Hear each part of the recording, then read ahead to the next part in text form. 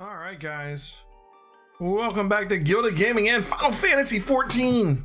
Trying to figure out where I'm at on here today.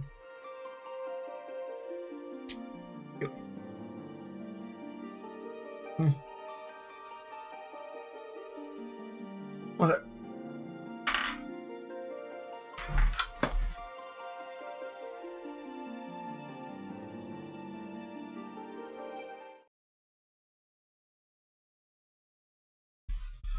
Oh. Loading. All right, so the plan for today: Alexander raids, 3.1 quests, maybe some level 60 dungeons if people are up for that.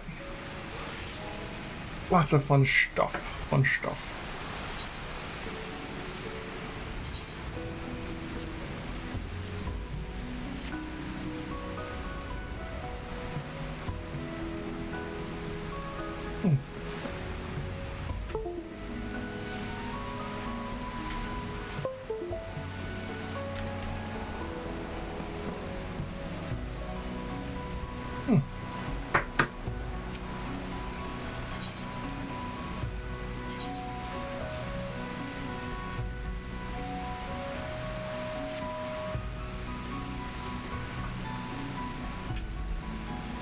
Controller's not working.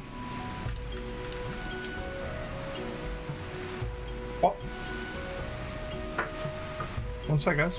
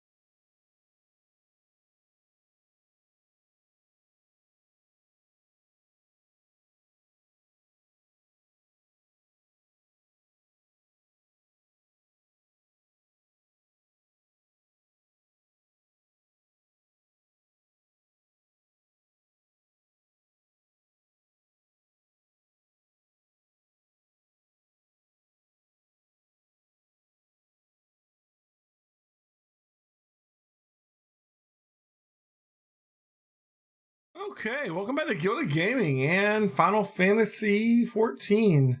Hopefully my controller works this time. The controller's actually working just fine. Final Fantasy just isn't detecting it, which is really weird.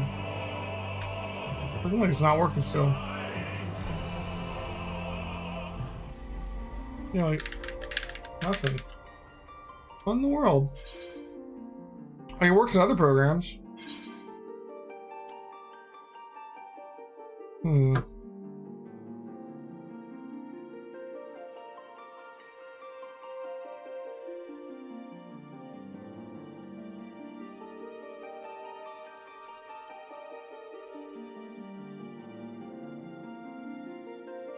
Go ahead and figure out what's going on here.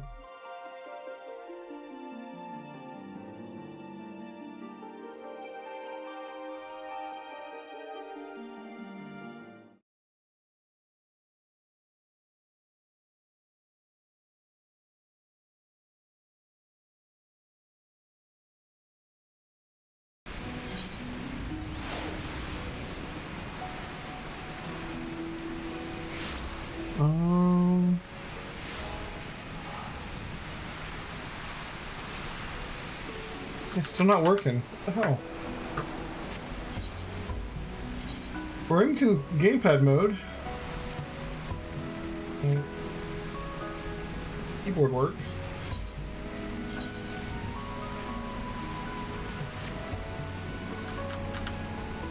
Nothing. It does not recognizing the controller at all.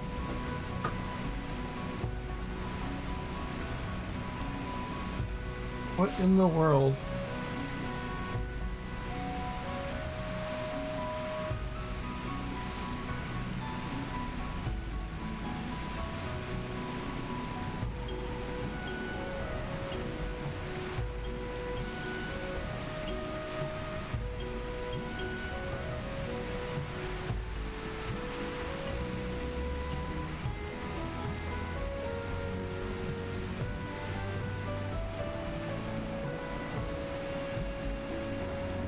Interesting. One person says turning the Steam overlay on when it fixes it somehow. I don't know why it would, but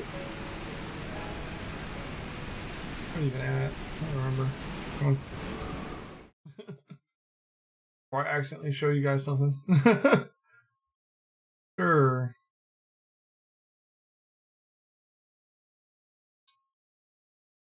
I have to restart the game.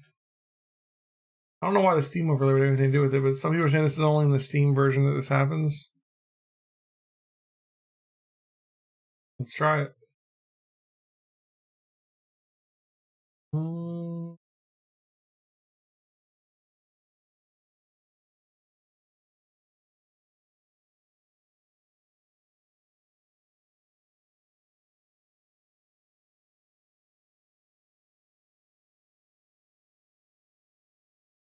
But then we started early today. It's been an early start time fixing my controller. There's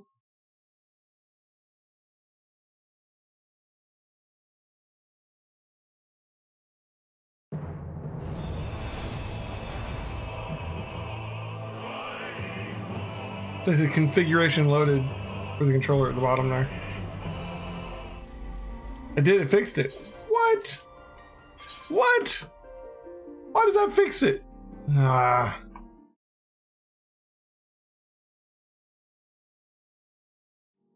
Welcome back to Gilded Gaming and Final Fantasy 14. Now that we're done with some weird controller issues, let's get to the game. It's really weird, like Final Fantasy wouldn't recognize my controller at all. It works just fine, everything else. I had to turn back on the Steam overlay because that's what someone online said would fix it, and it did, strangely enough. So anyways, it's fixed now, I guess. Go figure. Anyways, the plan for tonight is never mind. Wait, oh, okay, here we go. I'm about to freak out. The plan for tonight is patch 3.1 quests, level 60 dungeons, the last 3 parts of the Alexander raid that we didn't do last week. That's good stuff. So before everyone else shows up, let's go ahead and start with our patch quests. Beginning with an uncertain future. Let's see how the story's going to pick up after that ending.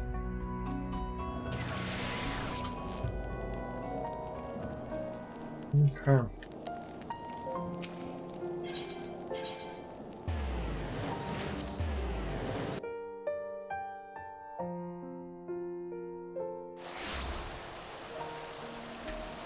Alright. What shall happen? Ooh, there's a quest over here too. Distractions abound! What is this? Gods of Eld. Oh, my Lady Elheim, during your absence a stranger came calling. Upon learning that you were away, he left a message to the effect that he wishes to speak to you and will await you at the Rising Stones. If you had a mind to oblige this stranger, please be careful. I cannot well explain why, but it put me at ill ease simply to be near him. Interesting. We'll check on that in a minute, but first, got a quest to pick up. I believe it's in here.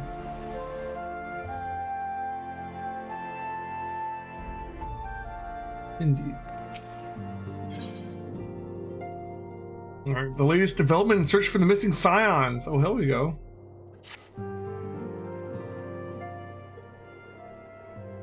Fortuitous timing as always, Elheim. Tataru was about to brief me on the search for our missing comrades. If you'd be so kind, then. Absolutely, you'll be pleased to hear that Riol and his men have been making excellent progress. You remember how Flahaman helped me escape with the Crystal Braves and Limsa Lamensa, only then to disappear? Well, according to Riol, she crept aboard a ship bound for Rads Adhan, where she's been hiding ever since. He assures me that it won't be long before we're reunited. As for Ida and Papalimo, the remains of their link pearls have been found, and in Pearl Lane of all places. Riol thinks they must have disposed of them after escaping from the Royal Promenade. Yes, that would make sense. They could not risk being eavesdropped upon by our betrayers. We're all but certain they fled the city shortly after, though we still don't have any clue where they went. Let's see, and what of Thancred and Menphilia? I'm afraid I have nothing new to share about those two. But it's not all doom and gloom. The good news is we've enlisted the services of a Charlian scholar, one of the students of Baldessian, to aid in the search, who should be arriving any day now. One of the students, you say? I would very much like to meet this scholar, if time permits. But first, we must attend to a more pressing matter. Sir Amaric has summoned the two of us for a private audience. The messenger did not specify what he wished to discuss, only that it was urgent. Assuming you have no objections, Elheim, I suggest we proceed to the congregation forthwith. And mayhap we can meet with the scholar afterwards. Agreed? In that case, I think I'll return to the Forgotten Knight for now. Things are liable to fall apart if I'm gone too long, you know. Okay. Well, gonna meet someone from Baldessian. I wonder if it's gonna be one of our Final Fantasy V characters. Like, Kryl or Galoof. Because they were Baldessians. Let's see. Final Fantasy 14. Heavensward continues with 3.1 MSQ quests.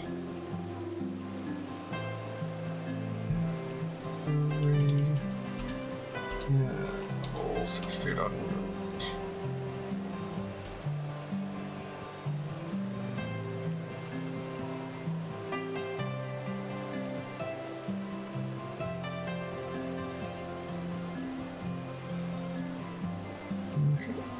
Make a little tweet. I Twitter pated.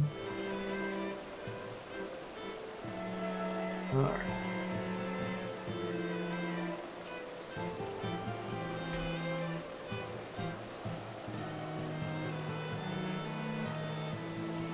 Alright.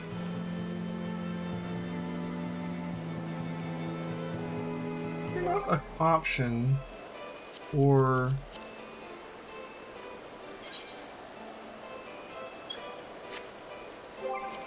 system configuration controller enabled while the client is inactive. This isn't working right now.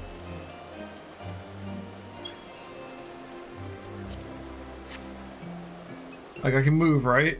But if I click off the screen, I cannot. What is going on with this game right now? Something's going on with the controller. I don't know if Steam is affecting it or what, but it's annoying. Anyways, right. An uncertain future is going to continue. Over there, okay. Right night? Yeah.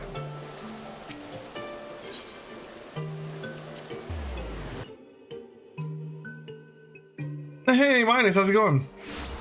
Online 20 minutes or so. Yeah, no rush, man. I'm doing the 3.1 quests, and they're all single player anyways. But, you know, once you and possibly Caro and Mordak get on, we can do some more Alexander and some level 60 dungeons. Lord Commanders within, pray, proceed, miss.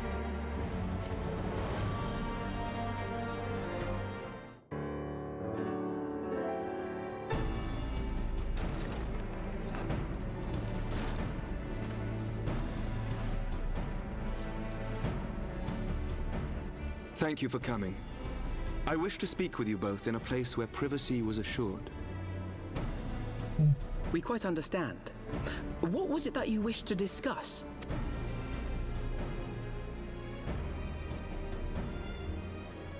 With my father's passing, the seat of the Archbishop lies vacant. And so, in accordance with canon law, I have assumed his responsibilities. I should stress that this is a temporary measure. It was never intended that the Lord Commander of the Temple Knights serve in this capacity indefinitely. Quite the opposite. The statutes specify that I should surrender my powers as soon as a conclave of the senior clergy and the high houses have named a new archbishop. But in light of recent events, that would not seem appropriate. I confess I did not expect you to divulge quite so much quite so soon. The details of the Archbishop's plans, perhaps, but the true origin of the war and all it entails? I, too, had concerns. But when the Warrior of Light is witnessed returning to the capital upon the back of a dragon, one's options are rather limited. Mayhap I could have concealed certain details, but for how long? And at what risk? Should the truth have come to light in the meantime, how would the people have viewed my silence? Sure, we did show up in town on a dragon. I guess that may have to be explained. After 1,000 years of lies and secrecy, I could not well abuse their trust and hope to be believed. The time for deception has passed. I only wish Looks that people great, bud. agreed.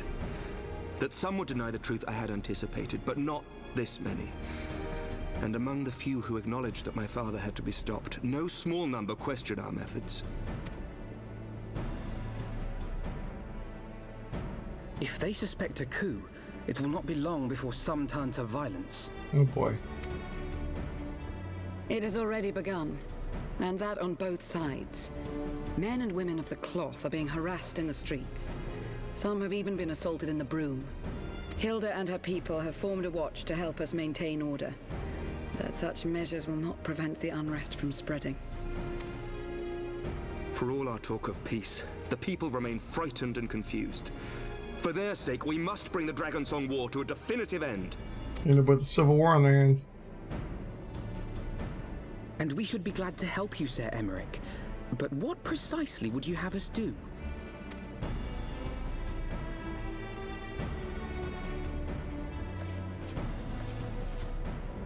We wish to treat with the dragons of Annex Trine. Oh. To that end, I would trouble you for an escort and an introduction.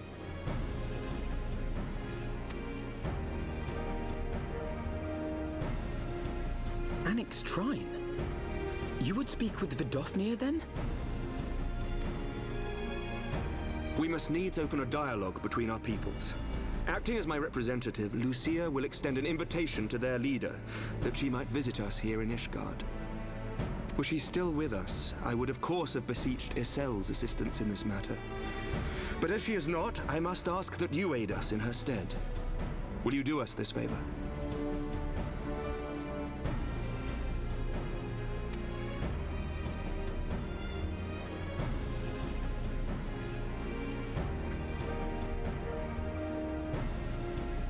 Sure I will.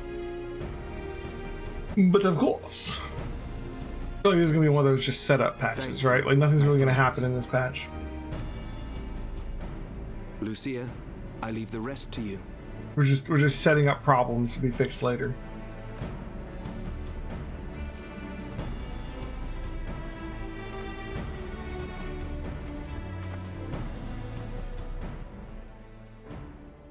In Final Fantasy XIV, In the wake of the Archbishop's fall, the nation of Ishgard trembled, the faith of her people shaken to its very core.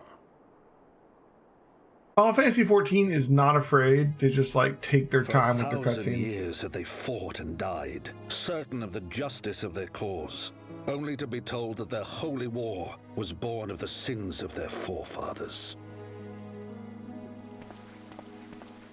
What then for those brave men and women, thus stripped of their righteousness but to despair, to deny the truth and decry its speakers?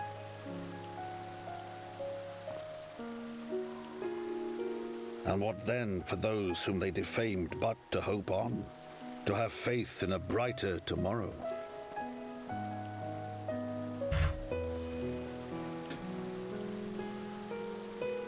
A tomorrow in which man and dragon might live together in harmony, then as distant as the very stars in the heavens.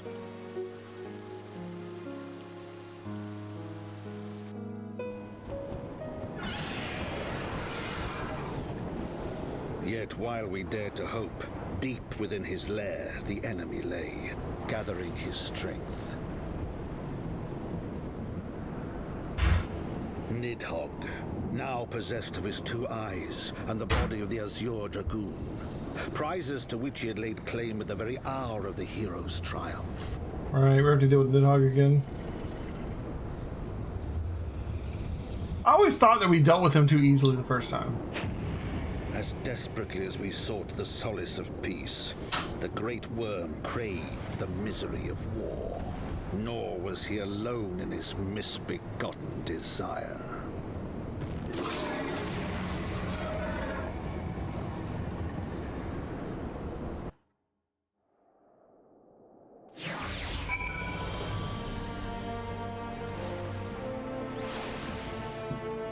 Okay.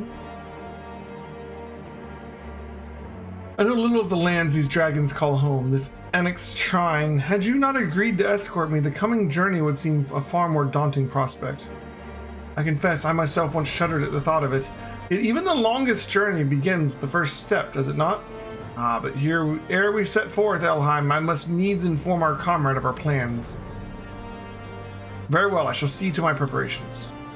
And let us go and bid farewell to Tatar, Elheim.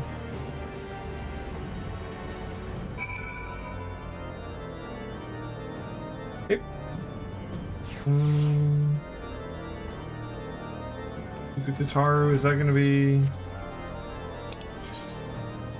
Okay, I was like, is Tataru gonna be at the bar or at the house?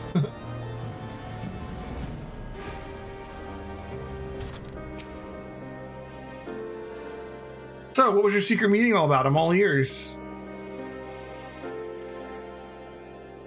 Yes, let's just talk about the content of the secret meeting at the bar. No one will overhear. A diplomatic mission to Annex Shrine, you say? Well, I suppose that does take precedence. What should your meeting with Vidofnir happen? But should your meeting with Vidofnir happen to end early, you might consider rendezvousing with Ishtola in Idleshire. She'll be there to receive our guest. Don't get me wrong, your meeting with the dragons is terribly important, and everything but this scholar just happens to be... Time permitting, as I said, we shall endeavor to join Ishtola, but if we cannot pray, pass on our regards. Let's be off, Elheim. We have kept the first commander waiting long enough. I mean, they're both important, right? I'm hoping it's Kryle.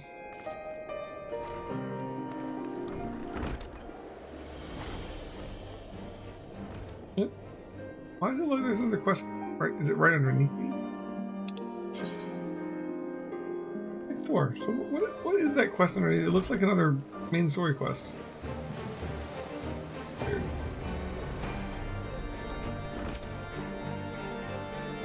You're ready then. Good. So am I.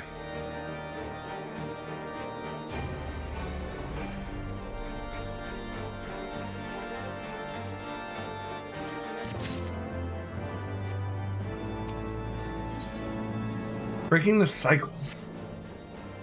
The path is long but known to us. From Falcon's Nest, we shall cross the Western Highlands and make for Tailfeather in the Dravanian Forelands.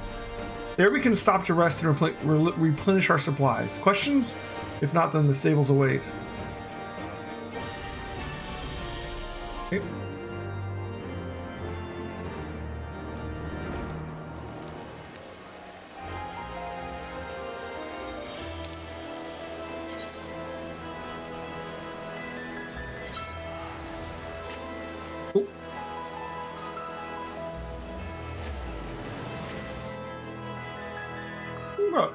Let's switch over to the PlayStation version of the game. I'm using the controller anyways. It'd be harder to type messages.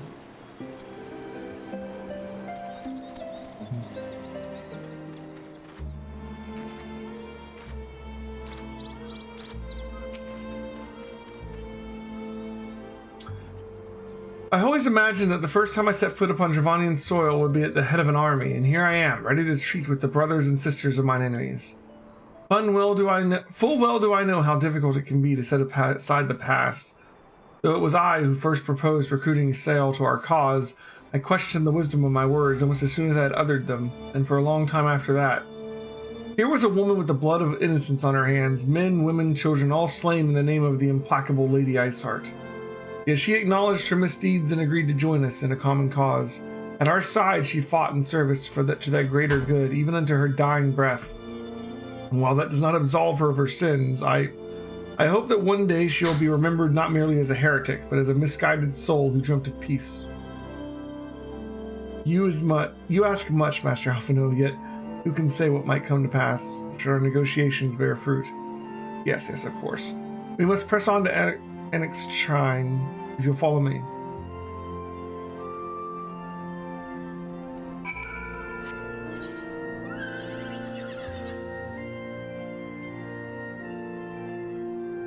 What was like a teleport over here? Yeah, there is. You don't have to ride there, we can just walk. Teleport.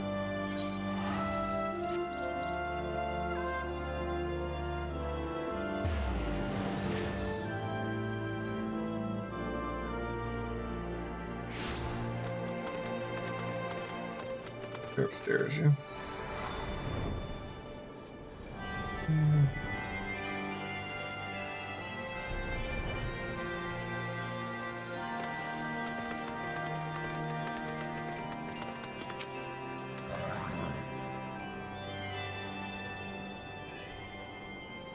Thou art ever welcome here, friend of Sail. But this one I do not know.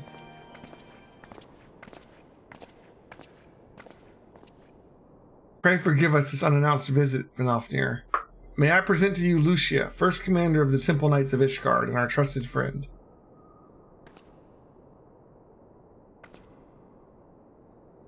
It is an honor to meet you, Vidofnir. I am come as an envoy of Sir Amric, Lord Commander of the Temple Knights and acting leader of the Holy See. Indeed, you may speak, Knight. For 1,000 years, man and dragon have been locked in an endless cycle of bloodshed and sorrow. To our shame, we long believed your kin to be the architects of this war, but now we know the truth. That King Thordan and his Knights 12 did willfully betray and murder the great worm Radagast, shattering the peace between our peoples. For 1,000 years, our leaders conspired to conceal this truth, a truth which was at last laid bare by the Warrior of Light in the Azure Dragoon and Ysael. Alas, a deception so intricately wrought cannot be undone in a moment, and our people labor to accept the truth. After an eternity of war, who would dare to dream that peace could at last be within our grasp? Yet dream we must, as Ysael once did, and we must make that dream a reality as she could not. We humbly beseech you, Vidofnir, join hands with us in friendship once more before the eyes of my people in Ishgard. A most unexpected invitation. I have heard your request, Knight, however I cannot give you mine answer. May I ask why? This matter concerneth my sire, he must needs be consulted. Moreover, the Nath grow bold. Even as they did before, I would not leave my people at the mercy of the swarm. Then we will wait. After 1,000 years at war, we shall not give up on peace for want of patience. Fear not, knight, you shall have mine answer within thy lifetime. Okay. So soon, my humble thanks. I shall bear your words to my lord forthwith until we meet again. Within your lifetime, don't worry about it.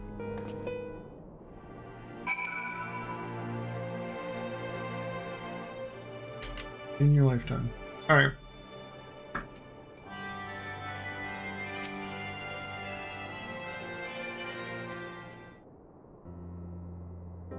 Given the circumstances, I would say that went rather well. To be frank, I am surprised our proposal was not rejected outright. Whether aught will come of it remains to be seen, however. Mayhap I should take this opportunity to speak with some of the other dragons. But you need not wait for me. The return journey holds no fears for me now. Well, if you had no further need of our service, we shall continue on to Charlian. We hope to welcome a scholar who has agreed to aid us in the search for our missing comrades. And I pray your journey is as swift and uneventful as ours was. And thank you again for sparing the time to assist us, even when such grave matters remain unresolved. I can think of no graver matter than a 1,000-year war on which one of our friends gave their lives to see ended. Suffice to say, I would willingly make 1,000 such journeys to ensure that their sacrifice was not in vain. Of that I have no doubt, Master Alphino. I only hope the fates will not hold you to your word. Okay.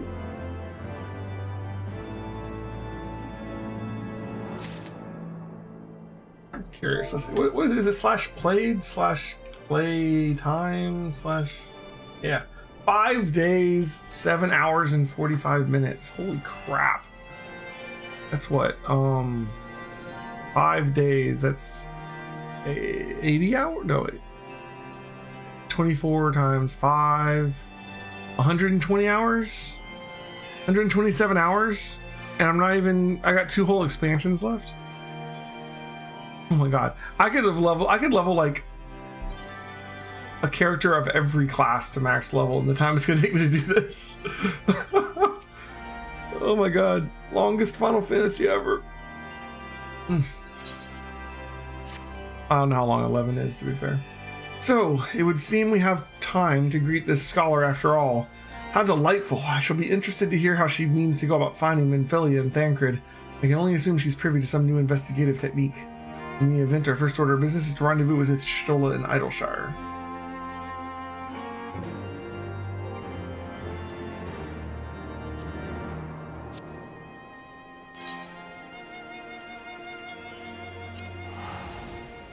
Then we go to Idleshire.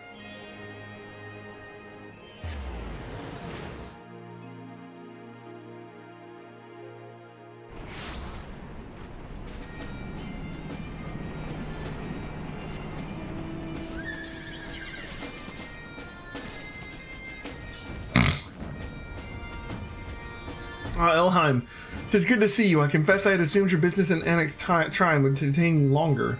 Did your meeting with Vidofnir go well? As well as can be expected. She must discuss Sir Amric's proposal with Hrasfogr, of course, but she seemed amenable to the suggestion. What of our Charlian guest? Has she arrived yet? Did she? She has, but when I explained that you would be joining us, she asked if she might use the intervening time to explore. We agreed to meet her outside on Frontbridge, so we should be on our way. Is it Cryle? It's gotta be Cryle, right? The girl? Or it could be a character, I just don't know. Could be a character, I don't know.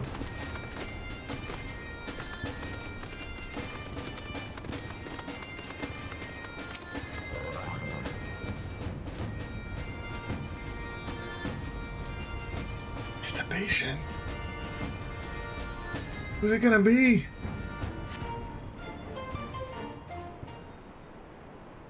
If it's not a character we know, then why are they teasing out who it is?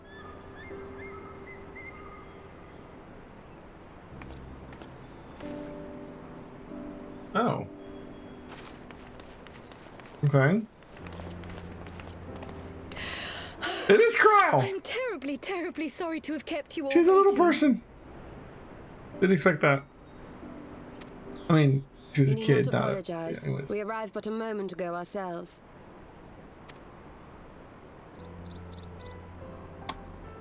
Pray, allow me to introduce Cryle, who has recently come from the Charlian motherland. She has generously offered to assist us. I'm happy to see Carl, but now I'm wondering, is Galoof also? Does that mean Galoof is like a? I can't think of their names. Lilliputian, Hobbit, little person. What are they called? Brain's not working tonight, guys. Please think nothing of it. A trip to Eorzea was long overdue. Got a voice actor. You must be the Warrior of Light. Yes, you certainly do look the part. You're gonna be around for a while, maybe. A pleasure to meet you at last, miss. And who is that I spy but young Alpha No Levieux himself? I dare say someone's grown an ilm or two in my absence. Or are those lifts in your boots? We, Miss Cryle and I met at the Studium years ago. I shall forever be indebted to her for her sage guidance. Mm-hmm. It was no small task keeping him out of trouble, believe you me. The youngest ever to enter the Studium, him and his sister, 11-year-old prodigies. Suffice it to say, social graces were not among his list of talents. Striding up to his seniors on his first day, head held high. What was it he said again?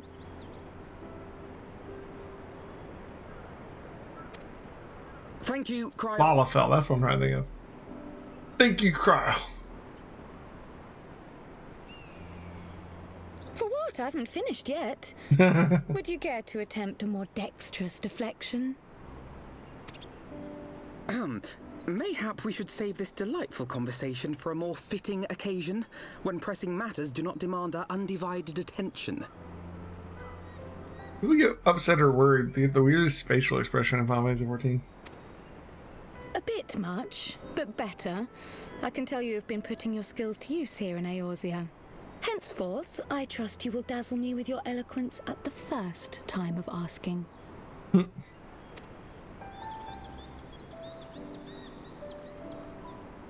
Yeah, it's Cryle! Right, on to more pressing matters. Finding Minfilia and the other missing Scions. I gather you have new information to share with us. I wasn't expecting her to be a Lalafell. Approach, actually. Tataru recounted the tale of your escape, and it gave me an idea. Simply put, assuming Thancred left some manner of trail when you whisked him away, as is almost always the case with teleportation magics, I am confident I can find and follow it. Then what are you waiting for? The wherewithal to do it. The fact is, my abilities aren't quite up to the task. Not in themselves, anyway. If I had Master Matoya's crystal eye, on the other hand... Then let us all call on her forthwith. I think it best you explain your plan to her in person.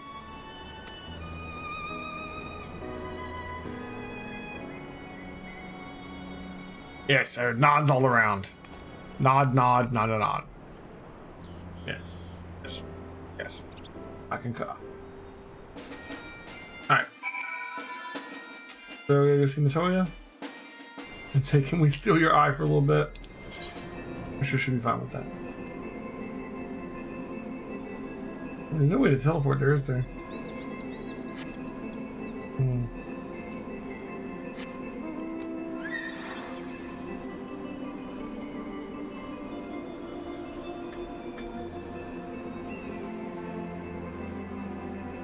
I don't know what's going on with my controller tonight.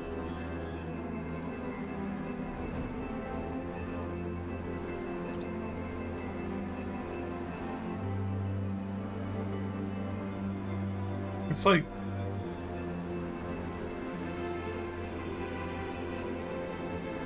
I don't know. If I hit the pad on top of it, it like clicks in the other window and then it stops working. Because for whatever reason, it's not letting it work if I'm not clicked on the game right now tonight. Or if I turn off the Steam overlay. Weird.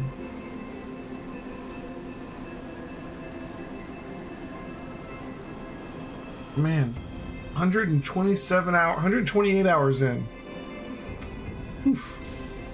A long game, man.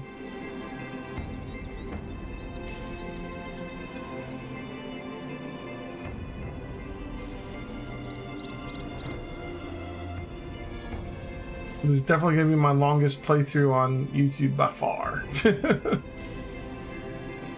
least for now.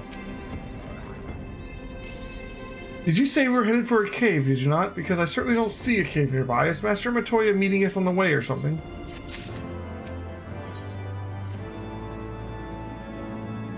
I've heard many stories of Master Matoya, some quite flattering, others less so.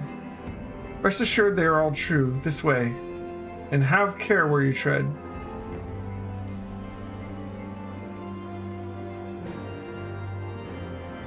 Your motorcycle.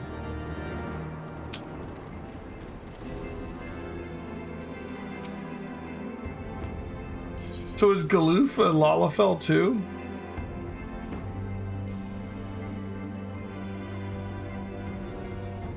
Or are they not related in this one?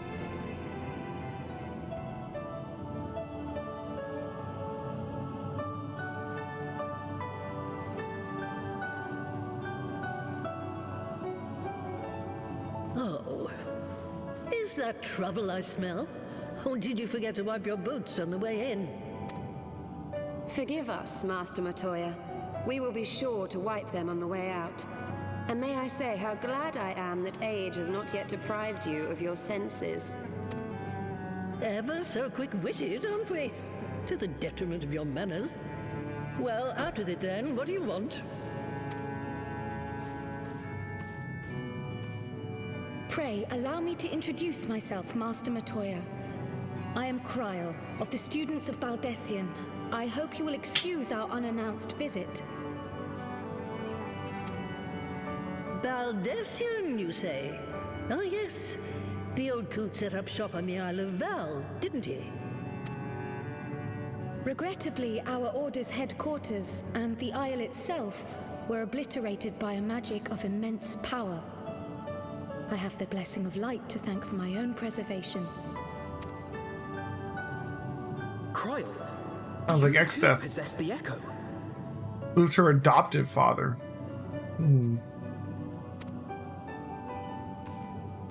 Well, yes, of course I do. Of course I do.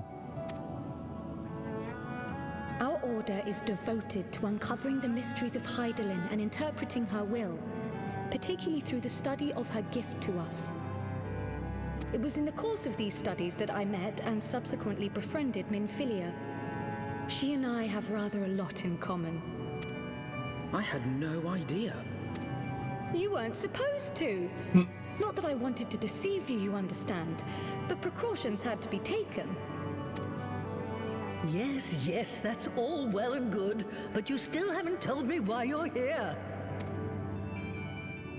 The students of Baldessian are gone, and there is naught I can do to change that. But the signs of the Seventh Dawn can yet be restored, and my dear friend found. You have in your possession an ancient crystal of light, one you call your crystal eye. And there I was, thinking you might want to make use of my years of experience. Oh, wait here.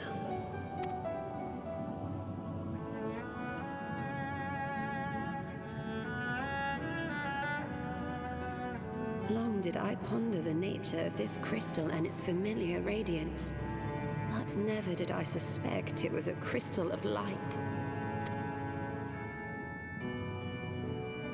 On the cusp of an umbral calamity, souls blessed with the power of the Echo invariably appear. To aid these, her chosen warriors, Hydaelyn bequeaths to each a slither of her strength in the form of a crystal of light. It's like the orbs that the ears lit up in the first one. Hey, As her Karanova. strength wanes, so too does the potency of her gifts. This crystal, born of an earlier era, is infused with a power far greater than those of this age. You could travel the length and breadth of the land and not find a crystal even a fraction as pure. Its value is beyond measure, as are the risks inherent in its use. no two manifestations of the Echo are alike.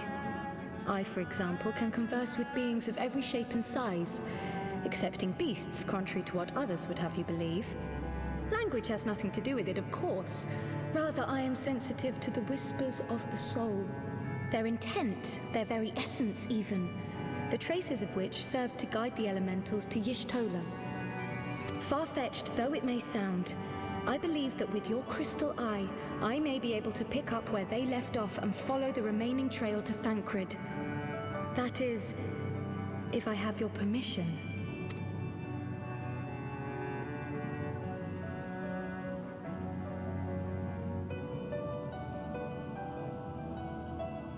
Well, the poor sod's not going to find himself. So, as long as you don't drop it or take it out of my sight, you may do with it what you will.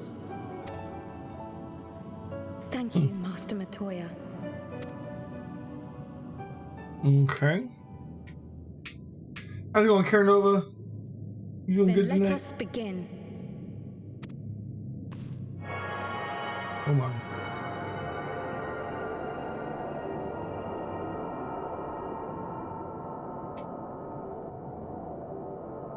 Oh, you're barred to 70. Nice.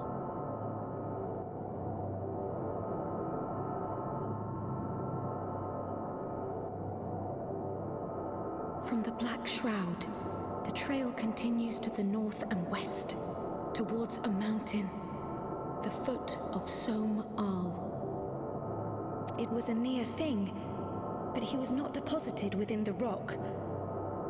I think. Refulgent arrow. The hunters of Tailfeather know those lands well. I say we begin our search there.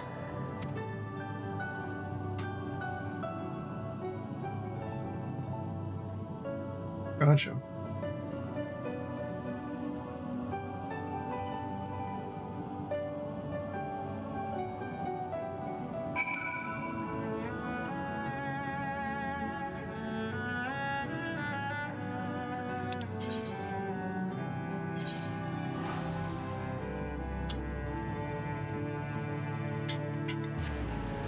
Where do I need to teleport for my next cutscene? All these quests are.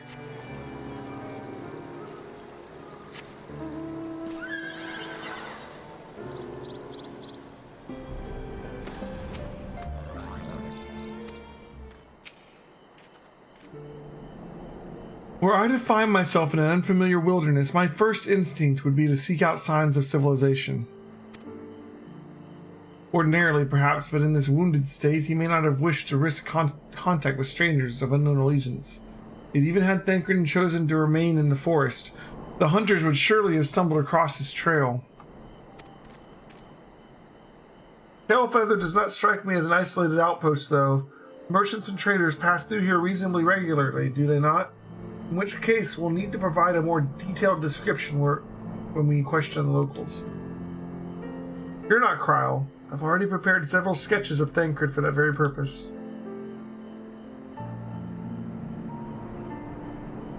This is impressive. You drew him from memory? A skill I acquired some years ago for reasons no longer remember. I propose we split into two pairs. Y'shtola and I will inquire at the outlying encampments, while Elheim and Kryl question the residents of Tailfeather. Afterwards, we shall regroup near Lothfast Vath and share our findings. Assuming there are no objections, let's be about it. Can't decide if you want to play around on a Dark Knight or an Astrologian to take a break from DPS. Fair enough. My, he certainly has matured, hasn't he? Hard to imagine he was once a boy who practiced drawing for hours to impress young ladies. Anyway, we best get started. Find me when you're finished making your rounds.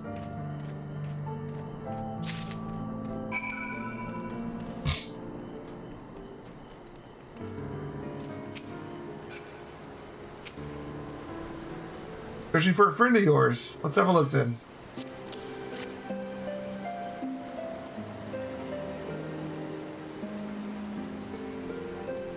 I ain't seen him around, sorry.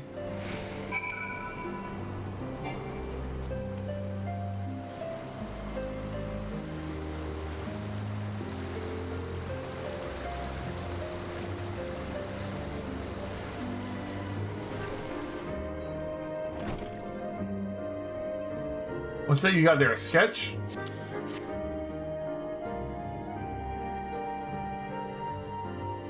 Can't say I know the face. You say he's something of a warrior? I heard a tale of the other day about a Hurrian vagabond who brought down a Bandersnatch by himself and with style. The way they tell it, he was dancing with the beast like it was the bell of the bleeding ball. Sound like your man? Hey, we fought Bandersnatches yesterday in Final Fantasy IX. Beatrix one-shot it. She's Beatrix. Another quest over here too. Hurrian, man. Well, we're not exactly rare, you know? Could you be more specific?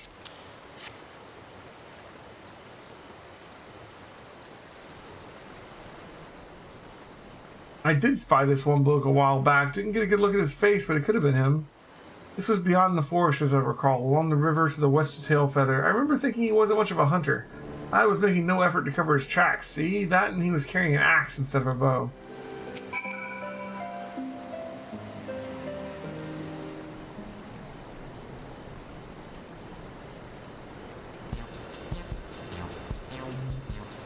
Yes, we are the Nameless One. Have you been sent by the Storyteller? Tell your hunter friend to release me at once. We are not one of the One Mind. We are a Vath. I don't care if he's a two-headed Bandersnatch. He isn't going anywhere. I'm detaining him for stealing our resources. Normally, I'd say we're more lenient than the Nath in terms of territory, so as long as they don't hunt to excess or attack us. But then this overgrown Vilekin comes up and gobbles up all the Gishel greens we laid out in our traps. Enough bait to keep a drove of chocobos sated for days, gone, with nothing to show for it. So hungry we were. We cannot help ourselves, unable to hunt, unable to forage. We are no different from a parasite. Only we could find a way to release ourselves from this pitiful way of life. Well, if you insist. You misunderstand. Spare us our life. It's all we have. Aye, spare it he will. Stop tormenting the poor creature, Grimold. He doesn't know any better.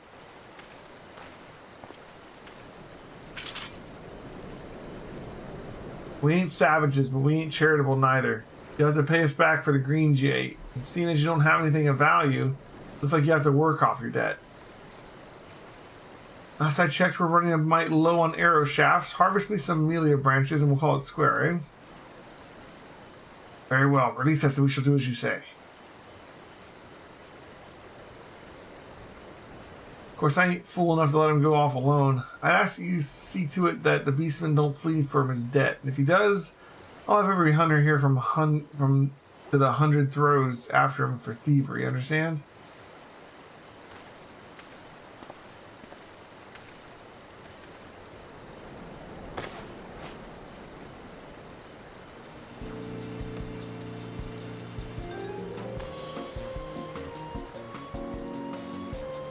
Ah, we are free. Much appreciated, Hunter. Now then, to the smoldering wastes.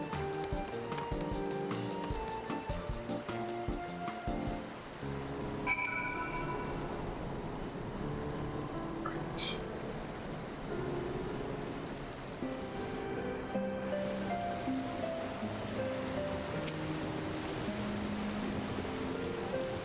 Finished? In that case, I think we've learned everything we can here. Let's see what the others have found out.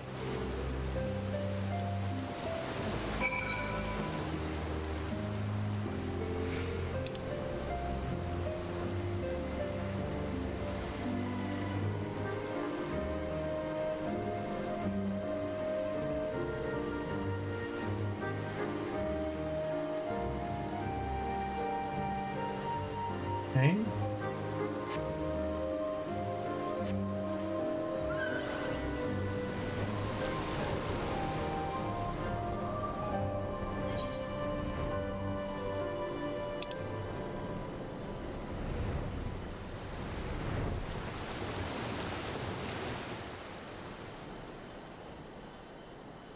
Alright, let's fly over these mountains. Oh man.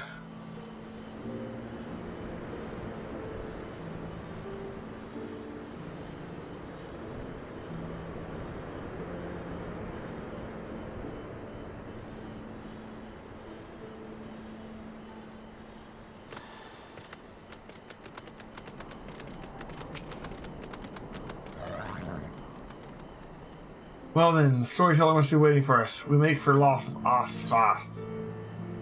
Please keep your word. Yes, we know. If we flee, we'll never again be able to move freely. To the non-mind, independence is all. If we take too long, the hunters will surely come after us. Kind hunter, will you help us?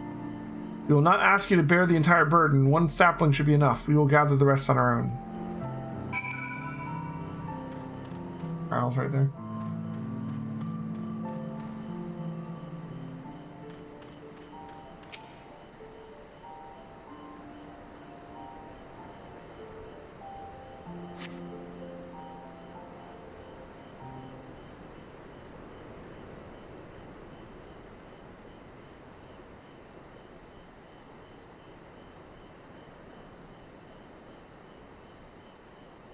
My apologies for our late arrival. We thought it wise to question as many hunters as we could.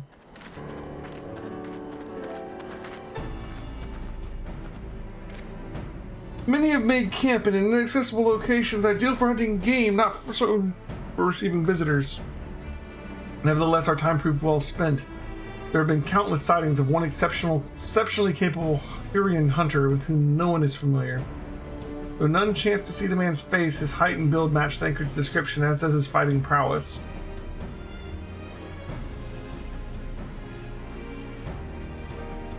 You've heard the same tales, be as it may, we yet want for conclusive proof. Mayhap this is unrelated, but I heard a curious tale regarding a Voth trader. He came to Tailfeather in search of garments fit for a man of refinement, which seemed a rather curious description for one of his kind. You imply that Thancred sent a Voth to market in his stead. Why would he not go himself? Well, if you recall, you yourself emerged from the life spring as naked as your name day. It's a scene I shall never forget. Is it now? I was well pleased to see you. I mean, it was a simple statement of fact. It stands to reason that Thancred found himself in the same predicament. In any case, if he had dealings with the Voth, they should be able to tell us, no? Quite right, Crow. Quite right.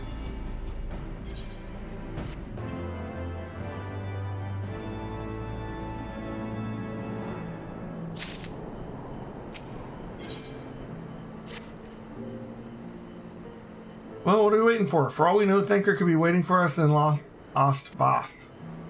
We must go and see the Voth right away. Come along, everyone. Come along.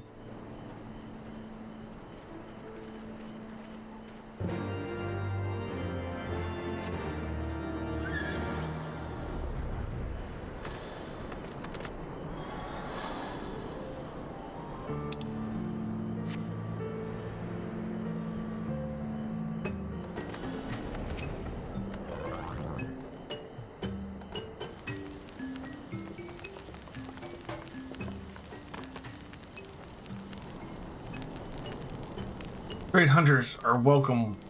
We welcome you once more to Loth Ostvath. What do you seek this day? We seek a man with whom we are told you may have had a certain dealings.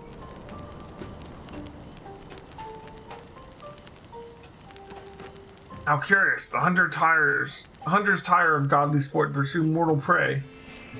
No, he's not prey, but a friend long missing. Good. He is friend to the Voth as well. One with whom we've had many trades. Truly, you're quite certain it was this man. There is no doubt. The fleshling clothed in skins came to us from some all, lost and weak. He offered meat and hides in trade, and in exchange we tended his wounds. He brought us much flesh, so a skilled hunter he was, much flesh. Then he asked for garments, and we were glad to provide them. And where is he now? Gone to Loth Ostvath not long ago, when he heard the One Mind had summoned our god once more. Ravana is returned? The officer did say that the Noth had grown as before, but what could Thancred hope to accomplish by himself? Honored Elder, we thank you for your help. Would that we could repay this kindness ere we depart. We must hasten our comrade's side. Go, great hunters, lest the Noth claim him as a sacrifice.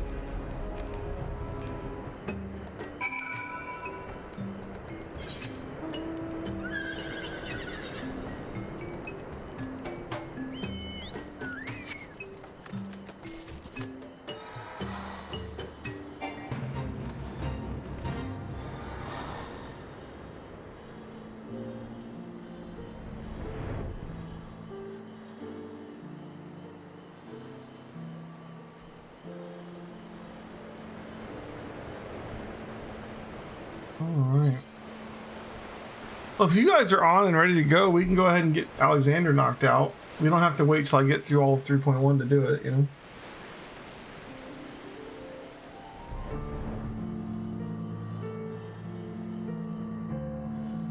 It is after 8 at this point. Cool.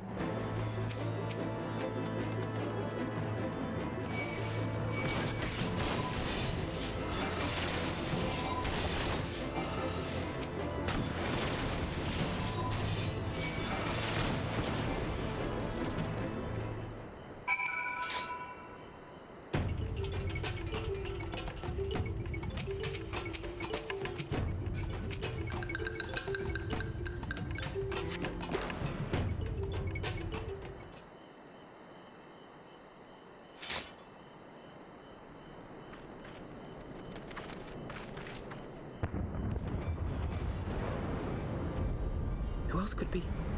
Thancred. It could be Thancred. We must hurry.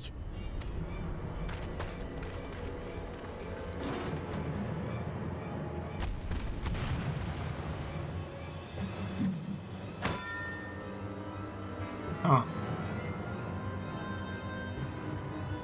That's not anchored.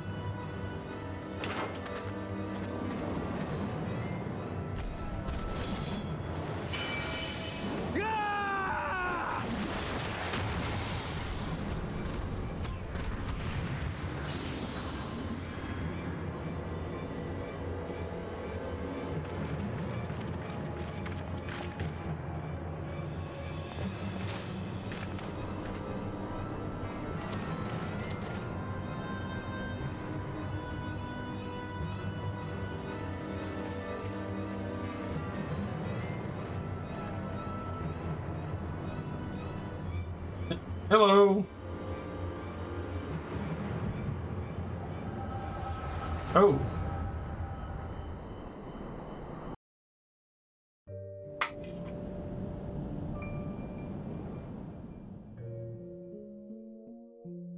This day, we reclaim the reins of history. This day, we rid ourselves of the Scions forever. Fools playing at heroes, all of you. Is this how you believe you can save your world? Is this like the it looks like the warrior and the mage from like artwork for the game, right?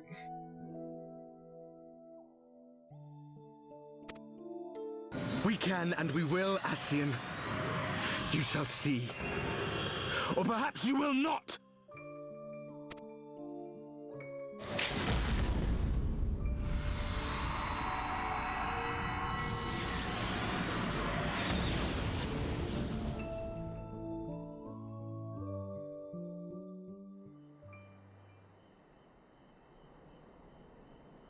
So you are the warrior of light, the savior of Eorzea.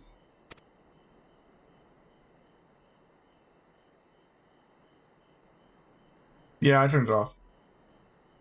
It's a wonder you didn't come sooner, what with the primal and all. Lost a step, have we? Who is this? Have care. The ether moves strangely around him. It would seem Didn't we share see a him common enemy. at the end of Heavensward? You are.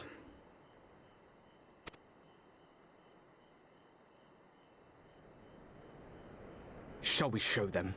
Are they warriors of darkness? A whole party of them?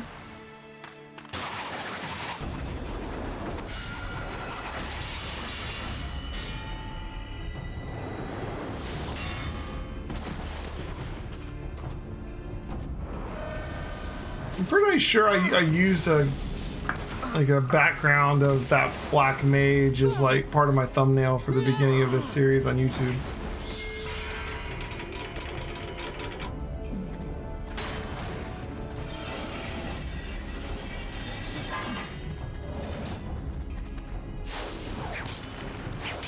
Ooh, anchored?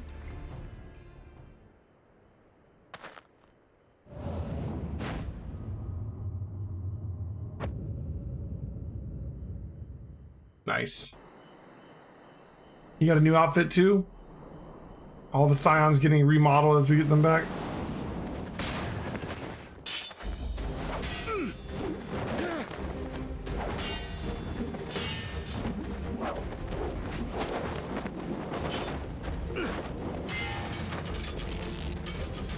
I wonder if he remembers who he is.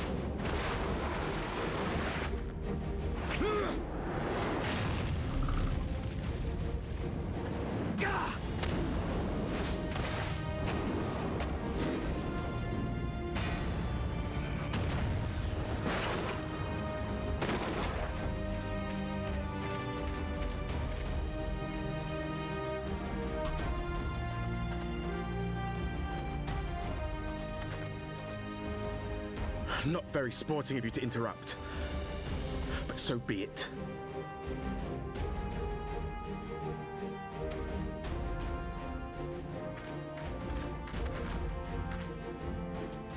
Mark well our faces, warrior of light. They are the warriors of darkness. For we are the warriors of darkness. Walkers of a different path. And we shall meet again.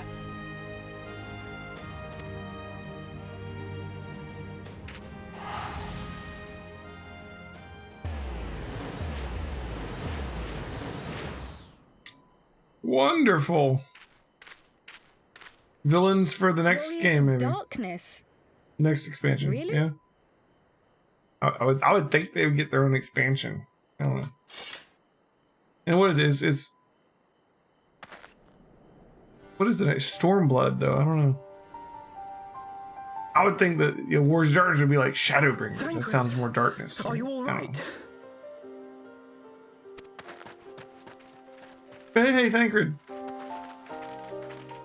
You know your name is Thancred. Do you remember any of us? Pleasantries can wait. I'd rather not be here when the Nath arrive. Agreed? New Thancred voice actor?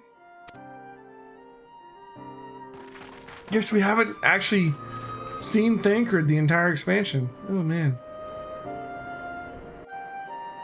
Same thing with Minfilia and Papalymo and Ida.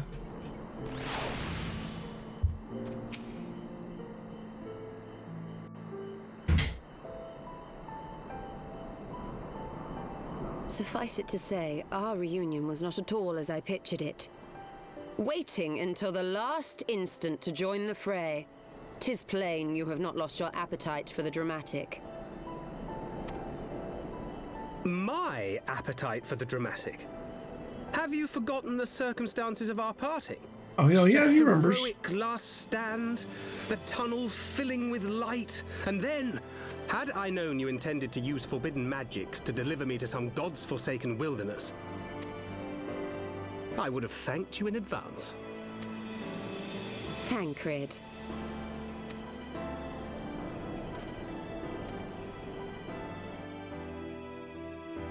If nothing else, you might have warned me that I would emerge from the light beam in the all together. Well-placed squirrel.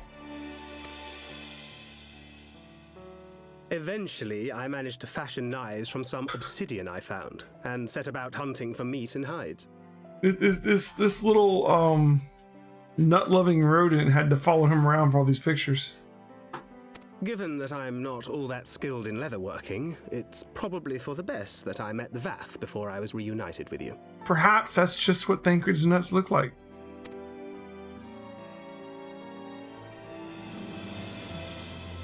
Well, he's fighting a huge bear just naked. So you were the fleshling clothed in skins of whom the storyteller spoke. I know Nutkins well. You grind on them in Final Fantasy V to get some AP in World 1. A description which fit me as ill as the skins themselves. Happily, I was able to trade with the Vath for garments better becoming a man of refinement. From them, I learned of Ravana, and of the great warrior who had once laid him low.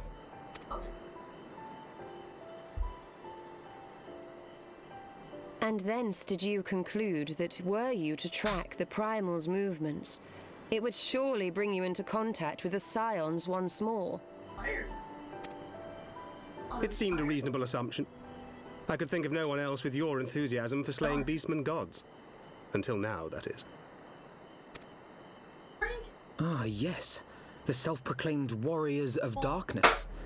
'Tis only fitting that they stand in opposition to the warrior of light, I suppose.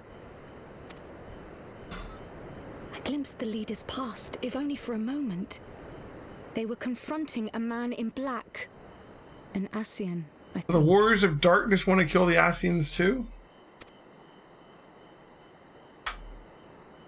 If these warriors are capable of doing battle with Ascians and Primals both, they must be possessed of powerful protection.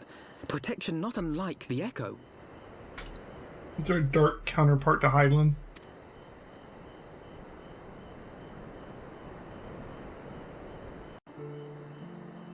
Say in Final Fantasy III, the Warriors of Darkness weren't bad. They were just the counterparts to the Warrior of Light. Like if light ever rose up too much, the Warriors of Darkness would set things back in balance. They weren't evil. In fact, yeah, so, I don't know. Blessed with the power of the Echo and driven to put down Primals, despite his declaration that they walk a different path, I struggle to see how their goals conflict with ours. Nor is that the only oddity. I find it passing strange that such exceptional individuals should have wholly escaped our notice until now. Surely we would have heard rumors and attempted to recruit them to our cause. I recall no such adventurers. And I would not soon forget their like, nor would any of us, I think. One of our primary duties was to scour the city-states for promising candidates, which is how Thancred found Elheim. Ah, the memories. It seems like only yesterday that you slew your first primal. Speaking of which, I had a distinct impression that it was not the first time that band of merry men and women had killed a god. I labor to believe that a band of preternaturally gifted adventurers has been traveling the land slaying primals without our knowledge, which would imply gross negligence on our part. Speculation will avail us not. There's far too much we do not know. For the present, we must needs concentrate on what we do know, namely that Lord Ravana is no more. Vidofnir must be informed. The news may render her more receptive to Sir Amric's invitation. Since you seem to have affairs here well in hand, I shall take my leave. Simply being in the vicinity of this colony is giving me a stinking headache. If you have need of me, I shall be with Master Matoya. I would beg her assistance in the search for Minfilia. Wait, Minfilia is missing? I thought she escaped with Elheim. I shall explain on the road. Much has happened in your absence. Did you wait so long to come find us, Thancred? Just hanging out here in the woods?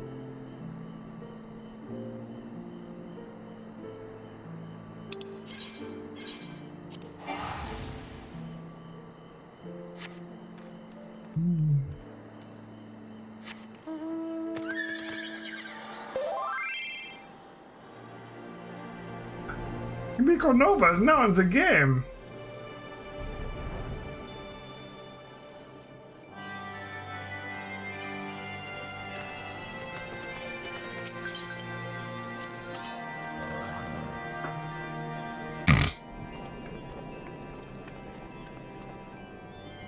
I had not thought to see thee again so soon, mortal. If thou seekest the night, know that she hath long since departed for Ishgard.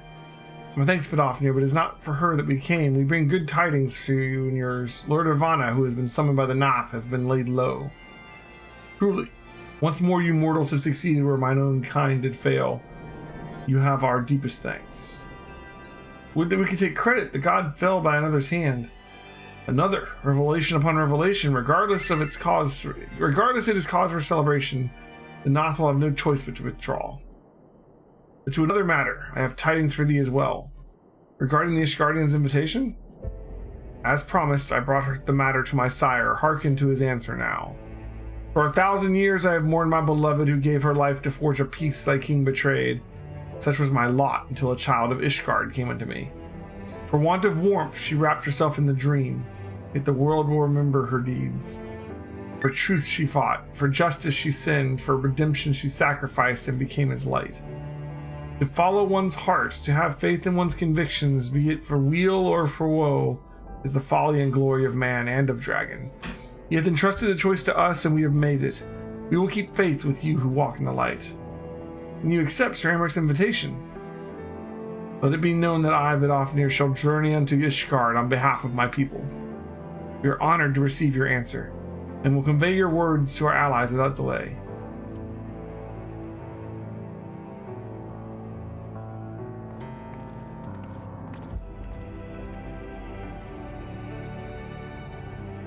It is happening, Ysael. Would that you were here to see it.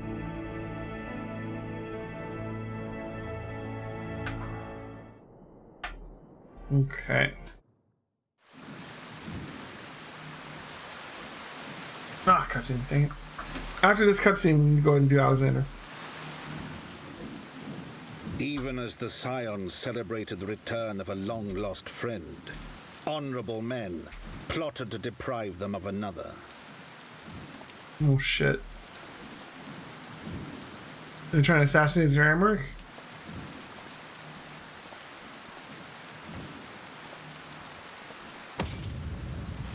Honorable men, to whom Sir Emeric was no hero, but a scheming patricide. Shit.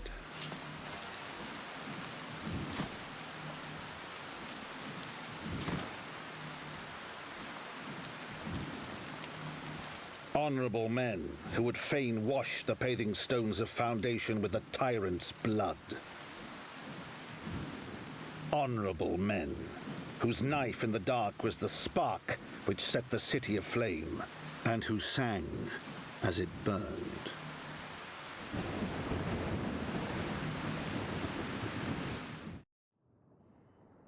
Damn.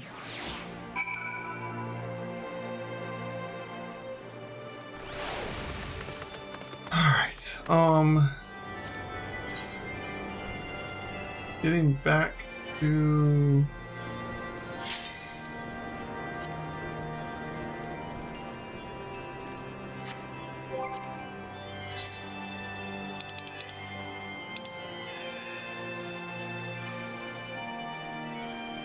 Yeah, I have a mote to Breath of the Creator. That's the 10th one, isn't it? 2, 4, 5, 6, 7, 8, 9, 10. Yeah, A10.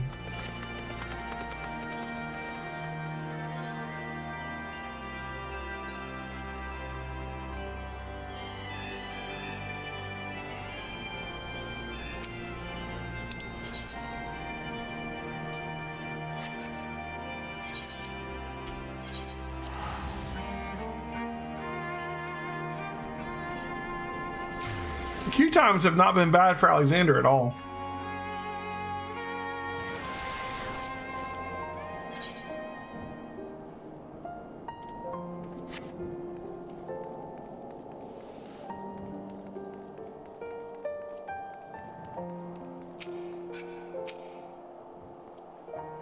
Right, let us not keep Sir Amaric waiting. Are you quite well, Thancred? Yes, quite well. Forgive me. You have given me rather a lot to digest. This whole affair with the Ishgardians and the Dravanians and our friends nowhere to be found. But it seems there's no end to our troubles. We can but face them head on, one at a time. For now, we must apply ourselves to our allotted tasks and leave the others to theirs. Remember, Thancred, we found you as they found me. In time, we will find Ida and Papalymo and Nymphilia as well. These troubles will soon be but a memory, one which we will look back on together. Pray do not misunderstand. I did not mean to imply that it would be otherwise. I merely wish that I had rejoined the Grand Adventure as at one of its more triumphal moments. Despite your recent accomplishments, the mood here is less than celebratory. But I have no doubt that we will enjoy a good many glorious victories soon enough, and that you may rest assured I will play my part in them to the very hilt. I know you will. So then, to the congregation.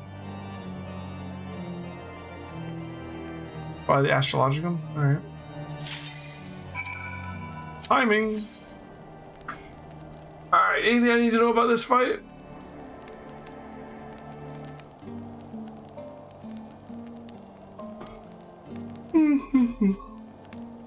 Man, I stopped the stream early last night to get some rest, so I'm still tired, man. Just one of those weeks, I guess. This is the one with the buttons on the ground that I want to avoid standing on. Okay.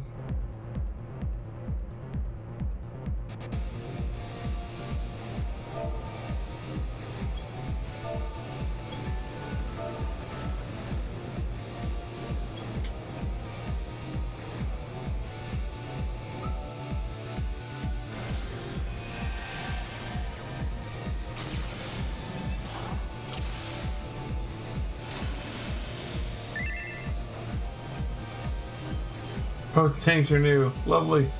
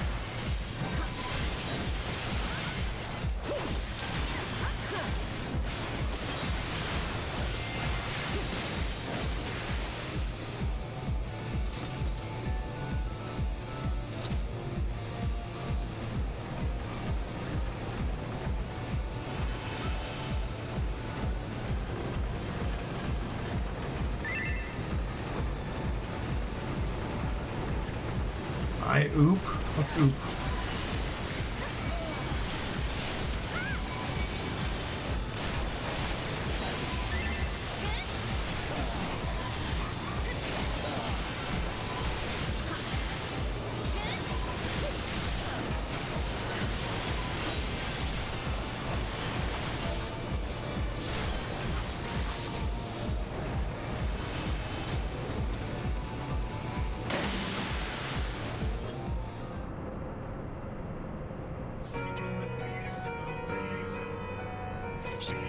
Oh, got the music going.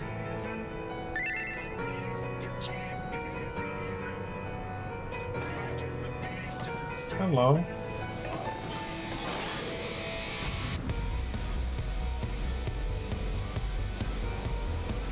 Hey Des, how's it going?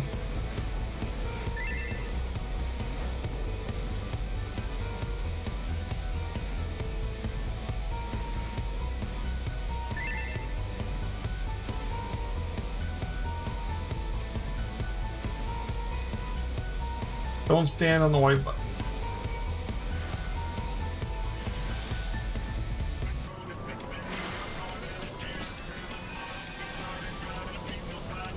Let's do this.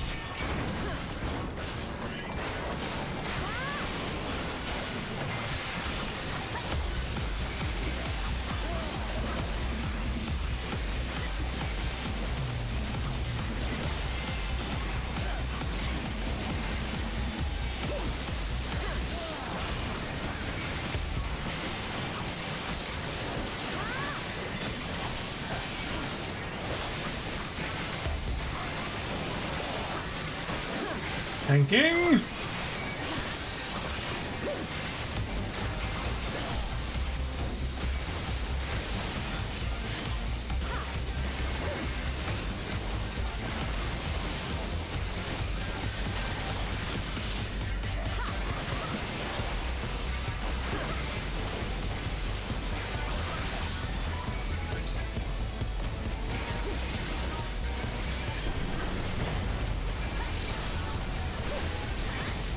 This is the idea that he does a lot of stuff to try and make you move. Goose? What are the targeted people mean? They explode, I guess. You gonna come back? I can't target him. Oh, hello.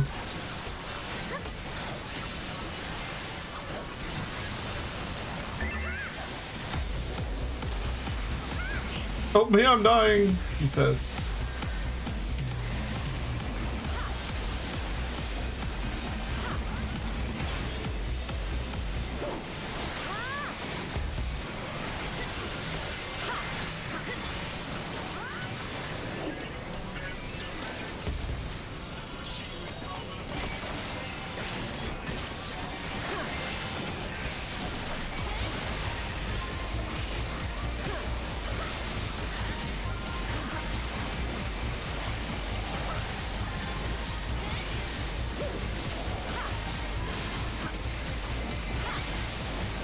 I've really seen these buttons on the ground.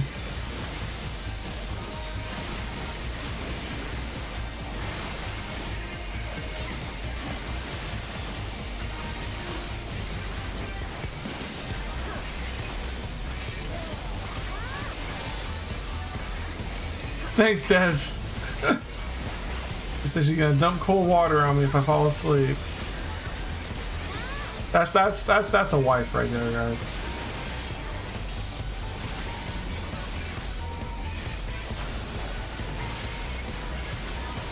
He's got my back whether I want her to or not.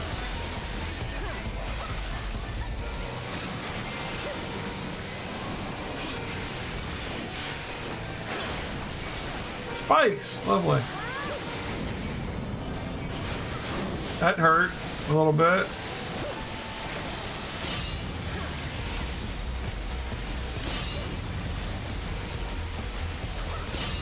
Oh my god.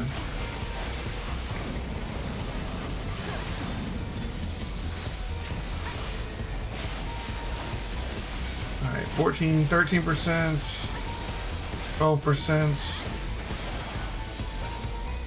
Watch out for the community. I see. He's stepping on the buttons on the deck. The spikes hurt.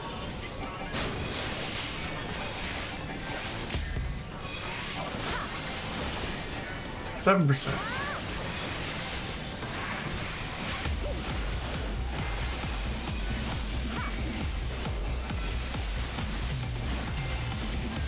$4%.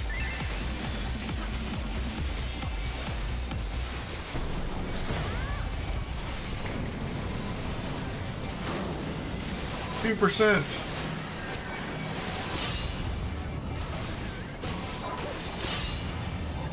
Oh my god, 1%, kill him.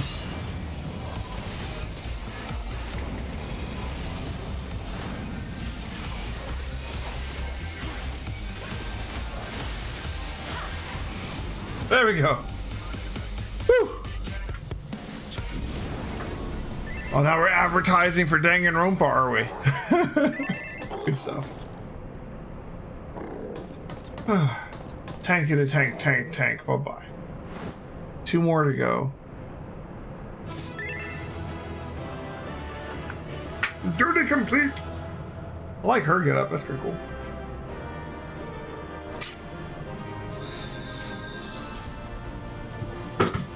All right. Gray soup. Oh no, we lost Gray soup. Who here will help my friend Gray Soup? I'll commend him, giving his life for the cause.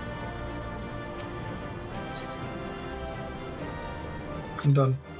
All right. Next up, Alexander, part 11. Well, we probably have to advance the quest a little bit.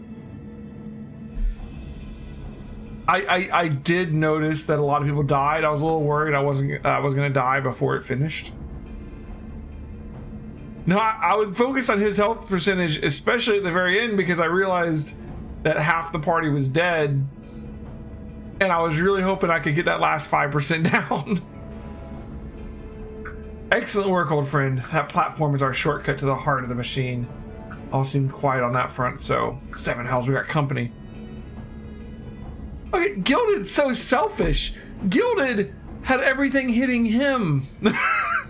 There was nothing I could do but keep making it hit me and try and kill the boss.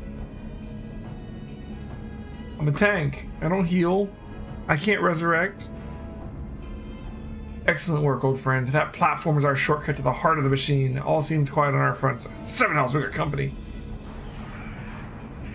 Make sure to stack with the group when someone else gets a stack marker. I don't know what a stack marker is, Minus.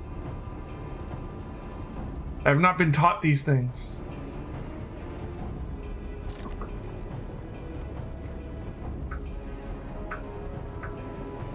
Ah, there you are, Elheim. We were met by a small welcoming party, but it was nothing we couldn't handle. Biggs and Wedge just contacted me as well. They're headed here as we speak. Round rocks.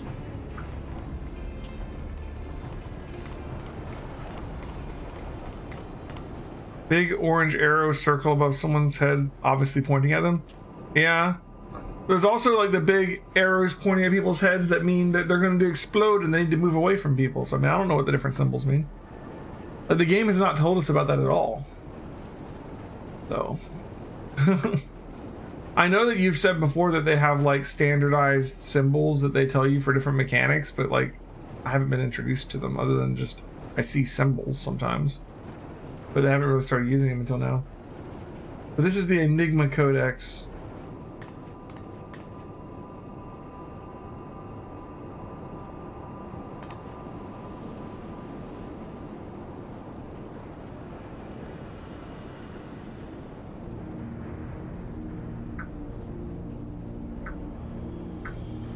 And that must be the third final core. 12 have mercy. You can but see the volume of aether issuing from it. Oh yes, much swirly bright. Time wings can spread. Travel to overtimes, make bad things good again.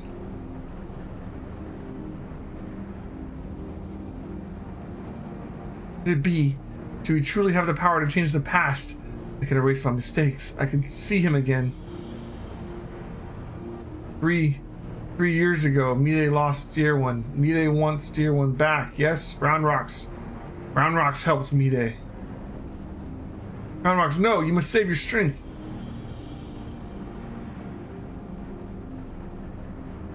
Mide worries too much. Round Rocks is strong, Gabi. Uplanders hold on to brain cases. Time wings spread. Oh crap. We came here to stop them using the time machine, guys. Seven Hells. It's like girl gone mad. Stop this Round Rock. Stop, I say. Shit.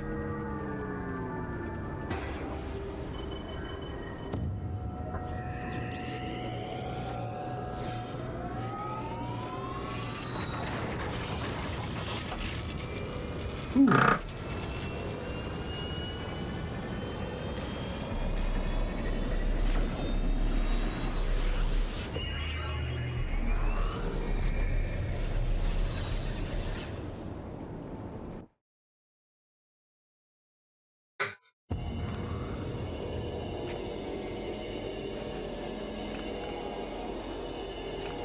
Biggs, where are we? And why is everything spinning?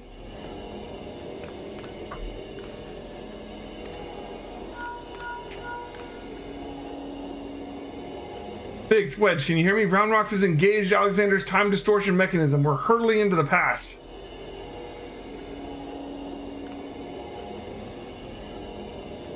We're what?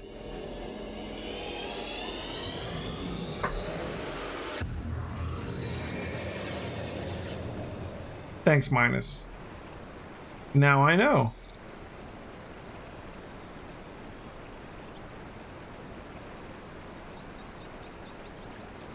See, Minus is being helpful. Dez just trying to make fun of me.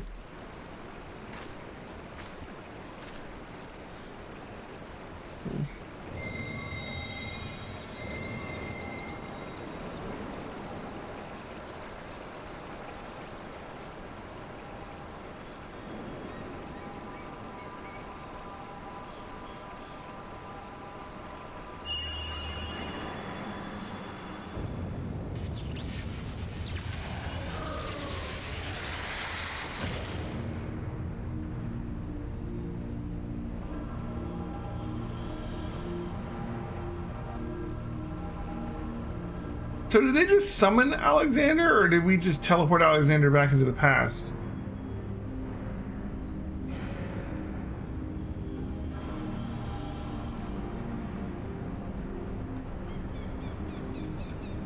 Yeah. Biggs, over here! You're not gonna believe this!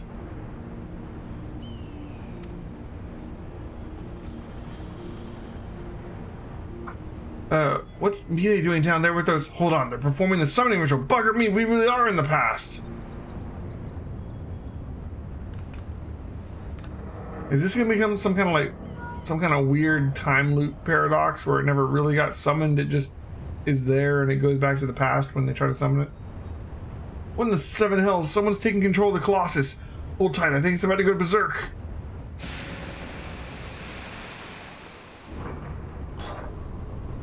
Oh god.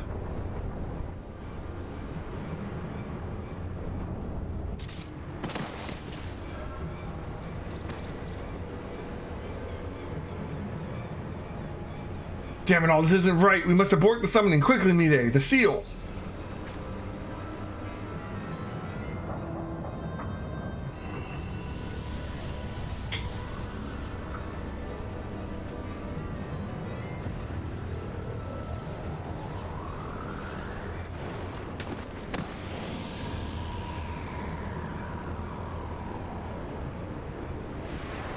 It was all happening the way she remembers it.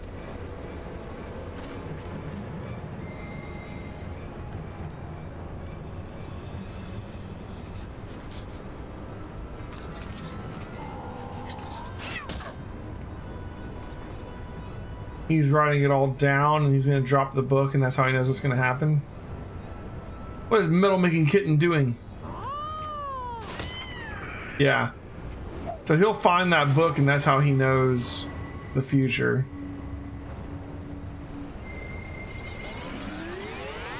So in this series of events, it never really got summoned. How did it exist to begin with? It's not a random kitten. The kitten's part of the story.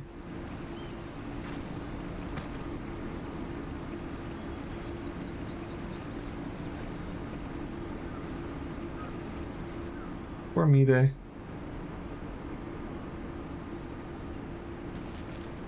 Yeah, his name is Schrodinger.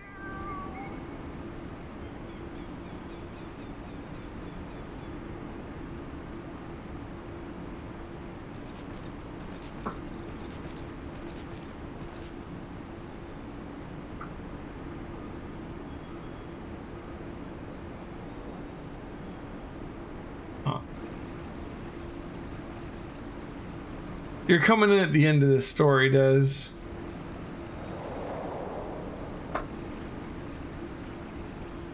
There's a vampire in our hallway.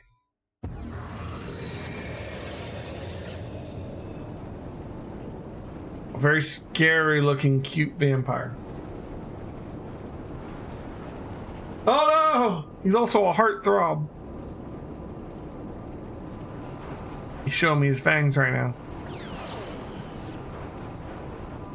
Oh, no, he's gone. He disappeared.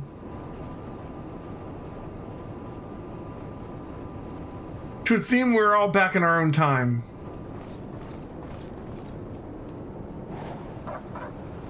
Bishka, past is made right, and we return to now times. Treasure hunters' friends die. As it is writ, as it must be, uplanders serve quick thanks well today.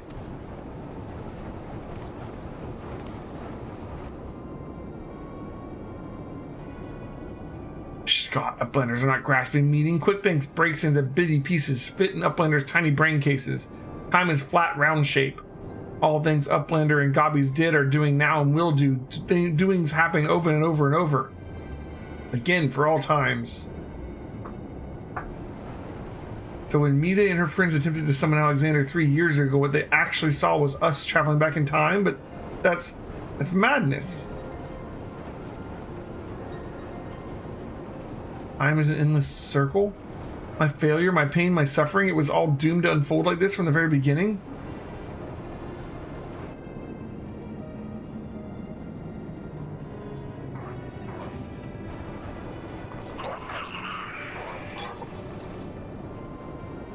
Let us away, quickly.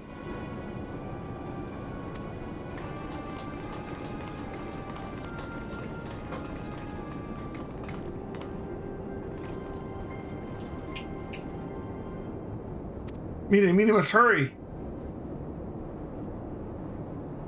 No, nothing remains for me out there. My future, my past, my reason for being, it all ended before it ever began.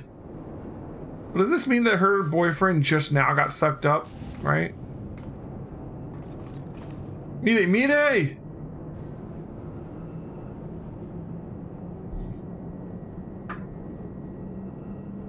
Gilded, you now believe y'all are about a cat? You thought it was a joke?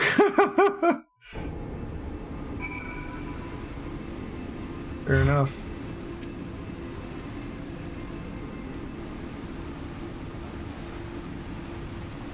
Chief Stoll of the Round Rocks, gods, I've never been so bloody glad to see you. I thought we'd never make it. I thought we'd never make it back in one. Wait, where's Mide? God, Mide stays behind in giant whirly cogs, all because of round rocks. Round rocks must go back to giant of whirly cogs. Save Mide. You leave that to us, child. Wedge, get Jessie and that link pearl and tell her to bring Excelsior around.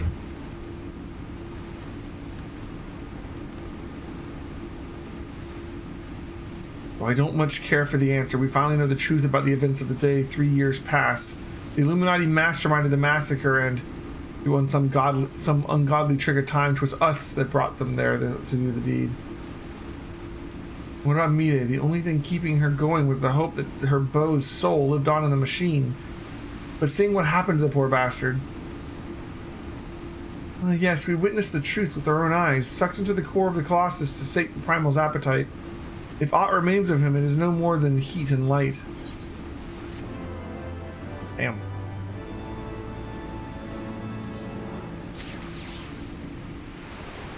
Biggs and Wedge's excellent adventure.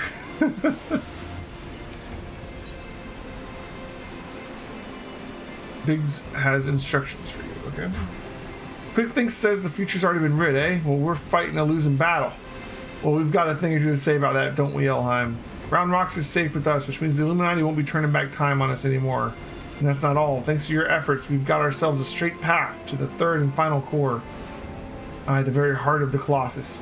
Put it out of action and the whole thing will grind to a halt. Let's go, Elheim. We'll show the Illuminati that the future's yet to be decided and save Mide while we're at it. Hey, Mordak! Welcome back. You want to join in on the... Oh, you're already in the group. Never mind. Sweet, sweet, sweet. Alright. We now have access to part 11.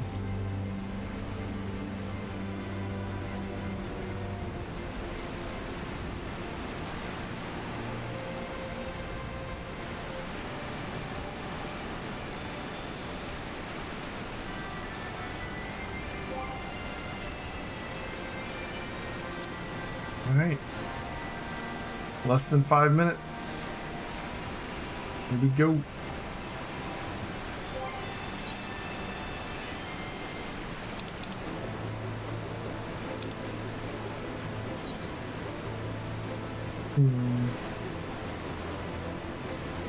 Illuminati Quincha. Black Driver. Oh, all thoughts.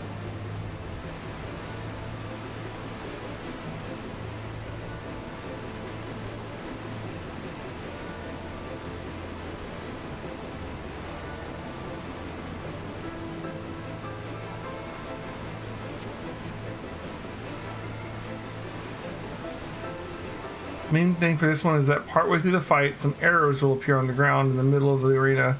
You need to click on them to activate them. Okay.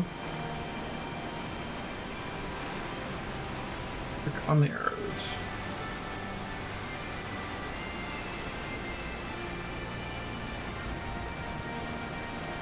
Everyone needs to click on them, not just one person. Okay.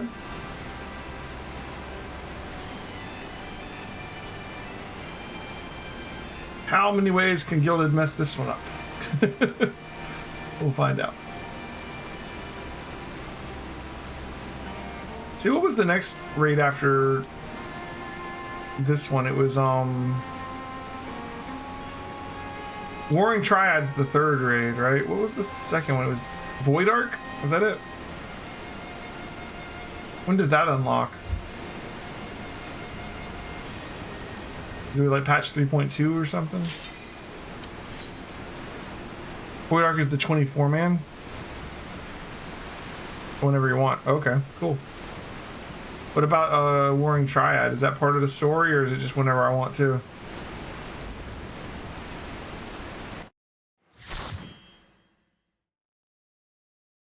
Do any of them relate to the main story at all? Or are they all just completely disconnected?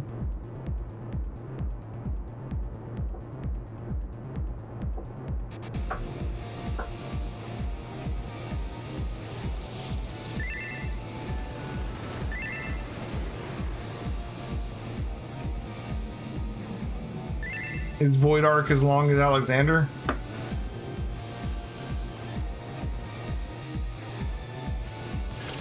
Try to have some later connections in minor sense.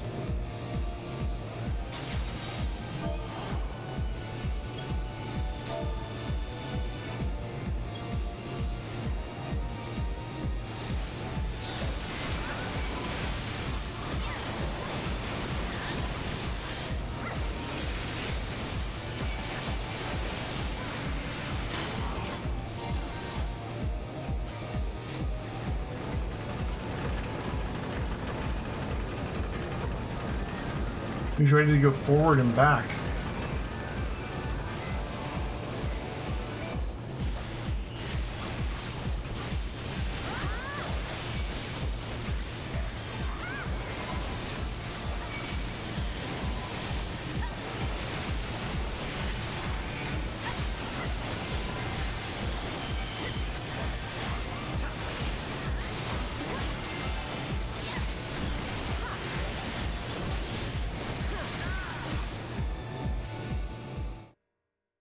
No, it's like the Crystal Tower. Alright, so Void Arc will go by fast, is what you're saying.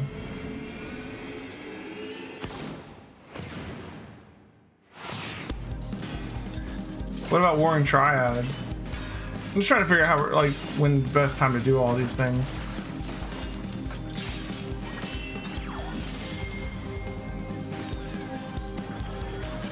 We've already got like all the gear, so it's like we're just doing it for the story. Hey, where'd everybody go? This way, I guess? Yeah, this looks right.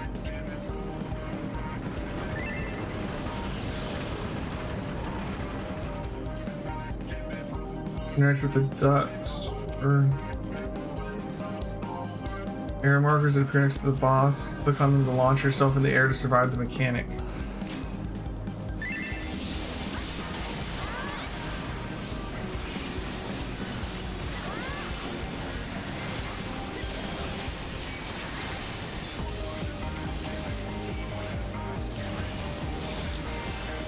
Oh, where the shit? Oh, we each have our own one on, okay.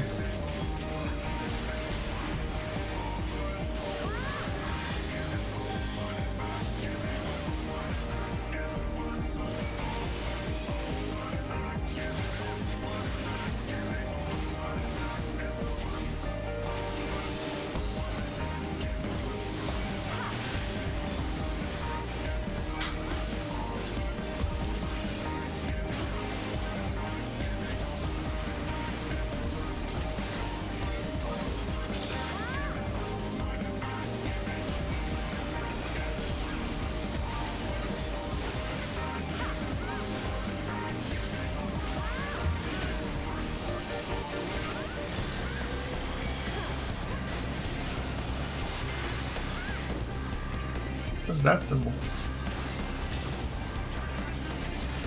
What the hell is that thing? Okay. It looked like a get away from it symbol, so I don't know.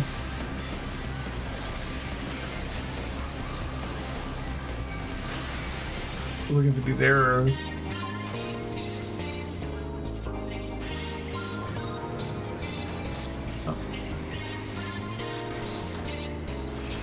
Okay. Active time maneuver? Tell me this is not a freaking QTE or something. What is going on here? Okay, no. Initializing second mode. Oh, what? Oh, what? Whoa. Okay. Things are happening.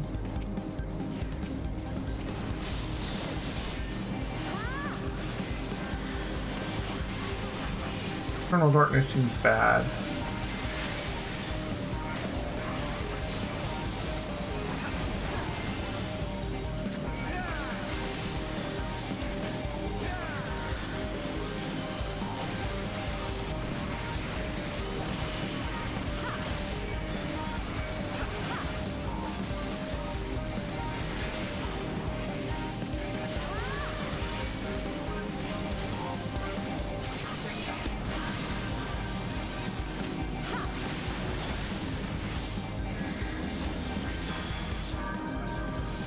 Target him anymore? Oh, he's got a shield. Okay.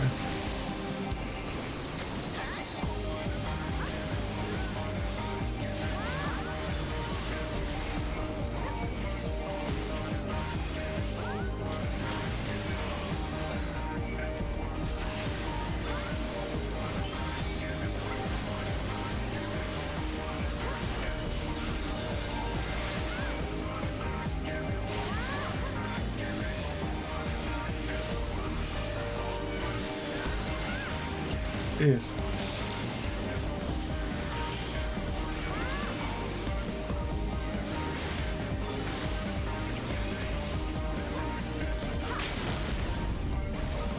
I almost got him.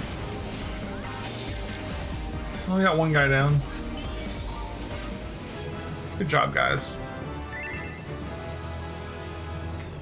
Level up too. Nice. Level 62.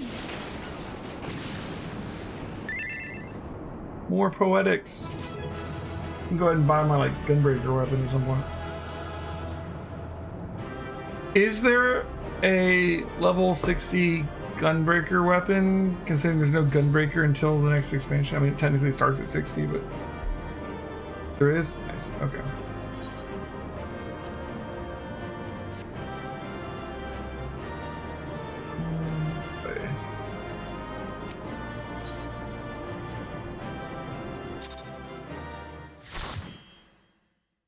Alright. You like the Final Fantasy IX reference? Outstanding, Elham. Another Illuminati creation reduced to scrap metal. I'll wager the mere sight of you is enough to send the Gawi scurrying back to the drawing board.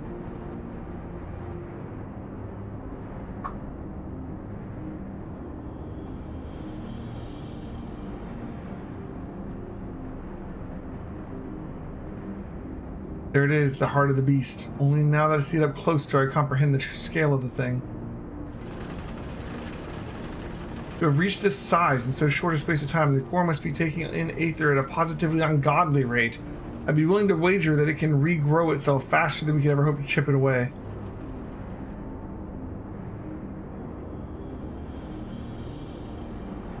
Which means we'll need to change tact.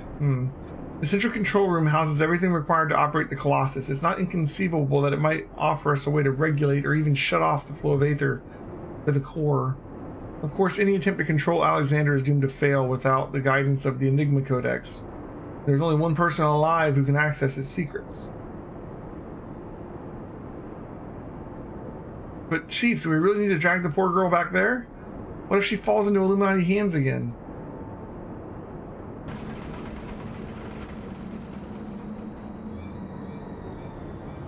Speaking of, shouldn't he be past the time in his book at this point? Uplanders waste their tongue flaps. Quick Thinks has seen future, true future, and it ends badly for Uplanders. Very, very badly. Like, if that's the book he got that got dropped, then it shouldn't include, like, it should be out of future at this point, right?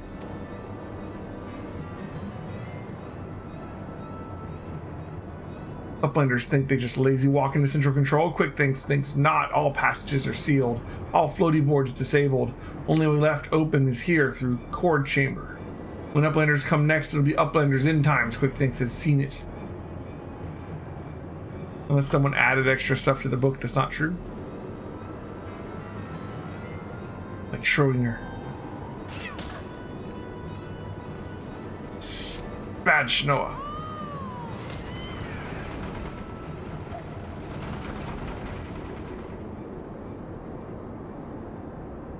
Boy, Wedge, is it just me? Are you getting the feeling we've seen all this happen before?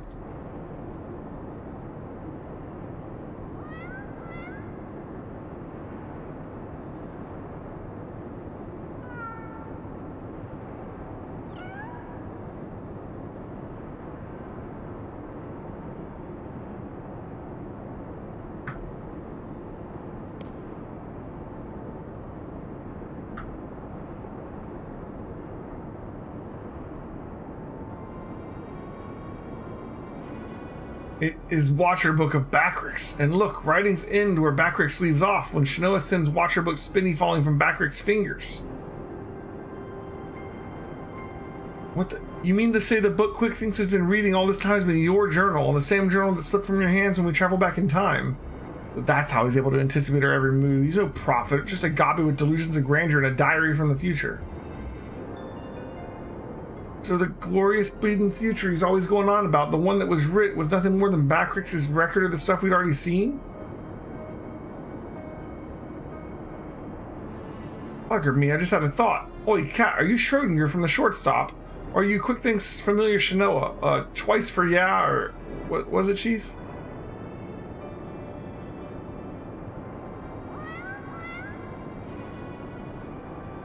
I bleeding knew it. She's both. After Sugar went tumbling down from the Colossus, and don't ask me how she survived the drop, Quick Think's founder took her in and gave her a new name. It's like they're two cats, but also one at the same time. I'm setting that aside for the moment. The question of whether or not it even makes sense. What possessed that confounded cat, whatever you want to call her, to do all this in the first place? I swear she's done it and made a right old mess of everything. Now, Wedge, taking out our frustration on a mewing kitten won't get us any closer to dismantling the core. Getting back to the crux of the matter. Backrich, you said the journal ends right where you left off, yes? And that's nothing more than blank pages from that point on.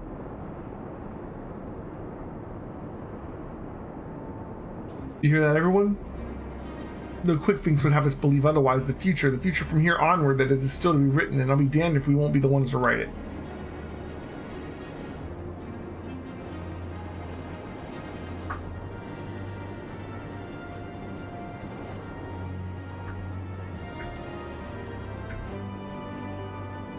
Okay.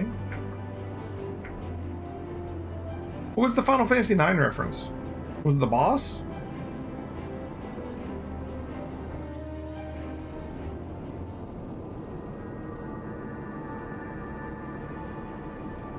I'll take a closer look at that boss. No, we haven't done Void Arc yet. Oh, you're talking about Void Arc. I thought you meant the boss that I was fighting just a second ago. Future Book is gone, but no matter. All knowings of true times are safe up here. In Quick Thinks' brain case. Quick Thinks' chosen one, mender of history. Truth is unchanging. True times choose Quick Thinks to do their bidding. True times send Shanoa into past. Deliver Quick Thinks' knowings to future. True times live inside, guiding all of Quick Thinks' doings. Oh, Arc from Final Fantasy IX was the boss we fought. Okay. I'm getting mixed up. Every tongue flap, every busy deal, every brain spark of Quick Thinks brings the world closer and closer to perfection. Guides Illuminati to rightful places, rulers of New World Order. True times will not be unmade by ignorant uplanders. Quick Thinks need no future book, no gobby girl. Quick Thinks need nothing and no one but own self. Future has chosen and future chooses Quick Thinks. Yes, even now, power granted by True Times wells within from Quick Thinks' fingertips. Power beyond understanding of Uplander's feeble brain cases. Alexander, Overwatcher of True Times, deliver divine judgment on ignorant Uplanders and crush them out of existence for all times. Oh, excuse me? What?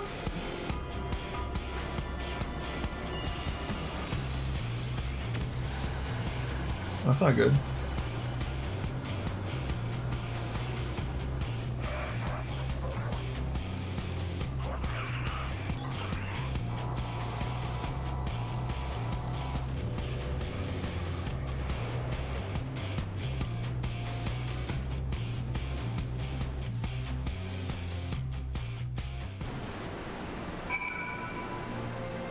Oh, you mean the thing that we jumped on in the middle of the fight? Ooh, blood gauge expanded.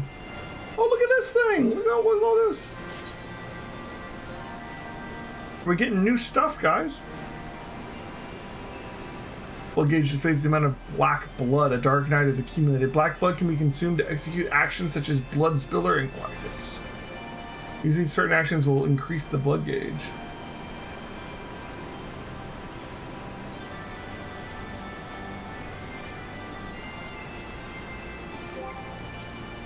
Do we have new abilities?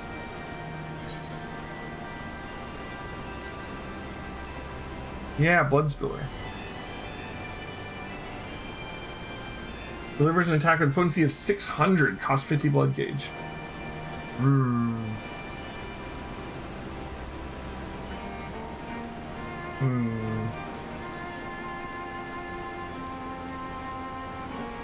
need more bars.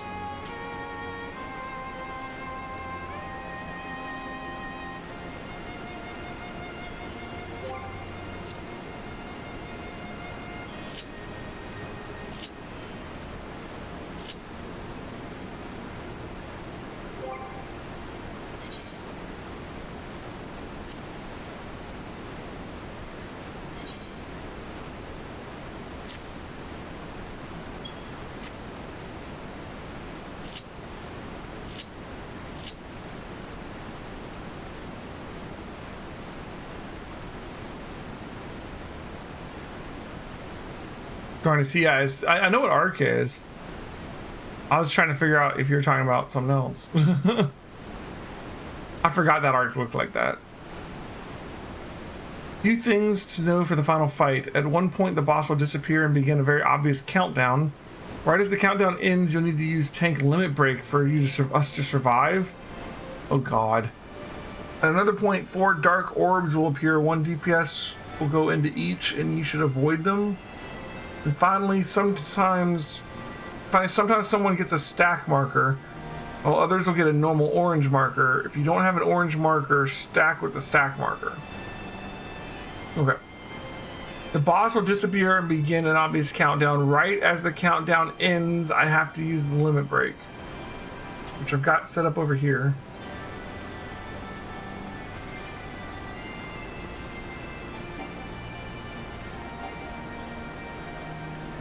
Oh boy. Let me see if I got this right. 3 years ago, the quick thinks of back then found the journal for the Backricks and now dropped, which is only possible because we traveled into the past, but with the time being a circle and all that. So he had a look inside, and not knowing the truth of the matter, got it into his head that he was some sort of prophet chosen to set history straight, and that Shanoa, who miraculously delivered the book to him, was a messenger from the future sent to show him the way. That's all well and good, but the question remains, why did the bloody cat start all this in the first place? What could she possibly stand to gain from setting into the motion this ridiculously convoluted series of events? Another answer found, another question raised. Elheim? A cats just like to knock shit off of shit. I mean, that's just a cat thing. I'm not saying that's the answer, I'm just saying it's a very obvious answer that it could be. Yeah, if it was just a regular cat. And not a cat that understands speech. Alright, Elheim, this is it.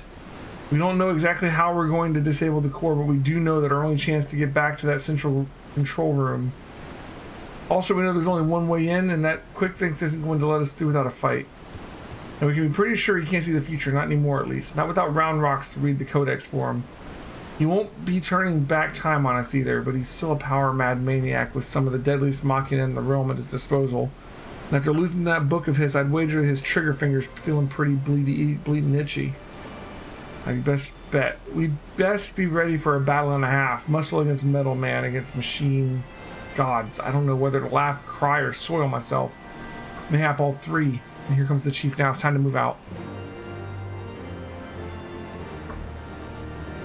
Am I gonna use, like, do I use the tank limit break, or is the other tank gonna use the tank limit break? Does it matter as long as one of us uses it, I guess? Right as the countdown ends. So, like, when he gets to, like, 1, do I use the limit break? Do I use it on 2? In case of, like, lag? Like, time moves on in perfect past, giving way to perfect future. Worthy or unworthy of place in the New World Order, Alexander will judge.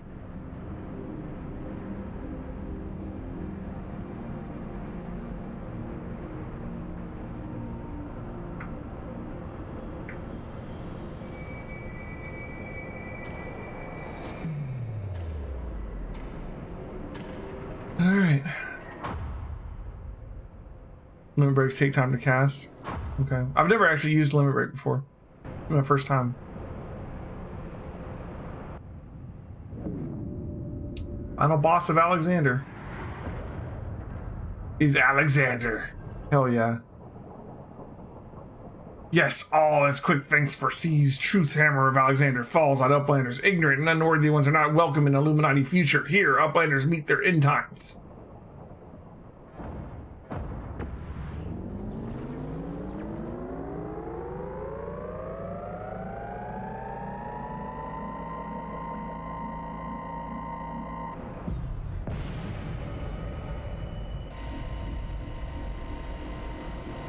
What? Freeze time field deactivated? God, no matter. Uplanders will be reduced to smolder dust fire.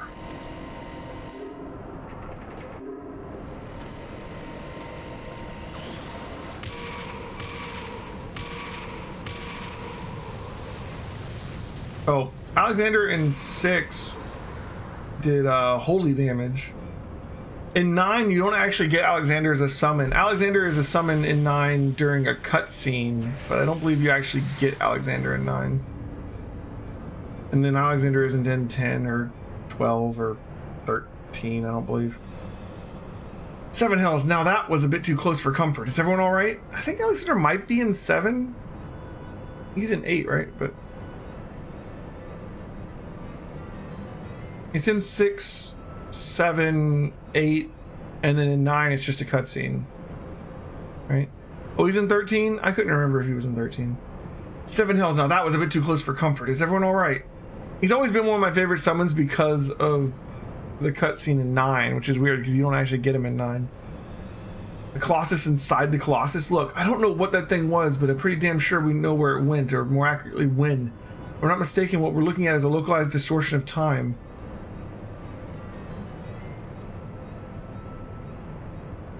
The only question is when our metal friend will reappear. Better not to wait, unless it catches us unawares. Elham, I need you to head in the distortion and dismantle that thing. We'll secure a path to central control while you do. Good luck.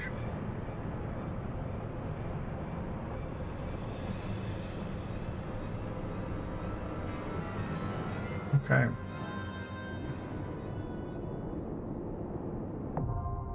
Soul of the Creator. Final fight.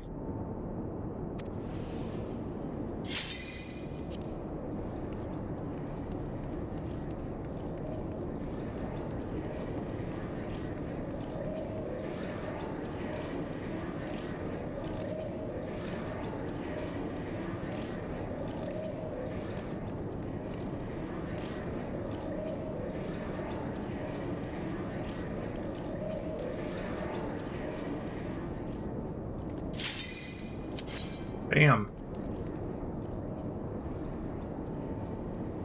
Yeah. I probably won't be able to use Blood Spiller, right? Because it's like gonna pull me down to level 60. Try it out sometime.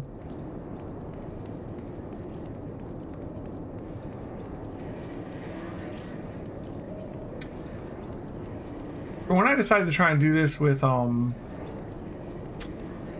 World of Warcraft, I should check and see like how much of the old raid content you can actually do time walking in. Time walking is what they call it in Final Fantasy in World of Warcraft, when you like do old content and it like scales you down for like dungeons and stuff. Because like theoretically Chromie, the bronze dragon, like the time dragon, is like using her powers to put you back in time to do the old content. It's only available on certain weeks for certain raids. Okay. I wasn't sure how it worked because I haven't actually tried to do any of that before. But I'd like to do all the old raids when we do that. But I mean, it's going to take a long, long time. I'm sure we'll go through all of them as far as time walking goes at some point, right? Alexander Prime.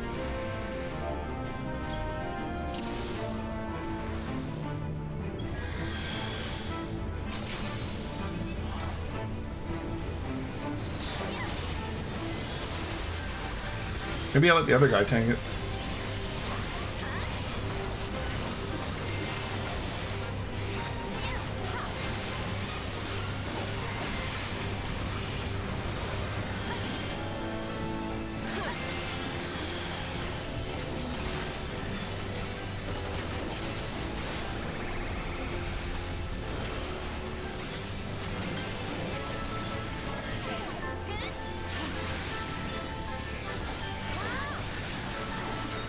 Is there even a reason to have 2 tanks for this fight other than just... Oh, he's down. Guess I'm tanking it now.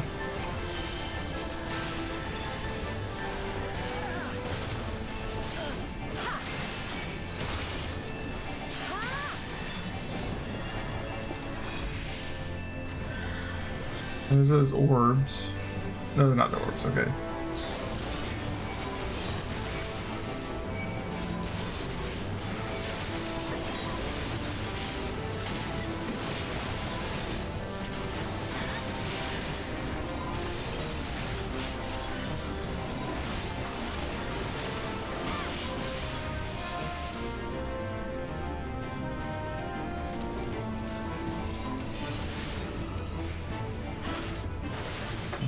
This is me.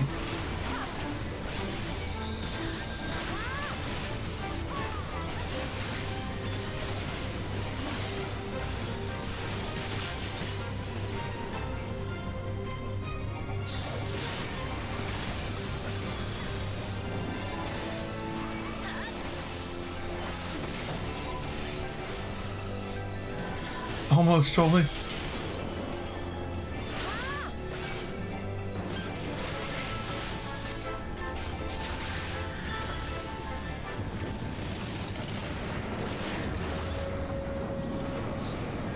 Okay, he got bigger.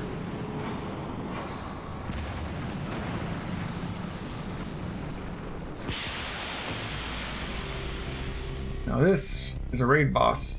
Oh, 10 seconds. 5, 4, 3, 2, 1. Did my limit break? Did it work? We survived! Ah!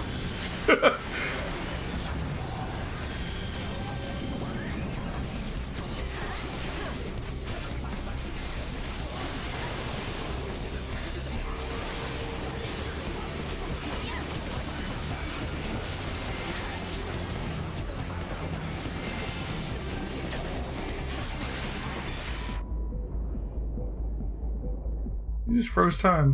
What a dick.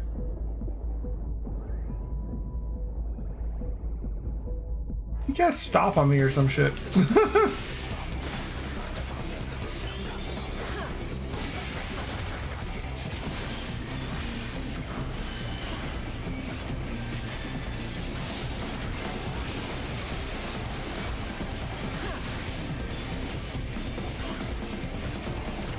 Look out for those things where you might have to stack on somebody. Not even halfway through the fight yet.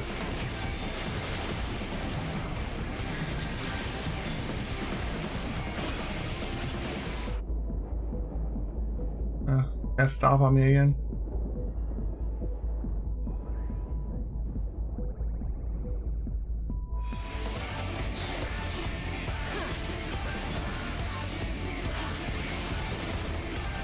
Out of tank cooldowns for the moment.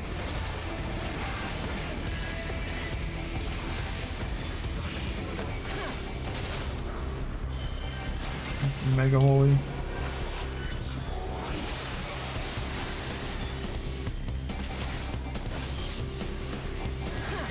Trying to keep him pointed over here so when it does that cone thing, it doesn't hit the whole party.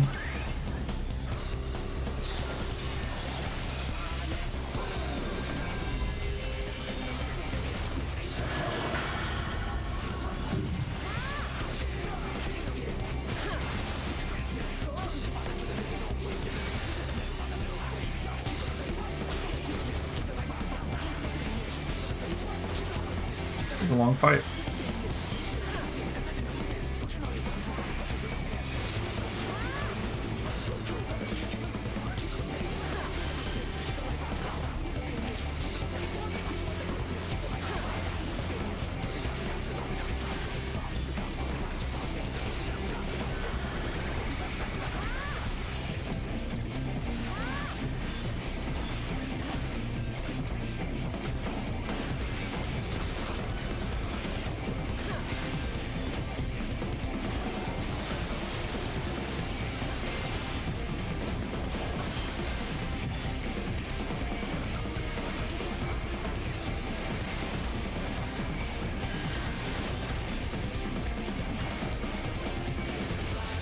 That hits hard. I mean, I have like all the gear. Oh,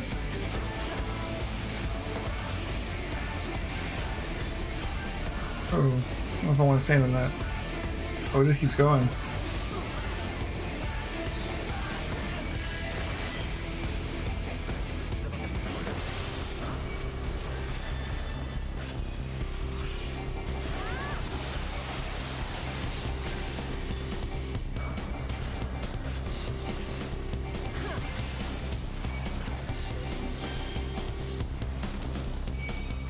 Oh shit.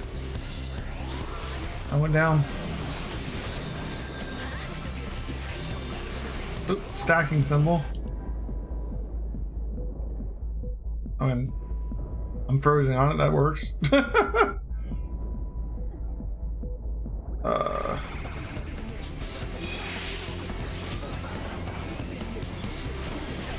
Well, that's unfortunate, isn't it?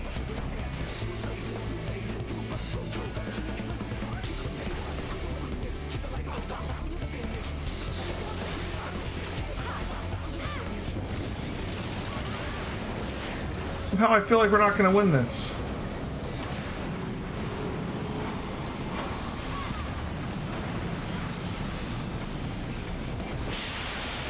What's all that?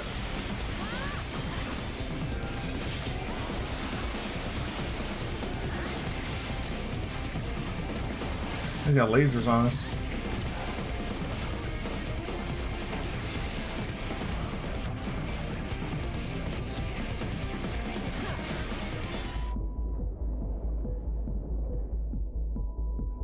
Not going well.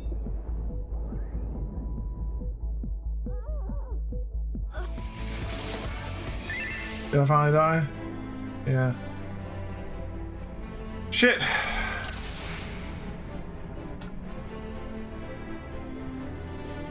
What happened there?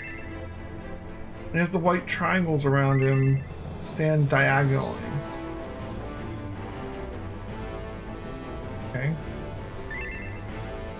As the beams go out and across.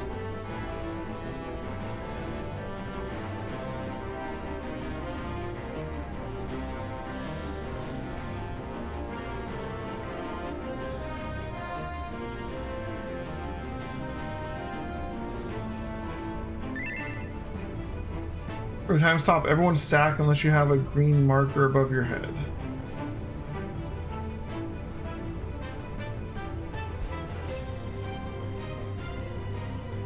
Minus is laying down the rules.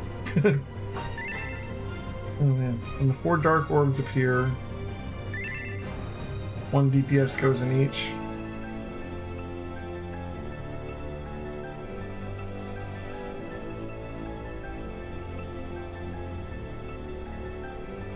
This would have been fun to do when it was actual in-game content. This would have been a cool raid fight. What got us last time? Did not enough people stack? Like, what killed so many people?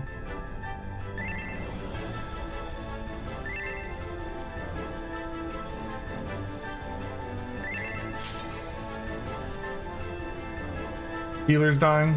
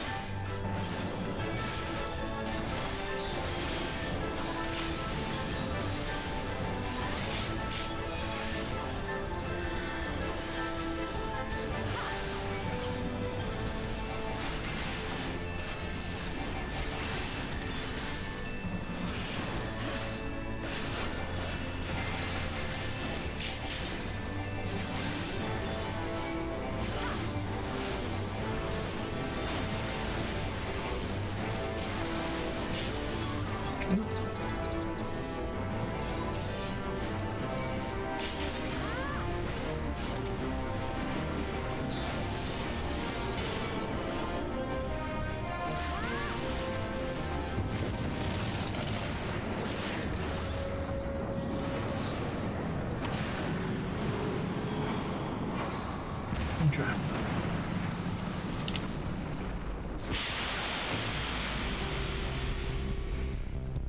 Ten.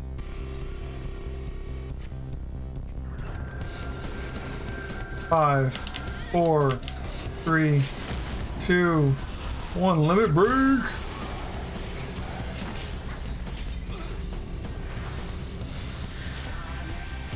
Done.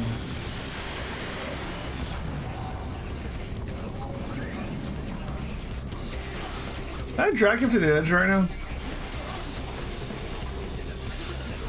Or is he just gonna stay in the middle, I wonder? He'll move. Come over here, bud.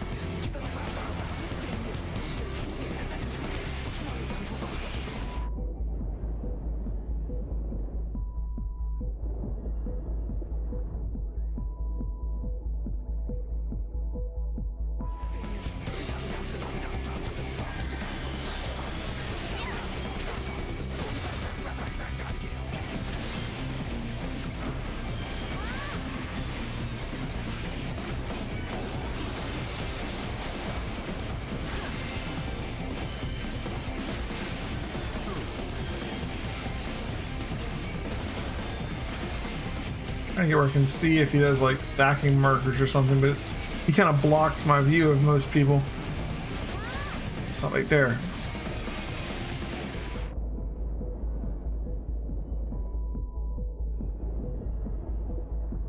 It's temporal stasis that you have to sack for, yeah?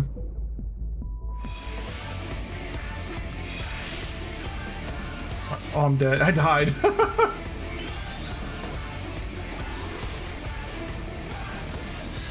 Ouchies.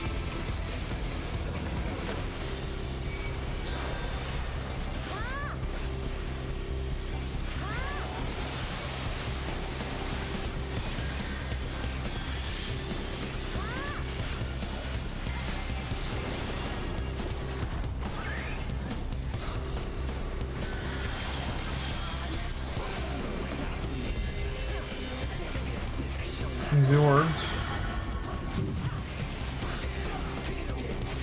Someone went into that one?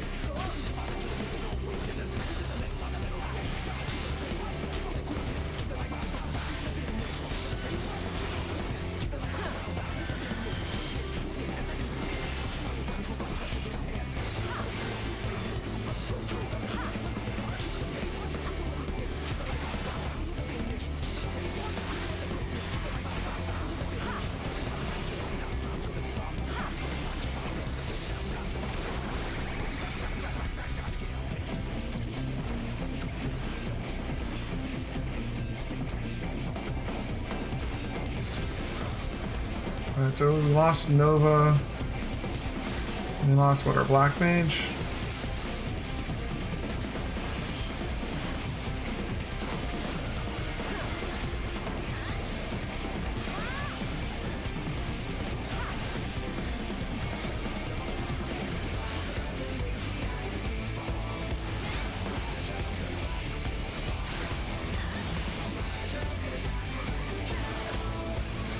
Gravitational anomaly.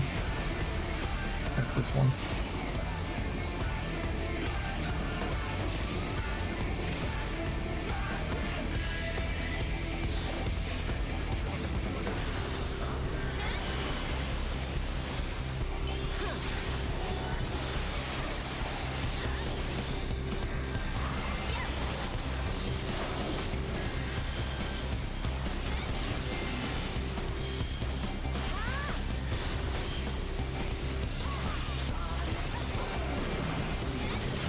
Stasis on Nova.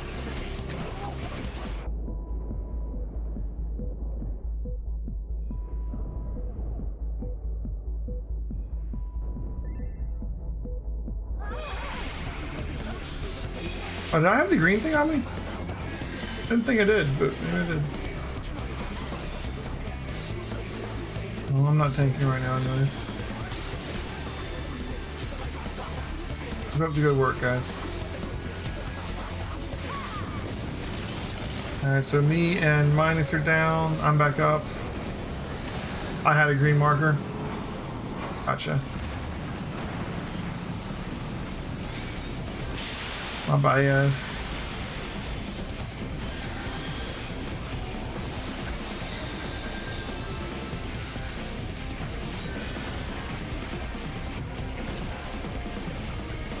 Oh, goodness.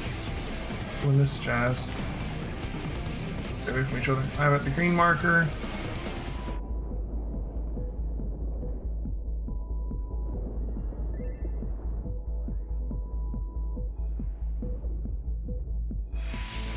Okay.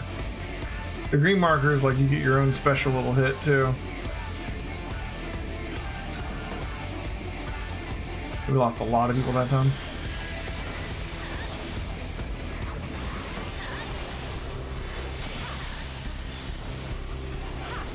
Who's down? The other tank is down. Shit.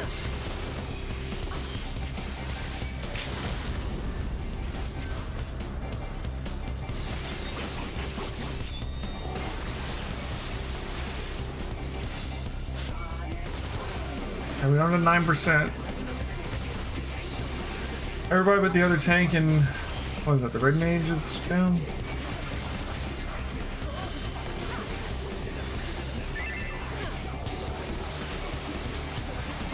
Yeah, Dragoon usual limit break. 4%, we got this. Another tank cooldown. Temporal stasis on who?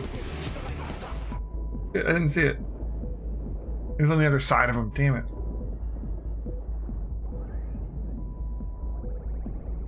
What's he at? He's at 1%.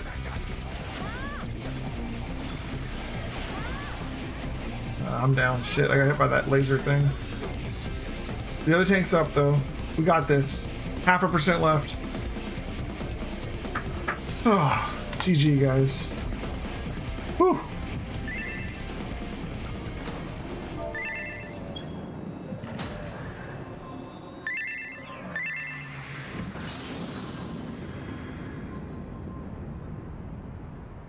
Me and the other tank were taking turns being dead.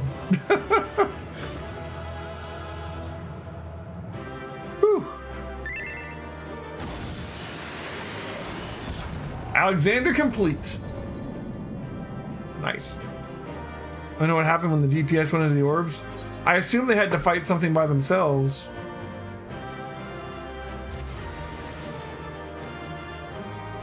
That's usually what happens in those kind of situations. What happened?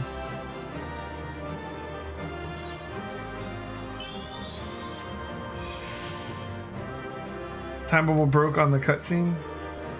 What was it?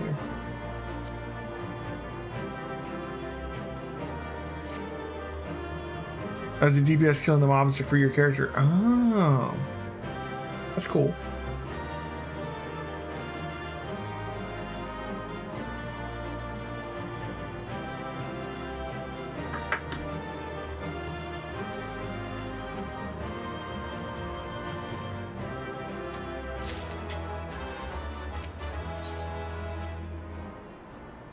You love that fight? It's a lot of fun. Yeah, it was a pretty good fight.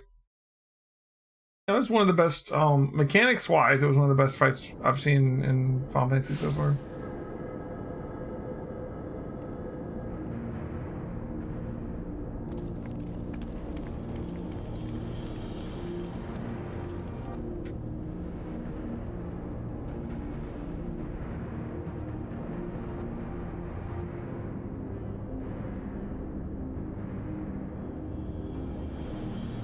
Is when they start to hit their stride.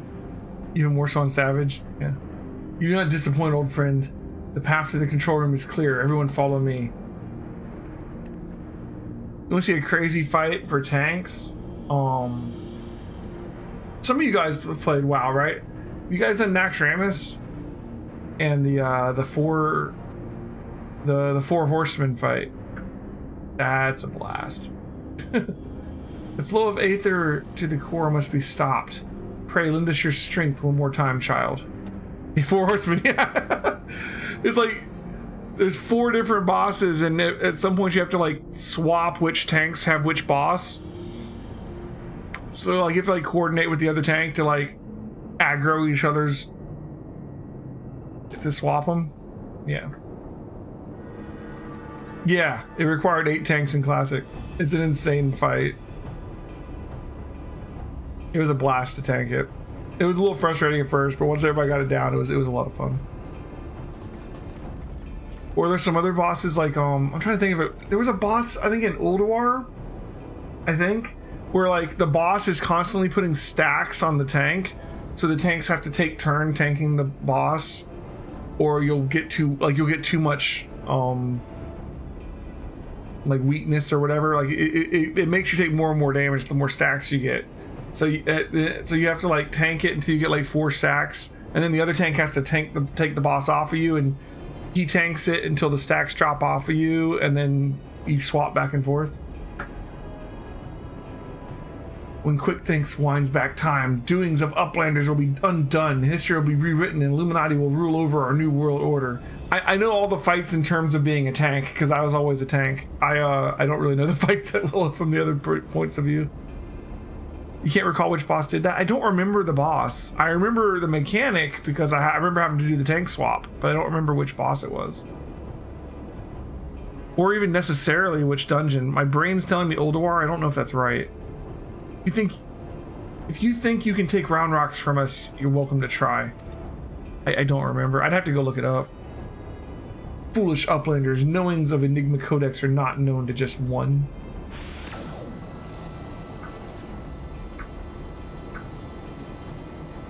The punishing heat ability Alexander used was one of the first examples of a consistent tank buster. It was doing 30k. Yeah, it did a lot of damage. I noticed that part. Done tank swap fights before, so not something new. Yeah, certainly. When the damn thing's responding to him. I remember what? You remember the fight? It was in Wrath of the Lich King. It might have been Ulduar versus the goblin dude and like the flying mechanical head. You know what I'm talking about? Or was it a goblin or a gnome? I think it was a goblin, right? Whatever. You know, the giant, it might have been a gnome. Yeah, Mimiron. Yeah. My guild sucked at that fight the first time we did it. It wasn't a tank issue. It wasn't really a healer issue. It was we had a little bit of lag and no one could get the hell out of the missiles issue. Yeah, Mecha Gnome, thank you. Like, because like, he puts little targets on the ground and he shoots missiles at them. And for the life of them, the people in my guild could not stand in the targets. Like, they claimed lag, and they might have been lag, but like, that was the most frustrating night. We were on that fight for hours. People just kept dying to the missiles over and over and over again. And then we didn't have enough DPS left to finish the boss. Uplanders are slow seeing. Quick Thinks never needed Gobby Girl from beginning. You remember Ulduar really well, but you can't recall Mimiron's mechanics. Remember the final core is activated, Alexander fully awakens. Its power will be such that it could entirely consume any who sought to control it. You were too craven to risk your own life until you had no choice. Remember Yogg Saron very well? Yeah.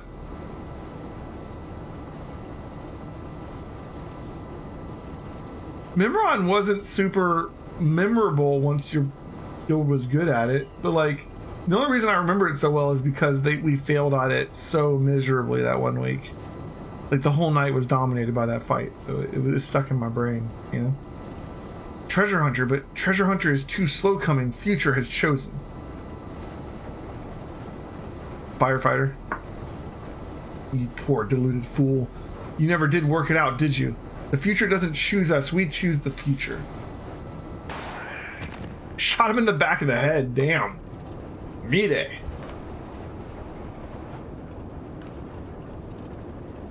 Now, child.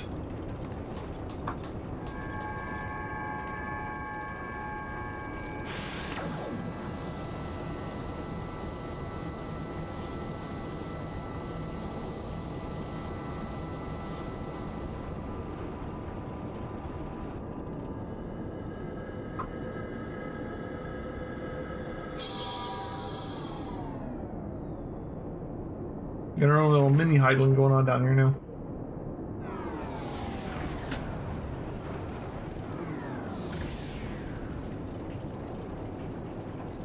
Now, what are we gonna do with Alexander? We got a time machine with a giant crystal with God knows how much aether stored in it. Giant walking castle.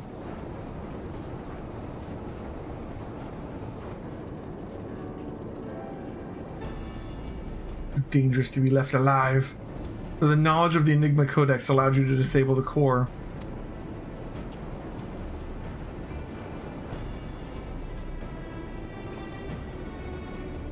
Power stores are depleting rapidly. Without a steady supply of Aether, it's only a matter of time before the whole thing grinds to a halt and fades away. Oh, that's right, it is a primal. It'll just go away. Yeah, sure.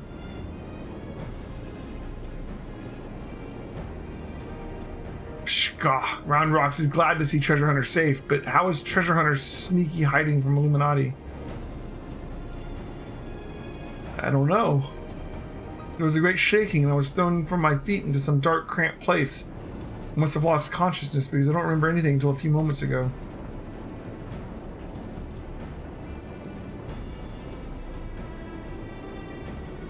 Sounds like you had a nice nap in a rubbish chute.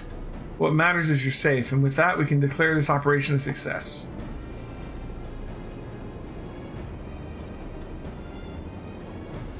Like, if they didn't summon it, how did it get created in the first place? And how is it a primal if they didn't really summon it? It just came there through time. It's got some weird, like, bootstrap paradox going on here. Alright.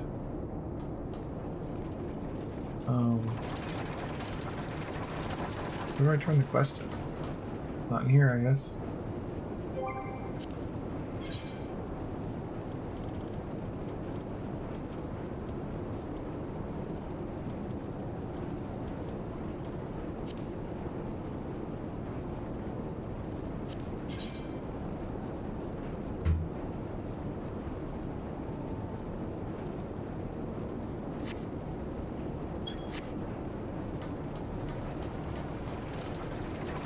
Oh, just leaving. Oh, right. I'm still in the instance. Got it. Duh.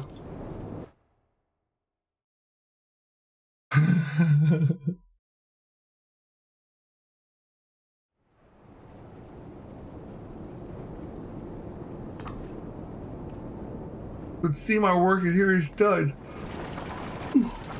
Let us take our leave.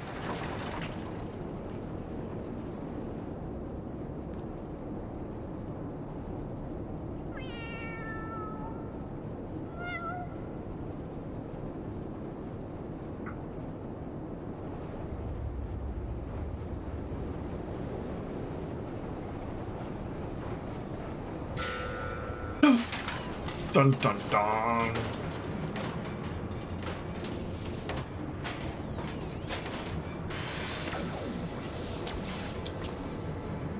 Damn it all, did we kill the bastard?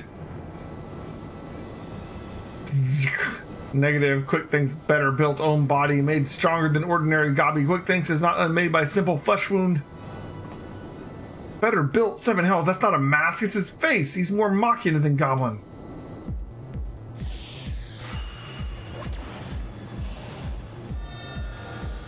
We go back in time again?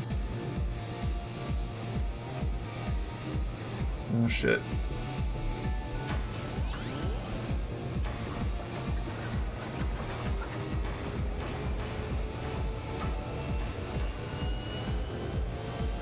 Oh, Alexander, Lord of Steel and whirly cogs, outspread wings of time, let ignorant and unworthy feel divine judgment.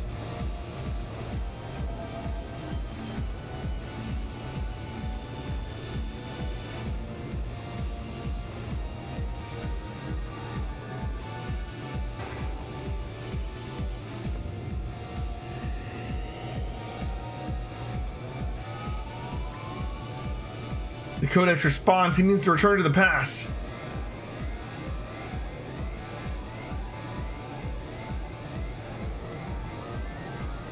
Access denied? What means this? Red glow. Alexander is refusing to obey his commands. Oh shit. Alexander, junk brain machine, Quick Thinks is chosen one. Tongue flaps of Quick Thinks must be obeyed. Oh, he broke the Codex.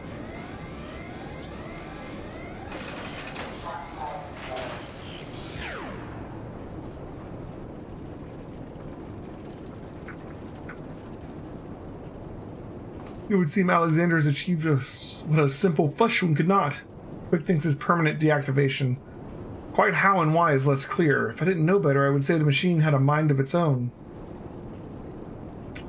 Like her old boyfriend's mind.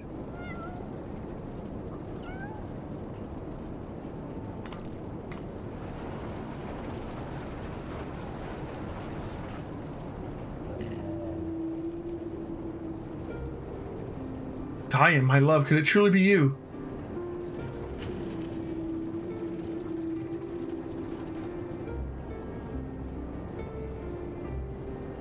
You were in there all this time, weren't you? Watching over me, keeping me safe.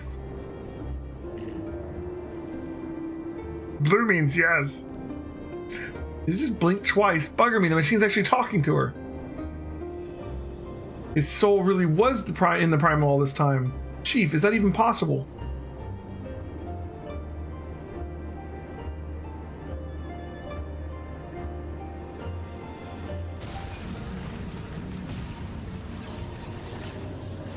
The core, without the Codex to bridle its power, it rages out of control.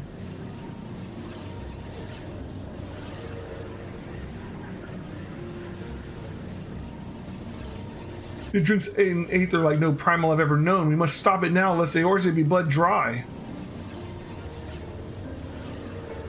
Finally, I see. This is why you summoned me to this place, isn't it, my love?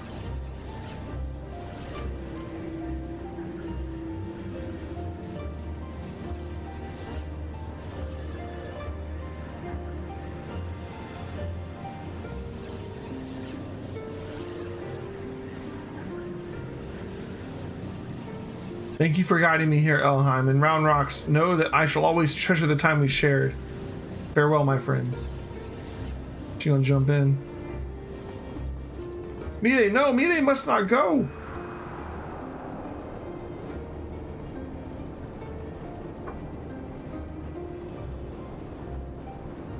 Did you see like the spirit on top of the crystal?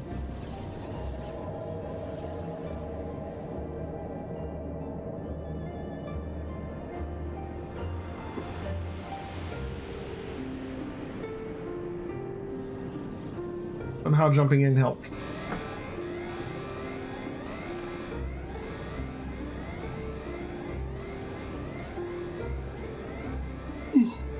My friends, leave this place now.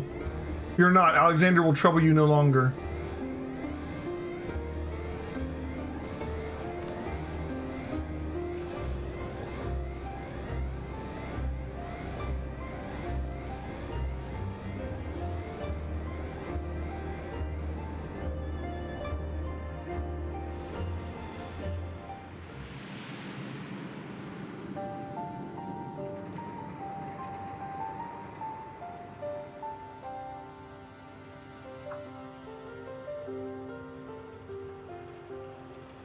My love, what is this place?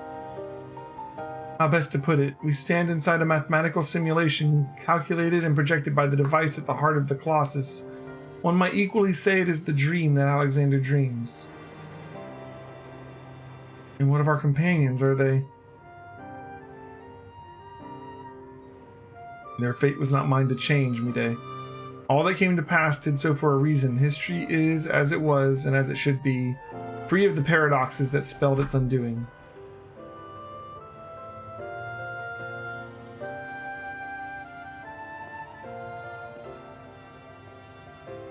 From this place, unfettered by the mortal construct of time, Alexander looks out upon past, present, and future, seeing infinite possibilities. I see what it sees and feel what it feels, this perfect machine born from yearnings for an ideal world. Oh, if you could see the worlds we have seen, a world in which the Illuminati rule history with an iron fist, every nation brought under their yoke, a world in which Alexander spread wide the wings of time and swept the lesser moon from the heavens, averting the calamity. Alexander dreamed all the realities imaginable, all the realities mathematically computable, in the end reached a single logical conclusion. It would change nothing and erase itself from existence. But why? Alexander possesses the power to travel through time and space and reshape history for the better. With such power comes at a great cost. The sheer quantity of aether consumed in the process means that Alexander itself would mayhap not immediately but inevitably bring ruin to this world. This perfect machine, this supreme manifestation of logic and science, deemed its own existence a threat. And so it chose to do nothing, leave history untouched, and the future in the hands of man with all his imperfections. Such was Alexander's divine judgment. Smart machine. Time will come when the fate of this world is placed in the hands of one warrior. For reasons hidden to me, the future from that day forth remains shrouded in mystery, beyond even the Colossus's ability to calculate. And yet Alexander chooses to believe in that woman and the light that shines within her.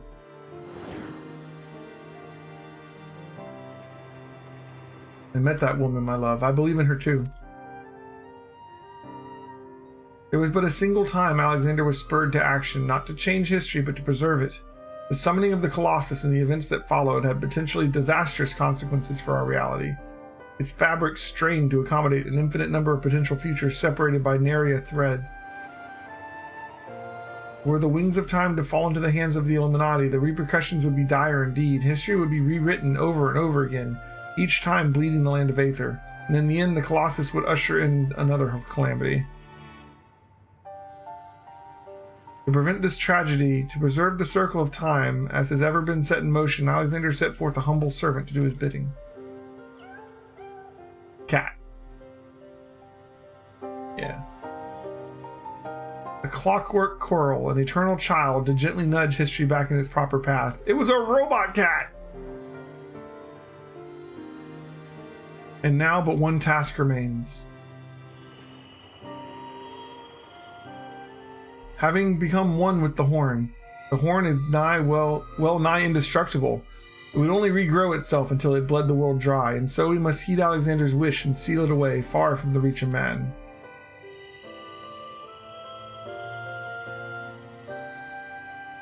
A closed pocket of space-time, a fraction of an instant that will repeat in perpetuity for all eternity. That is where the core must go, and us with it.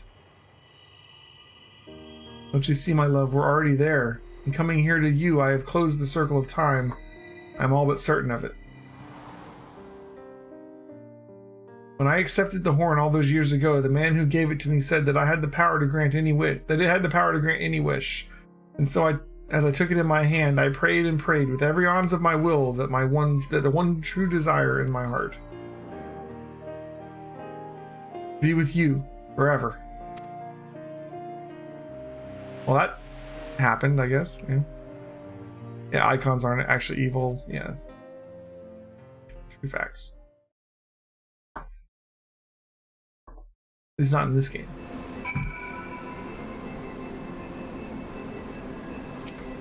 Or perhaps in any of them. Round Rocks is back in Idleshire with the chief. Everyone's safe and sound except for Mide, that is. Poor lass always had a flair for the dramatic, but to think that she'd throw herself into the core. It's odd though, I could have sworn I heard her voice in there, saying the Colossus would trouble us no more, or something of the sort. And for what it's worth, it has been sleeping like a baby ever since we got out. And that's not the half of it. Take a closer look inside the burial, Elohim. It's like time is standing still. Buggered if I know what it all means, but I'd like to believe Mide and her love somehow sealed away the core for us. Softens the blow a bit, you know? Oh boy. End of endings and beginnings. All kinds of music. Whew, still not sure how we managed it, but I'm just happy to be out of that God's forsaken place in one piece. Of course, it's a damn shame what happened to Mide. Hold on a moment, Elohim. She's what? Aye, Chief, leave it to us. Bloody hell, Elohim. Round Rocks has gone missing. I've been worried sick about the poor lass ever since we got back. I mean, how would you feel if you saw your best friend throw herself into a running engine? I'll wager she's run off somewhere. The two of them used to frequent together. Wedge and I will look around here. Why don't you search the collector's quarter? Come on, well, let's find her before she gets herself into any more trouble.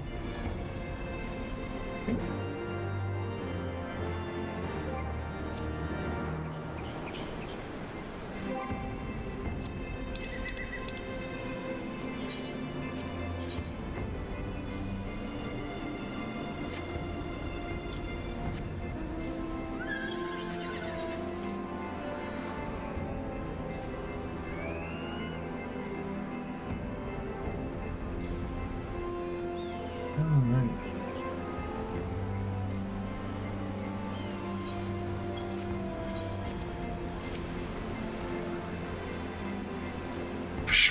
It is. Oh, it is Uplander. Why does Uplander come to this place? Round Rocks is sorry for worrying Uplanders. Round Rocks just wanted to go to a quiet place and do some back thinking.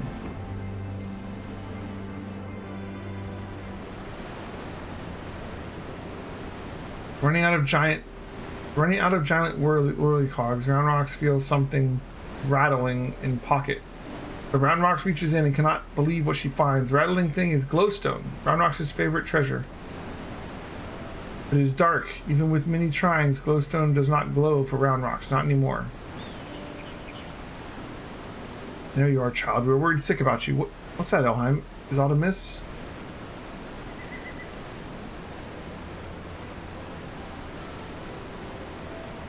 The Codex no longer responds to her touch. Intriguing, if not entirely surprising.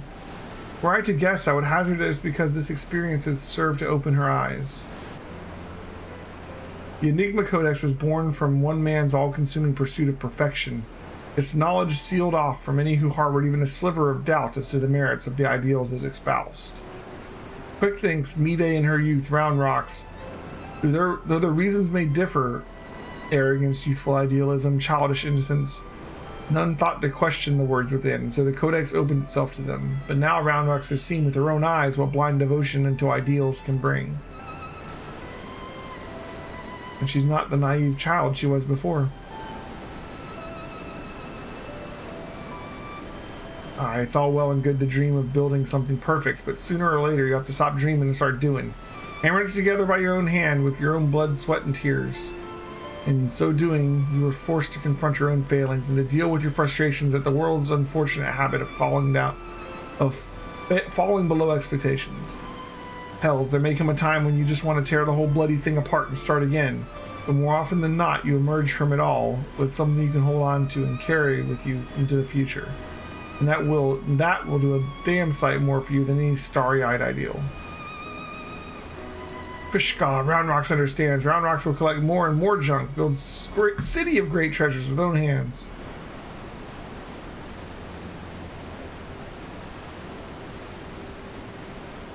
Round Rocks has just one wish. Not glowing glowstone is piece of Mide's dream Round Rocks would give back to Mide. A noble wish, child. Would that we could grant it, but I fear the steel giant and all that lies within the barrier is far beyond the reach of mortal hands. Frozen in a single moment until the end of time, that's a fate I do not wish on anyone. You? Schrodinger! Look who it is! You have a real knack for turning up underfoot, don't you? I am reminded of the apparent ease with which this little curl seemed to have slipped in and out of the Colossus. Were it not for the small matter of time having stopped in there, I'd send her in with Round Rocks' glowstone without a moment's hesitation. Mew mew. Two mews. Might that suggest a willingness to try?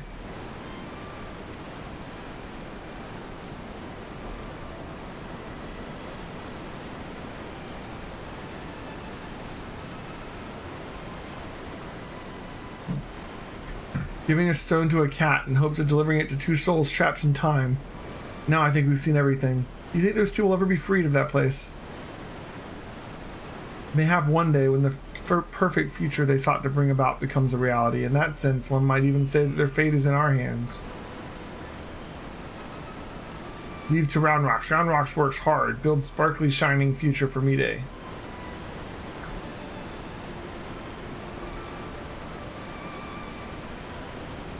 Alright.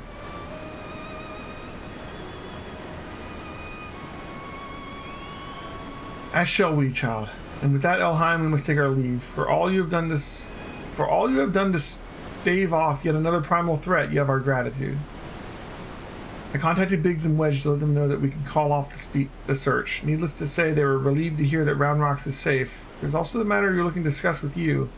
They said they'd be waiting for you back at Shortstop. If you'll be returning to the Shortstop, I would ask a small favor of you as well. Pray deliver this volume to Backrix.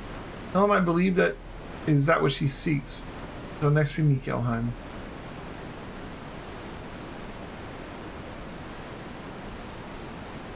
Okay.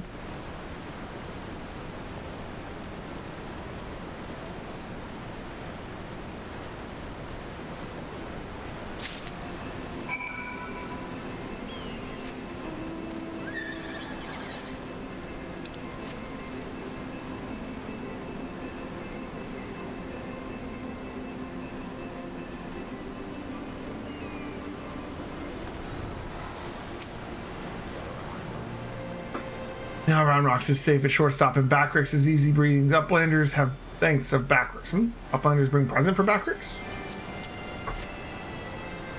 This is Charlian Legend Book from Ishtola. Backrix has waited for Legend Book for a long time. Backrix has been reading about many things about Enigma Codex and blue-haired Uplander that writes it. Maybe these knowings will save Gobbyflock from Giant of Whirlycogs, thinks Backrix. Now Giant of Whirlycog sleeps and Gobbyflock is safe, but still Backrix would fill brain case with knowings. Fill pages of Watcher Book with data. Let Backrix see.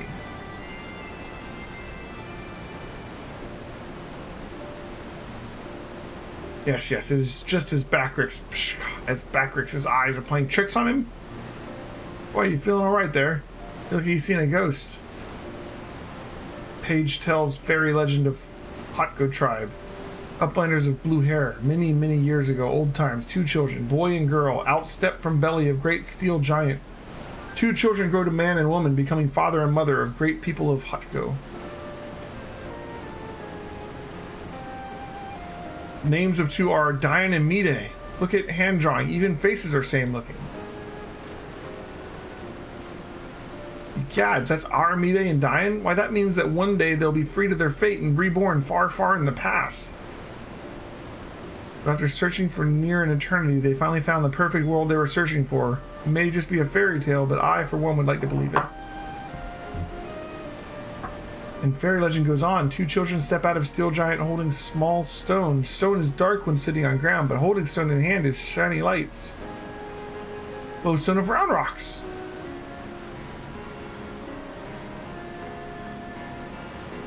Let me see if I have this straight. The Codex fragment you gave to a curl a few moments ago now features in a legend from ages past. That can't be possible, can it?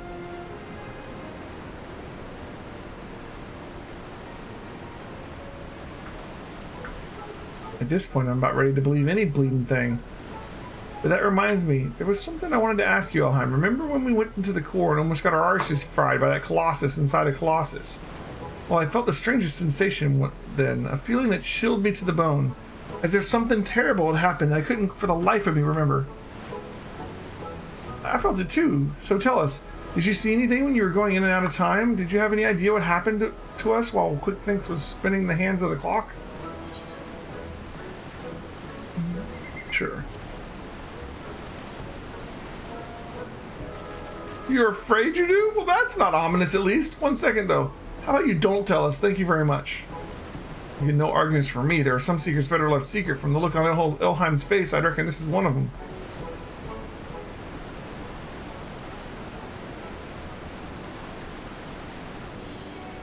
Anyway, it seems this time the thoroughly mind-boggling battle of ours has finally come to an end. Of course, there's still plenty of work to be done, but now that Quick Thinks is out of the picture, I've got high hopes that Round Rocks and her friends will one day build their shining kingdom of rubbish and refuse. Speaking of work, we better get back to it before the chief catches us chattering. Always a pleasure, Elheim. Until next time.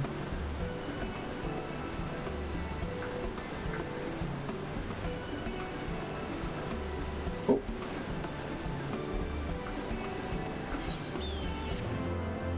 You're still here. Alright, so that's Alexander. Oh. What's up?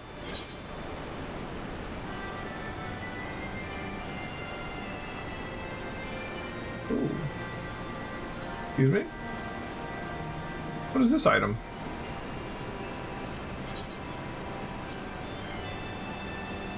Some kind of greatsword? Good.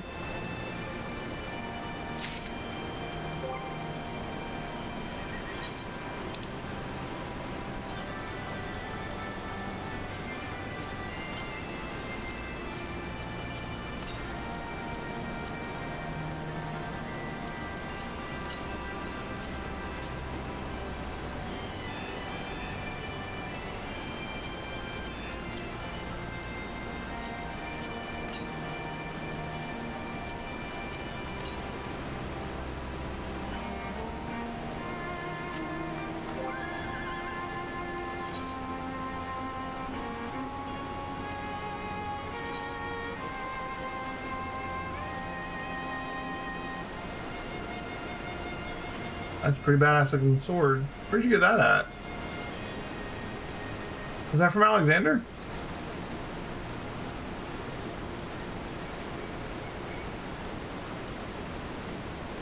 Level 180. Oh. Alright.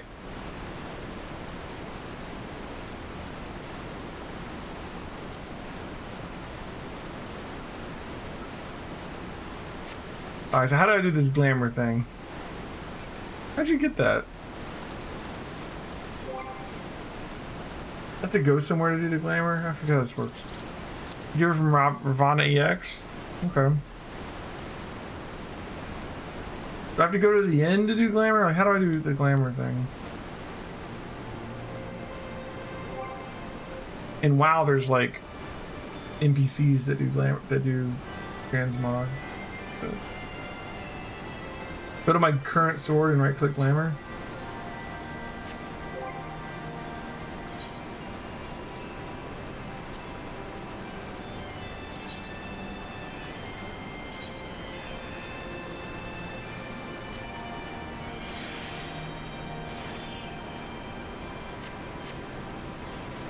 Nice.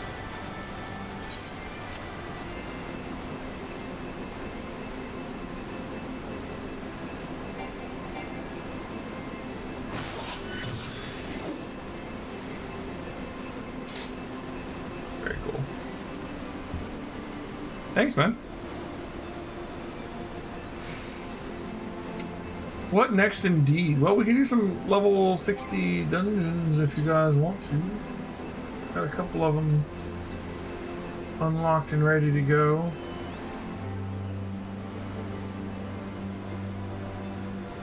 Got another one, didn't I? Where's this go? Close to finishing 3.1 as well. Yeah, we can probably get both done tonight. Finish 3.1 and do some dungeons, but I figure while you guys are all still here, we should do the dungeons first, right?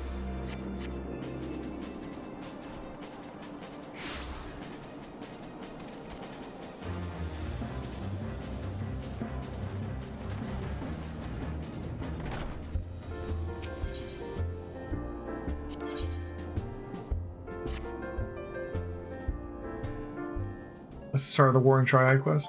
I'm going to grab these real quick. Whispering winds bears tales of adventurers daring do unto mine insatiable ears. Is this going to be like extreme mode of Alexander, maybe?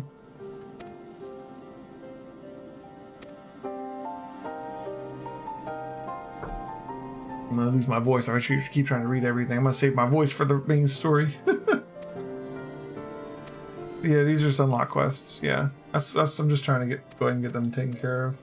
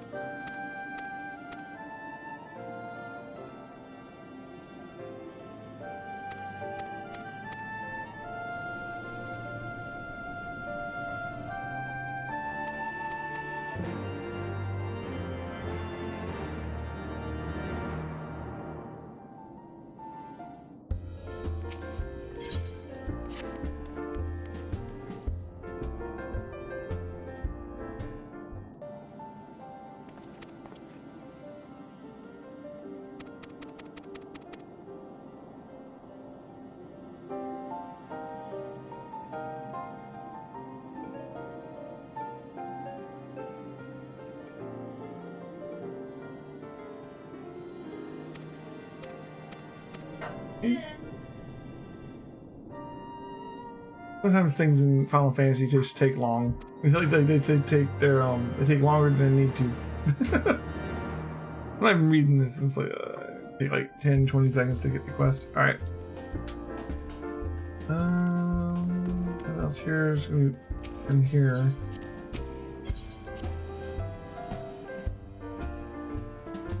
Probably unlock all the stuff we talked about. Yeah.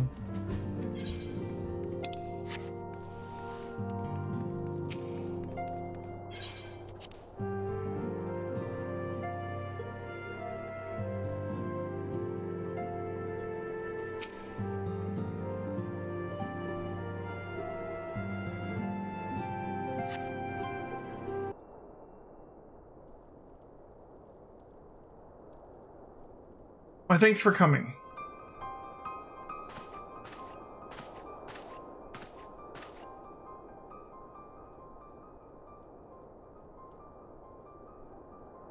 Unukal High is my name, and I serve a friend. I sought you out that I might alert you to the rising threat of beings known as icons.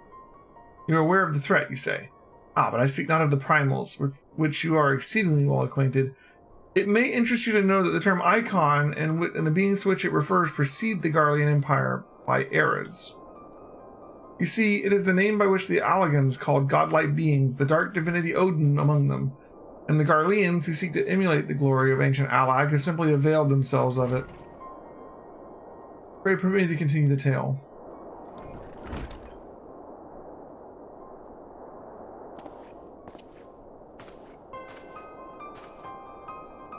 Ah, Urianger, how kind of you to join us. As the Warrior of Light's comrade, my participation is to be but expected. After all, the matter doth pertain to the very fate of this star.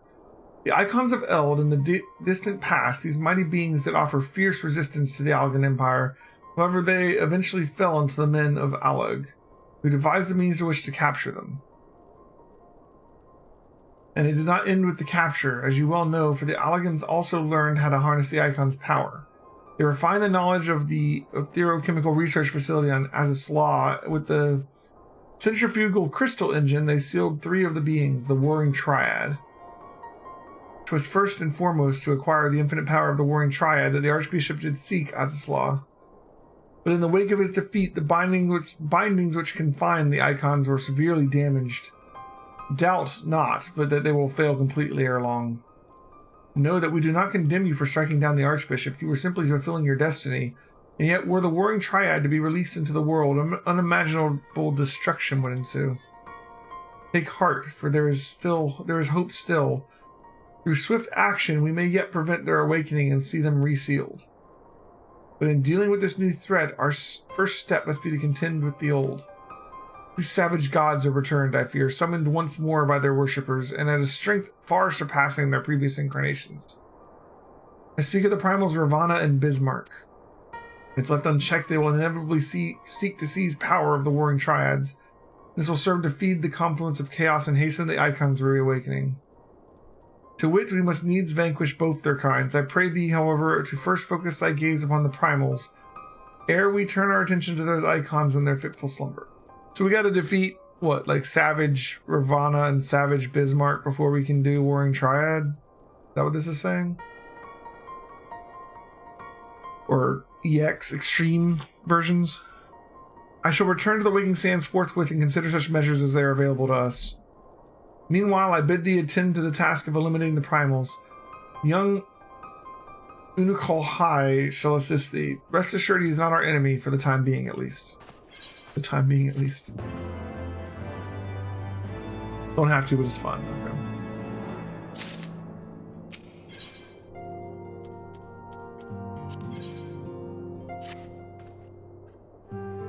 If we were to prevent the awakening of the Warring Triad, then Bismarck must be cast down once more. I am aware of the rather unorthodox method that you employed to lure out and slay the White Whale before, and had a mind to follow established precedent.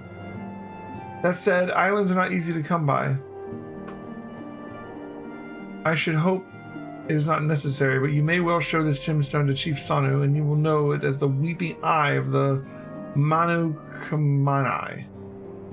It will ensure that he is completely committed to our cause.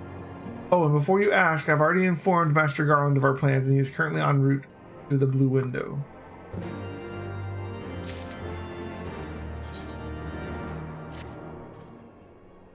As you prepare yourself for battle, so too does Ravana. Within Thok, he builds his strength, feeding upon prayers of his innumerable children.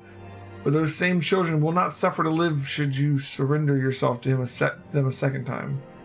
Nay, you must devise a way of approaching the Lord of the Hive's domain. Consult with the storyteller, the elder of the Vath, and he will aid you in this endeavor. Yeah, I'm going to read the book. I was already looking at that. Take this bauble. 'Tis known among the Noth as the Burning Eye of Ravana. When the time comes, you will know what to do.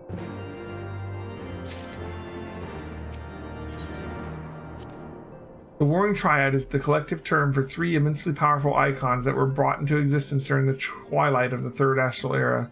Summoned by the native tribes of Mericidia, these entities were set against the encroaching forces of the Allagan Empire. The strength of a primal is determined by the fervent prayers of its faithful, and as the Mericidians' prayers called for saviors with the power to throw back the Imperial invasion, the resulting incarnations were perforce imbued with nigh incalculable might. That the Allagans were capable of conquering such godlike beings well illustrates the incredible heights to which their technology had ascended. The implacable empire subdued and imprisoned the Warring Triad, shackling them to machinery that sustained the icons' forms, whilst at the same time leeching away their infinite energies. For 5 millennia did the Warring Triad languish thus in dreaming servitude, their slumber undisturbed until Archbishop Thordan VII of Ishgard rattled the bars of their cage. The Archbishop has come to Azys Law seeking to absorb the Three's power and make of himself a god without rival. It was fortunate then that the Warrior of Light and her companions thwarted Thordan before he realized his tyrannical ambitions. But victory was not without consequence. The violence of the battle cracked the seals that kept the Triad in torpor, and the icons have begun to stir. Worse, the Garlean Empire and their heavy-handed efforts to plunder the secrets of Azys Law threaten to drag them into full wakefulness. These terrible entities must be destroyed before they arise in all their cataclysmic splendor.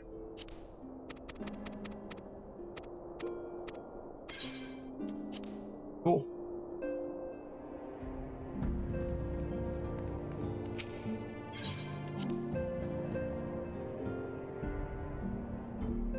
I mean, we know what the Warring Triad can do. We just got done playing Final Fantasy VI like a month ago. Don't need another Kefka on our hands. Oh, this door's shut now.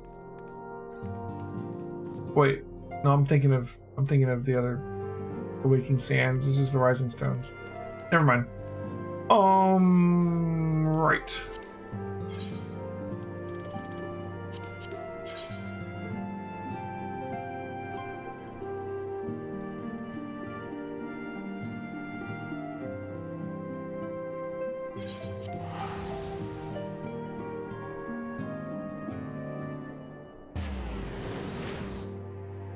I'll do all of them synced as long as we can queue them up. If we can queue them up and get a group synced all the way. More fun that way.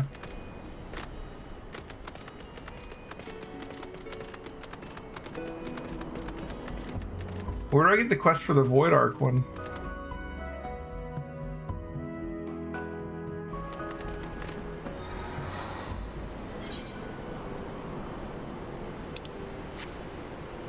It's charred by the astrological. Okay. We'll head there too.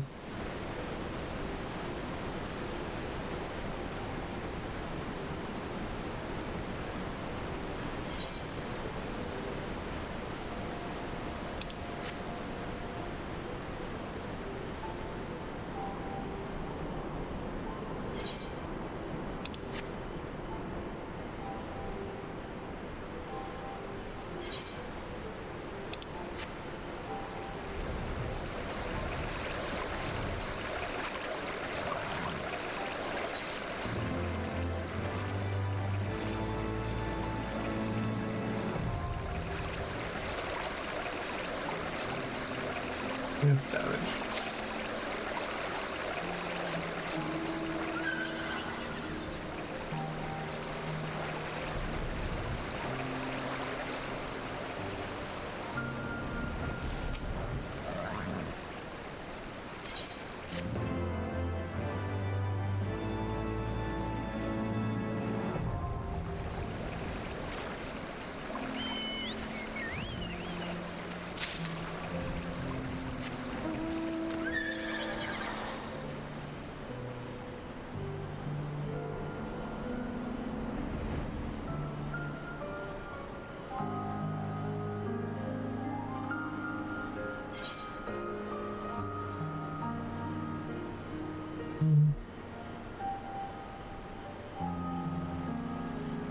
Up here? Yeah.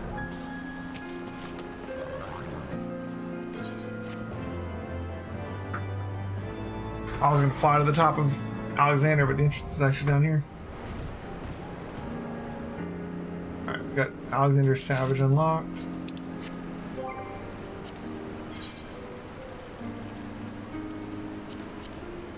That's the main story.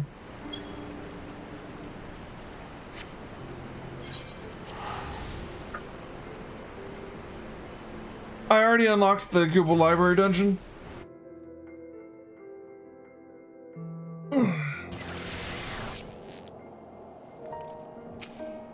I still have a quest for it, but the quest is to go inside it and do it.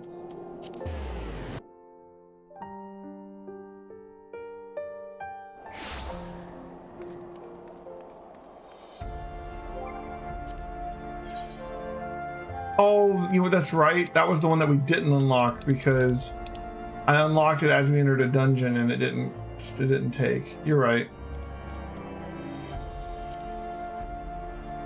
Yeah, hard mode isn't unlocked. We have to do that one again. You're right.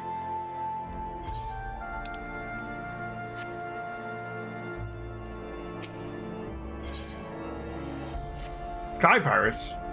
You have the look of a lass who's seen her fair share of trouble. Mayhap you'd be willing to help me with mine. I need a capable sort of head into the sea of clouds and track down my missing airship. I had to mortgage my soul to get that vessel built, so winning the contract to ferry supplies out to Cloudtop was a real weight off my mind. But it seems my luck ended there. My ship was due back in Ishgard bells ago, and I've been praying for a glimpse of her sails ever since. I can't help fearing the worst. What if she's run afoul of sky pirates? My creditors would have their ponds of flesh. You think me foolish to fear piracy so far above the waves? Well, let me tell you that no honest merchant is safe now. That airship production has, if you will excuse the pun, taken off. Any scoundrel with a sack of coins and a vague sense of direction can terrorize the skies. Oh yes, this new breed of buccaneers is like to paint themselves as dashing explorers braving the unknown, but the truth of their nature is right there in the name. Sky pirates. Given half a chance, they'd strip you of the ship, a very last scrap of cargo, and cry "Yar!" as they launch you screaming over the rails. I've heard the stories. Please, you must make haste to Camp Cloudtop, and that's where the shipment was bound. And inquire as to the fate of my poor ship. Oh, my poor helmsman. Ask Montremont, he'll know if any man does. Another one over here, isn't there? And that's the actual astrologian quest. There's another quest.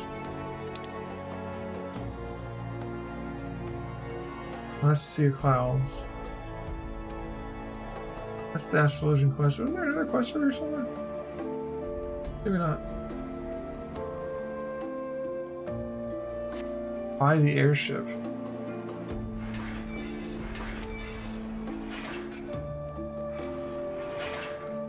Ah, there it is.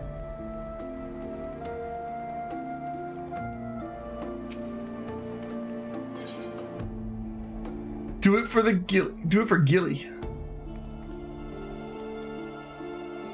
Hope he meant node. Elham, I was looking for you, or rather, your friend Wedge was. Left a most puzzling message you did, with instructions to convey it to you verbatim. He requests your presence at the Etherochemical Research Facility in Azislaw for a project of utmost secrecy. It's like nonsense to my ears, but he assured me you would grasp his intent. Well, that is the message, and now I've delivered it. Okay.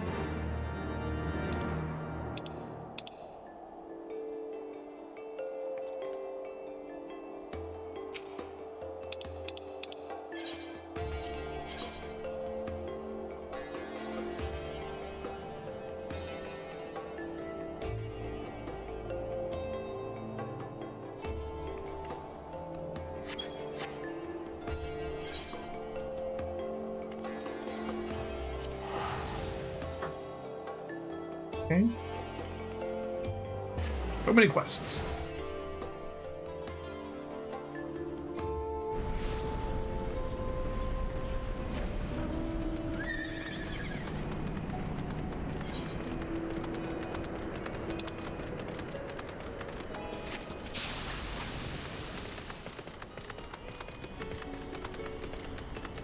7 or 8 optional dungeon quests by now?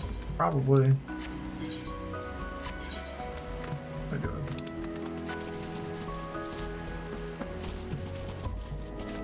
Oxundu.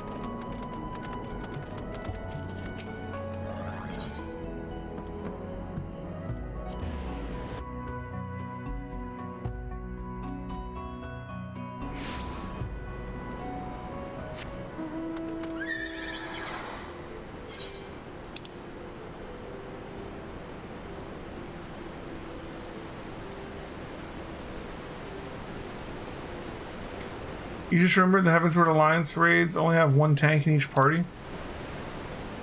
Is that bad? It's fine.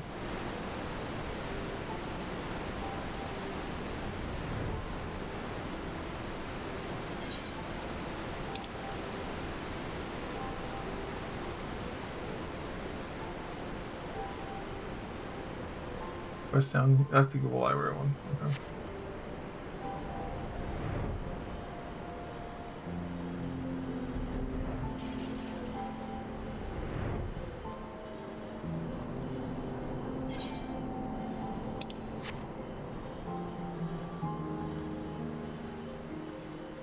Often use the most boring role on 8-mans anyways, yeah, pretty much.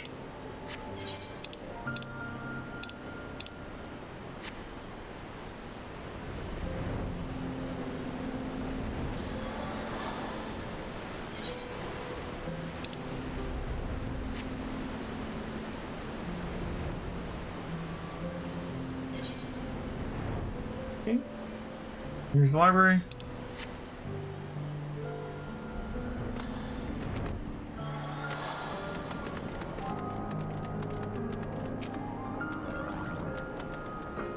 Oh, there you are. Good to see a woman who doesn't shy away from a challenge. You see the sturdy-looking door just ahead to your left? That'd be the entrance to the Forbidden Vaults.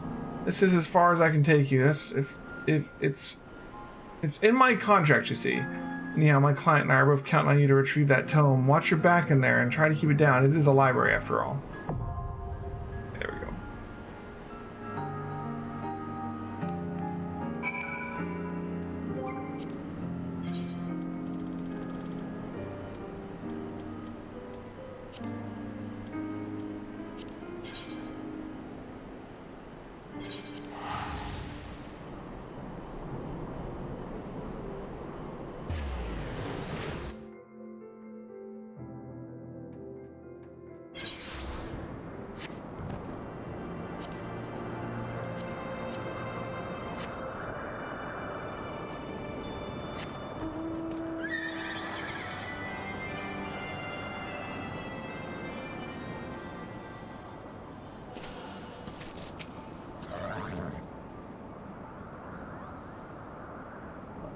Thou hast discharged thy duty admirably, child of Mogholm. And greetings to thee, warrior of warriors. Thou dost have my gratitude for thy hasty arrival. I have bid thee hence to Som All to aid in the quieting of these sacred grounds. When Nidhogg did meet his end, his minions quit the slopes of the mountain, and its once tranquil passages have become home to all manner of beastly intruders. And worse, the fires at the core of Som All rage and swell, as if roiled by some unwelcome parasite.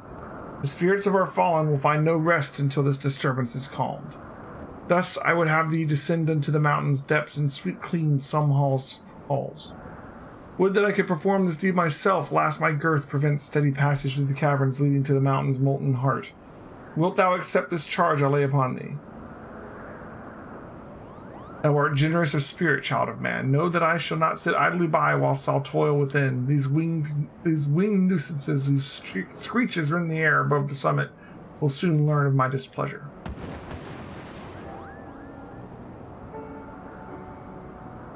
I sincerely hope Vidofnir never thinks of me as a winged nuisance. Anyway, good luck in there, Elheim. There's some all hard mode.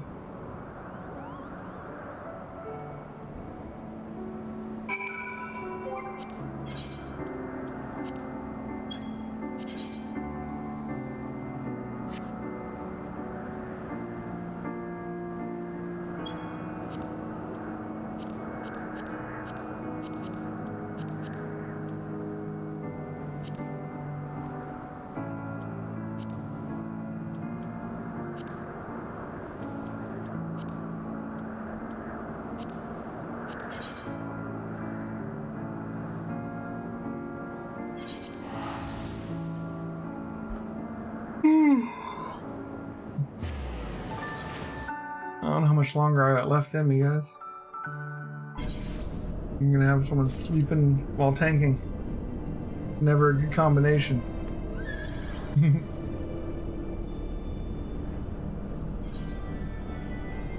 See all these things unlocked. There's so many of them.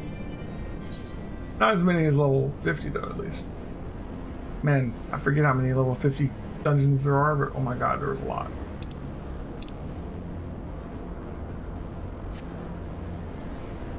Some whole hard music to wake me up. I don't think music's gonna do it, man. I think I just need to sleep.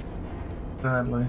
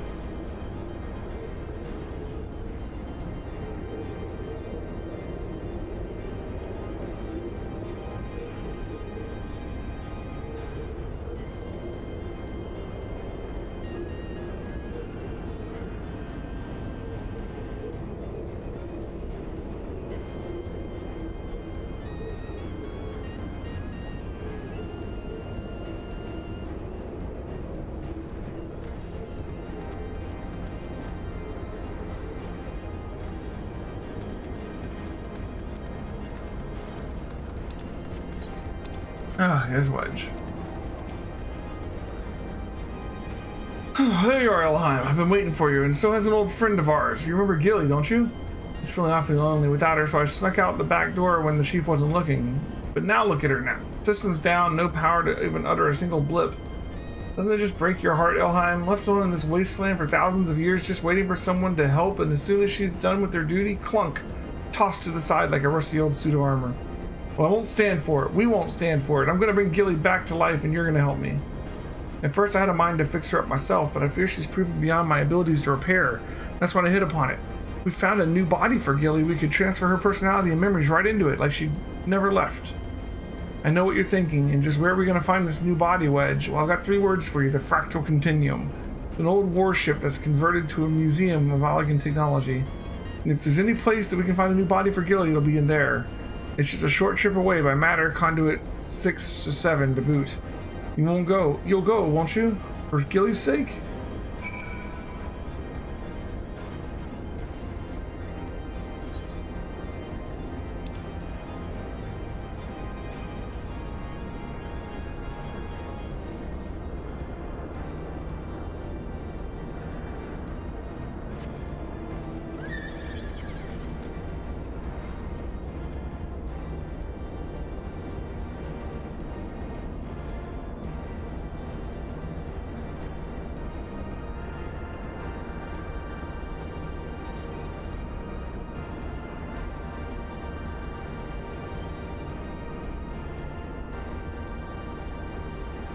Talk to the teleporter? Oh, really?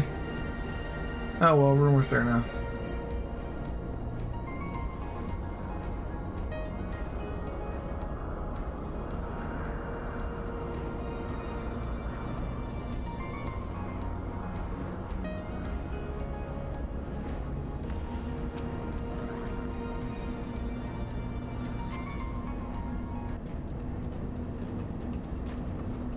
Transport is available from this location to the Fractal Continuum, the greatest storehouse of technological marvels in all of Alag.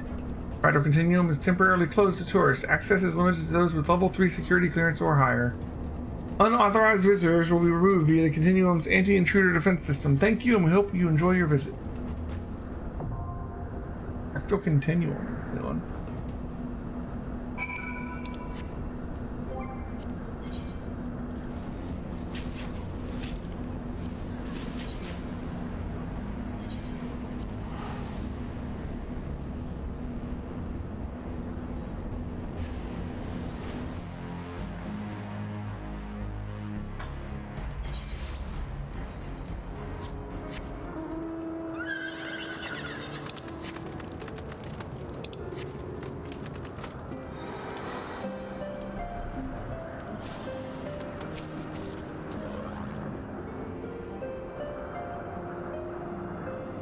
A supply airship has gone missing, you say. Well, that would certainly explain why our provisions are so late in arriving. I did, in fact, spy a vessel charting an erratic course northwards a short while ago, but as it seemed disinclined to make a port here, I paid it little mind.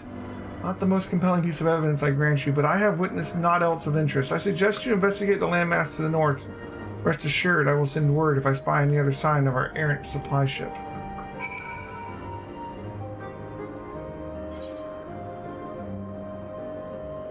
Is here? No.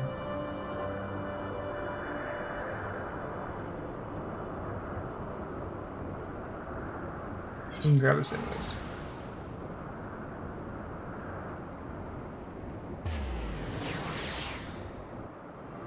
Thanks, Mines. Yeah, we have a lot to do. I want to still try and get these quests done so we have everything unlocked. And we're flying through the patch quests pretty smoothly. I think we could definitely just knock them out pretty fast, although there's going to be some dungeons in there at some point too, right? Oh, here we go. The Tremontine returns, and with it the white. So too comes the great Netherling warrior. Like double rainbows in the mist, Sanu knows not what to make of this. An eye in the hands of a Netherling? Storm clouds of the Vundu are no match for the eye's might. Smash it against the Aetheryte and the whale's crown, and you'll be vulnerable once more. Bind him with chains of steel and drive him from Cloud Sea. Return Zephyr winds and sunlight to our lands.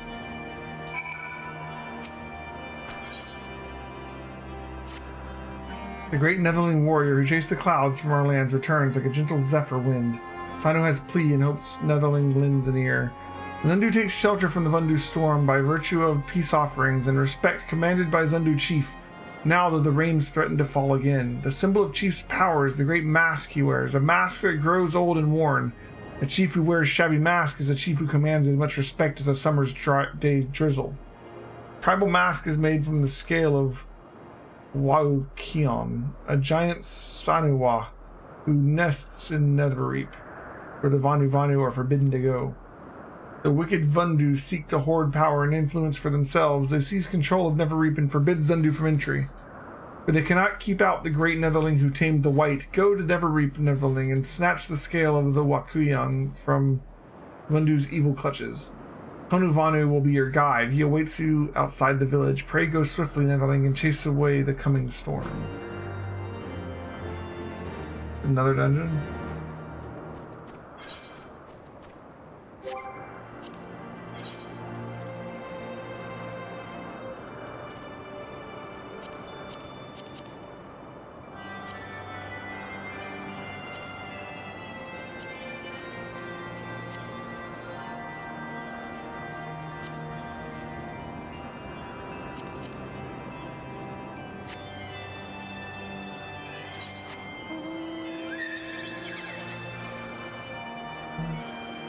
Here, over here. Okay.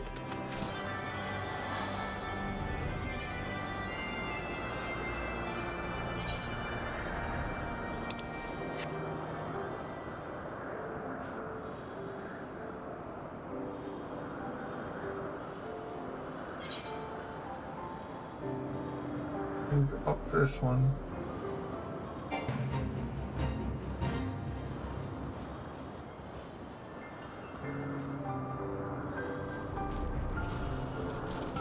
Parts.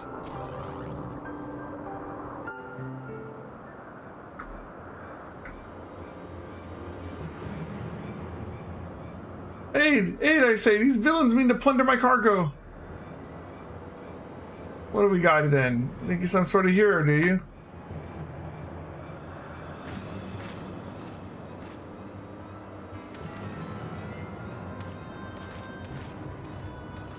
Well then, you won't mind if me mates here join the fun. Make a more heroic tale, won't it?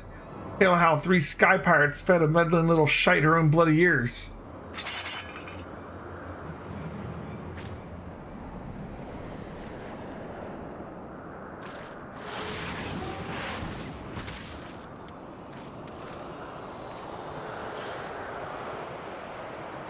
What the? Oh gods, I know that ship, it's...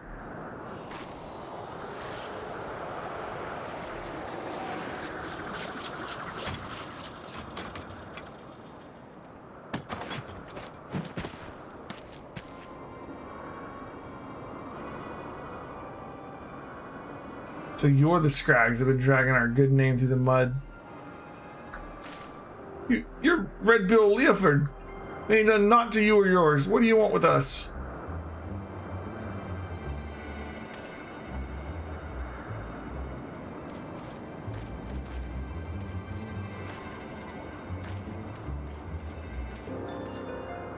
I think I made my position pretty clear. You take on the mantle of Sky Pirate and you agree to a certain code of conduct.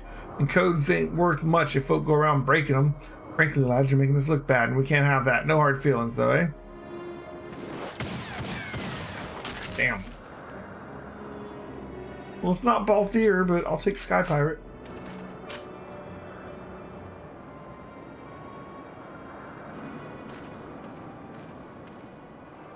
Thank you, Mr. Leoford.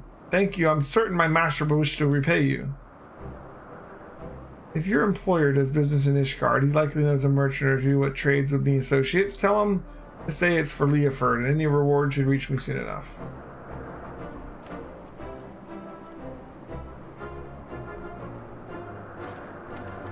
As for you, adventurer, 'tain't often someone beats me to the scene, but then I expect naught else from a hero such as yourself, Elheim. That is who you are, ain't it? I don't know too many other lasses with one of them marvelous mana cutters the Ironworks streamed up. Well then, it seems you've saved me the trouble of tracking you down. I'd been hoping to have a word with you see.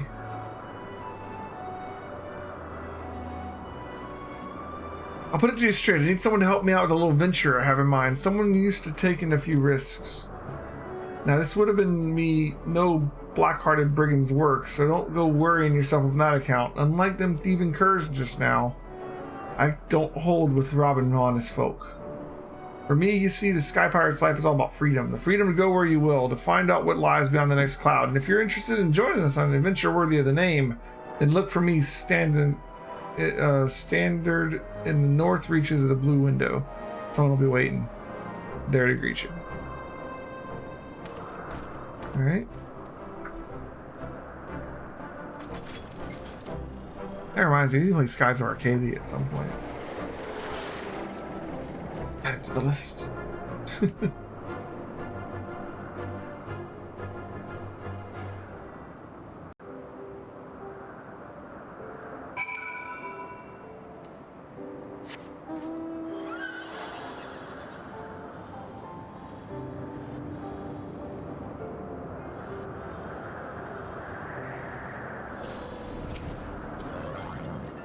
There you are, Elheim. The Enterprise Excelsior is ready to depart whenever you are. Say again, Chief Sonder wants you to smash some gemstones against an aetheryte to dispel a barrier of storm clouds. I don't even know where to begin. Ah, the hell's with it. Maybe it'll bring us good luck. I'll rendezvous with you there.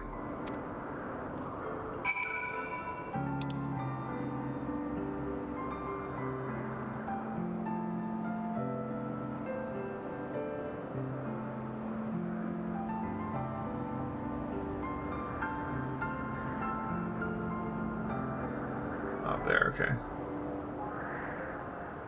Alright, let's forward to here to get us closer.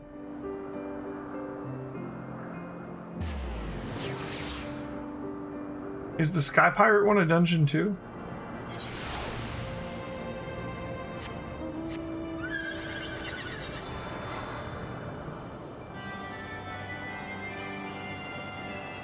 That's the Alliance raid? Really?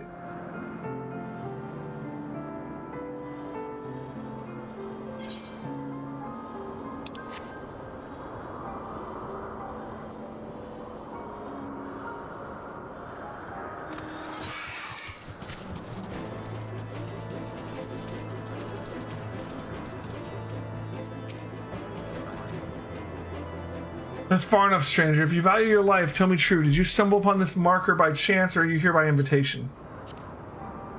That would make you the hero the captain said to watch out for. Well met. The name's Stasia.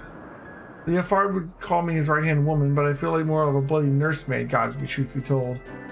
Anyway, my thanks for coming to hear him out. If you'd follow me, I'll take you to the Red Bill's nest.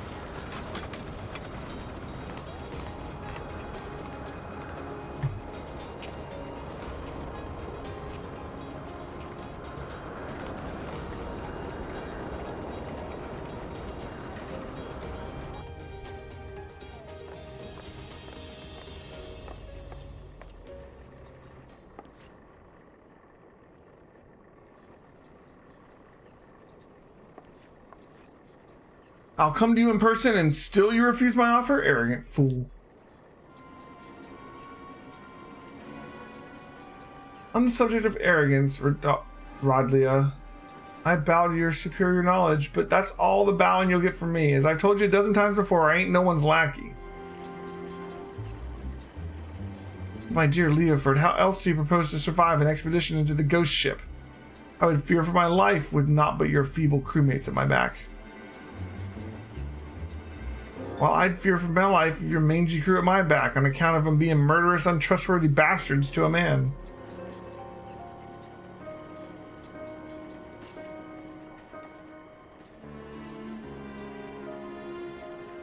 Thought you cleverer than this, Red Bill, but no matter. I always get what I want in the end. 'Tis merely a question of method.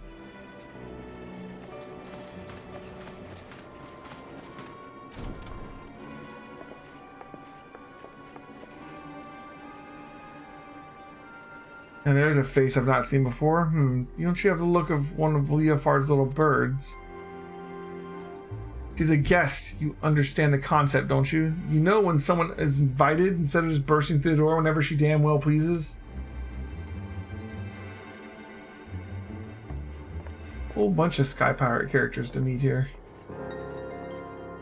That was Rodlia, Captain of the Talons. She knows Leofard's the best Sky Pirate alive, and the fact he won't join her sticks in her craw. Are you gonna let them talk to you like that, Captain? We should teach some Red Bill some respect. Patience. When all this is over, we shall see who rules the skies.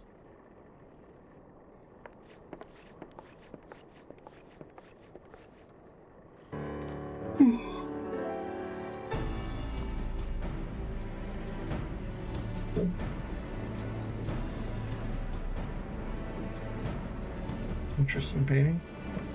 Oh there, hero. I promised you high adventure, and high adventure you shall have, for we plan to board the Sea of Clouds' very own ghost ship. Nice. Or what folk have taken to calling one anyways. Every day the past few weeks have brought in within a new sighting of the self-same vessel, a massive airship of queer design adrift in the wind.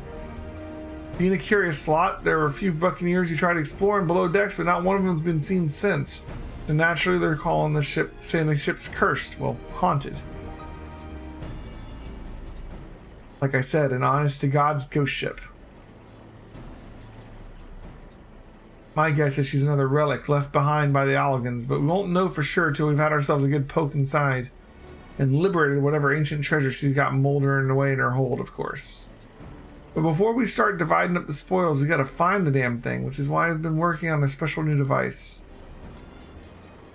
Finding her will be the easy part. What we can't do without is a veteran explorer, eh? If what ain't afraid to fling herself face first into the jaws of danger. Now I know you're a gallant champion of the people and all, but strip away the fame and glory and I'll wager you're still an adventurer at heart. So what do you say, you Elheim? Fancy a plunge into the unknown at the sight of a Red Bills? Yep. Then it's settled. Let's pay a visit to our crewmate, Utata. She's working on a way to track the vessel.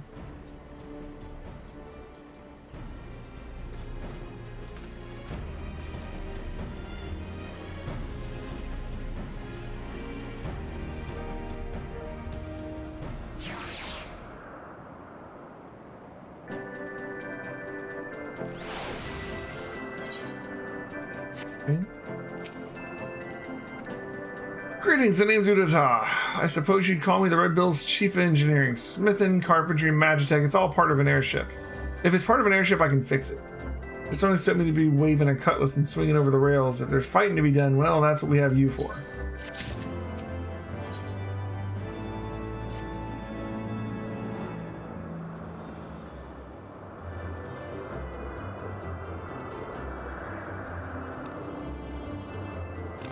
Well met, ladies and gentle pirates. Now that we appear to have our hero, I'm happy to report that we've overcome the last obstacle to boarding the ghost ship. Meaning your project is proceeding as planned. That it is, Captain. I knew this would be a perfect place to take readings. This scant amount of background aether makes it easy to follow the derelict's trail. The ghost ship has what Udata calls a unique etheric signature. She's been building a device that can sniff out this particular spectral flavor and point us in the right direction. I call it the Ecto Compass. It's allowed me to collect some solid data on the vessel's movements and plot a reliable intercept course. No groping blindly through the clouds for us. All the ships are loaded and ready to fly. Just say the word, Captain. Udita, you best stay here out of harm's way. Keep an eye on the Mather trails, eh? Aye, Captain. Grab an armful of treasure for me. Now, we've got no way of knowing what's waiting for us on that cursed hulk, Elheim, so you'd best bring along a few mates if you know you can trust. Don't hurt to be too careful, seeing as how you'll be going in first and all. That's how you were going in first, didn't you? Well, you will. The rest of us will be guarding the rear, just in case Rodley and her brood decide to stick their beaks in where they ain't wanted. Don't worry, she'll not get past us, so you can concentrate on carving a path into the ship's belly. And honest to God's ghost ship. Ho ho ho! We come here, make sure a half.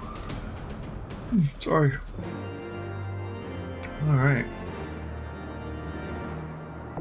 Boom! Void Ark is now accessible. Alright. Guess we got floating around here.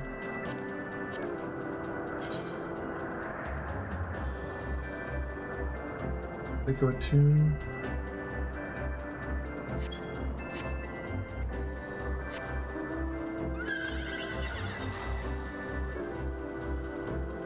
Alright, so let's get attuned to Bismarck.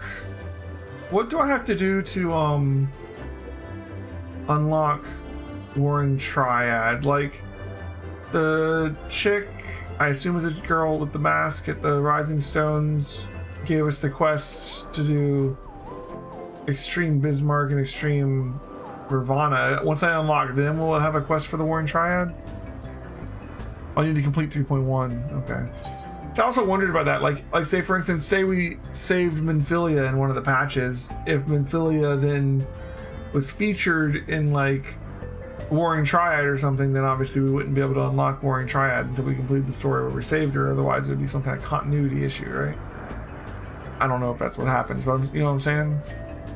So I figured that there might be like a required quest to unlock some of it. So far, it's been all just opening up. It's nice. Some Psychon is a lot behind certain MSQ patches, yeah. That makes sense. Oh, where was it? Over there.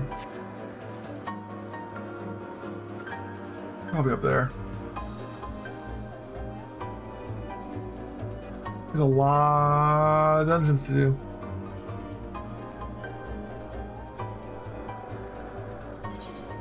Oh, missed it. This crystal here.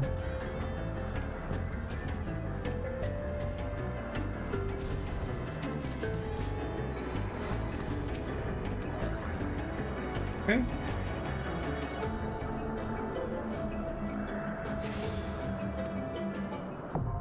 Right, Limitless Clue Extreme now accessible.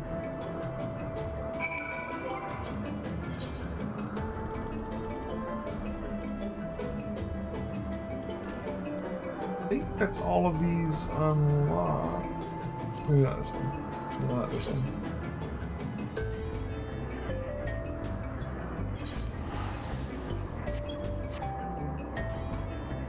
Oh yeah, reap what we sow. We gotta do that more still, yeah. You're right. This one first, and then we'll do that one. So for Sunday, because the next 3 days are gonna be Danganronpa, and we're coming up on like the climax of Danganronpa. Like we're starting right into the investigation and class trial tomorrow night, and then Friday is gonna be pretty crazy probably. But Sunday, when we get back to Final Fantasy XIV, we're gonna have a whole lot of dungeons to do. Hopefully we can get a 4-man group and just start knocking them out, you know?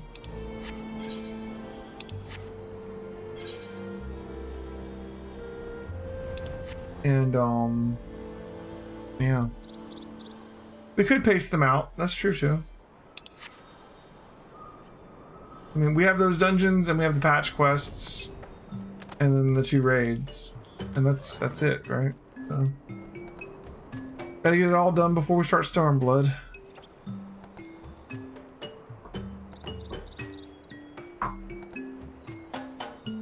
It makes sense to do them like in a big group just because we have the whole party together and we can just take care of them. And then we can do the patch quests just, you know, as one big long story. We'll see. Ah, our hunter friend, welcome. You come hunting gods once more. 3 alliance raids each expansion. The non-mind is glad for your thirst for divine blood. Ever more rapacious do the unmind grow as they seek offerings to glut our deity's insatiable appetite. Another path to our god's domain. Yes, there is but one way. You must seek out Geinhive on the far side of the colony and attune your spirit to Aetherite its constant within. But the deed is not possible. We hear the crystal is warded by ancient ritual magics. The One Mind have woven the seal such that only the most worthy of warriors should be granted leave to enter. Thok asked Thok, and they do not share with the non-mind what they consider worthy.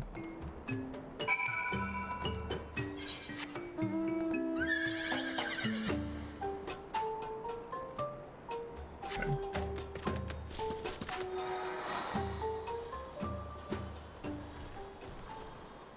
3 Sky Pirate raids and 3 Warring Triad trials.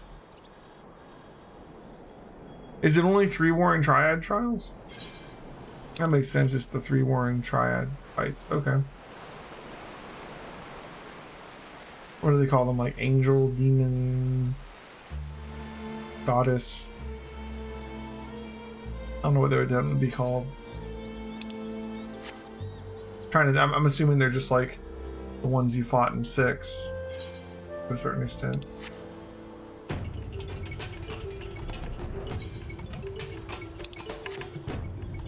Too bad there's no Kefka.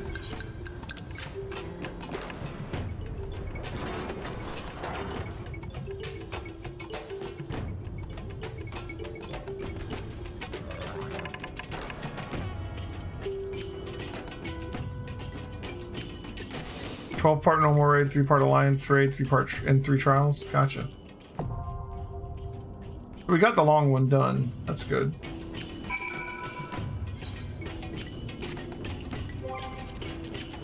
Is there anything? Oh, yeah, there was.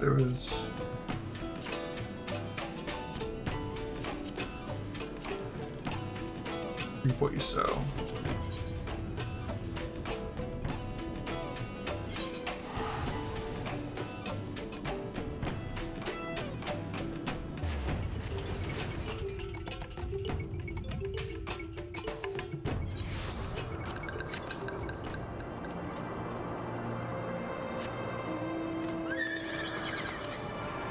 We didn't get everything done that I wanted to tonight, but we've also already been streaming for 4 hours, so it wasn't exactly a short stream either. There's just a lot to do. And we did finish Alexander, and we did do, I'd say, at least half of 3.1. I'm not entirely sure exactly where we are in it, but I feel like we've made it a fair ways through 3.1.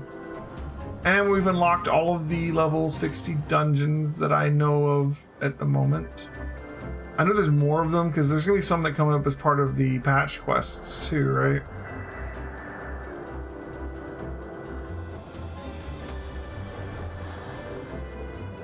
But on Sunday we should be able to start knocking out these dungeons and continue pushing through the main story.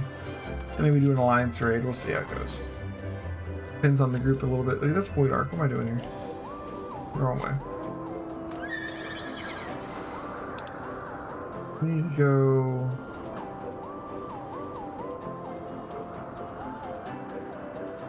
There's Never Reap.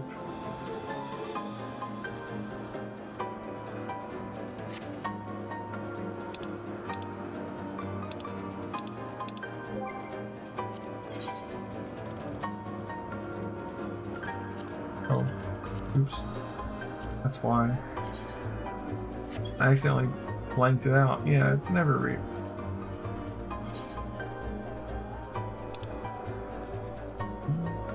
Past this. 8 optional ones I have now. Sweet. Yeah, there'll be some non-optional ones, right? That are part of the patch. I don't think there is one for 3.1 though. I think 3.1's all just like I said, like setup story sort of. It was 3.1 through 3.5? Is that right? And 3.4 and 5 you said were like set up to Stormblood. 3.1 through 3.3 are conclusion to Heavensward, sort of. Hanu Vanu waits for Netherling Warrior, and Netherling Warrior comes. Netherling Braves never reap to retrieve the Waukyan scale for Zundu. Hanu's heart flutters in gentle winds of Netherling's kindness. Never reap a sacred land to Vanu Vanu, but Vundu comes with their wicked ways and transform Never reap into tempest of terrors. Watch your tail feathers, Netherling. Never reap is now accessible. 1.13's wrap up, 3.434 and 3.55 are set up. Okay. At what point do you think we should stop and watch like the Stormblood trailers, or should we? Are they going to be spoilery? Get like the what's to come trailer video awesomeness.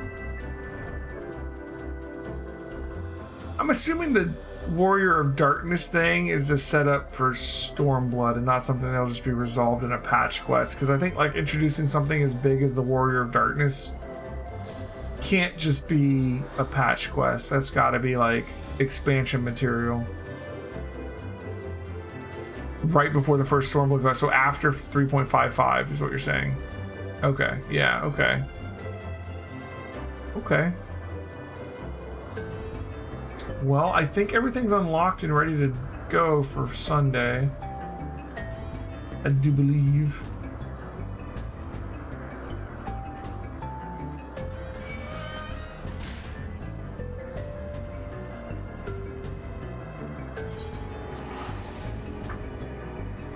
And it's after 11. I normally like to go until later, but I gotta catch up on sleep this week. I think we're gonna stop here for now. It seems like a good stopping point. We got 4 hours in tonight already. I started early because I knew I was tired. So I wanted to make sure we got a lot done. And I think we did. This was really good. Thanks again for your help, guys. As always, it's always appreciated. And I look forward to Sunday. I think we're gonna have a lot of fun. I also look forward to tomorrow. If you like Danganronpa, come by for that. It's my favorite trial in Danganronpa 2 that we're gonna be getting to. We need a Gilded ZZ. We need so many emotes. We really do. We gotta get more subs so we can unlock more emote slots. Like I have more emote slots that are like tier 2 and tier 3, but I only have like the 5 emote slots for tier 1 subs, you know, so I can only do so many. I haven't actually filled in anything in the tier 2 and tier 3 ones because it's like I just haven't done it yet. Hey Shadow, speaking of subbing, thanks for the subscription, Shadow Swift. My never present mod, but my favorite mod. How's it going, man? Shadow Swift is one of my moderators from way back in the day when I used to be popular. Showed up just in time for the end of the stream, man. How's it going? You lurk when you can. Oh, I appreciate the lurks, man. I'm gonna get some sleep so that I'm well rested for this weekend. Tomorrow night, if everything goes according to plan, I'll probably start the stream with some Ys, Oath, and Felghana before we get to Danganronpa at 8 o'clock. So I'll probably try and start like by like 6 or 7, hopefully 6. And then we'll have Danganronpa. So anyways, thanks for watching, guys. And I'll see you next time. Bye.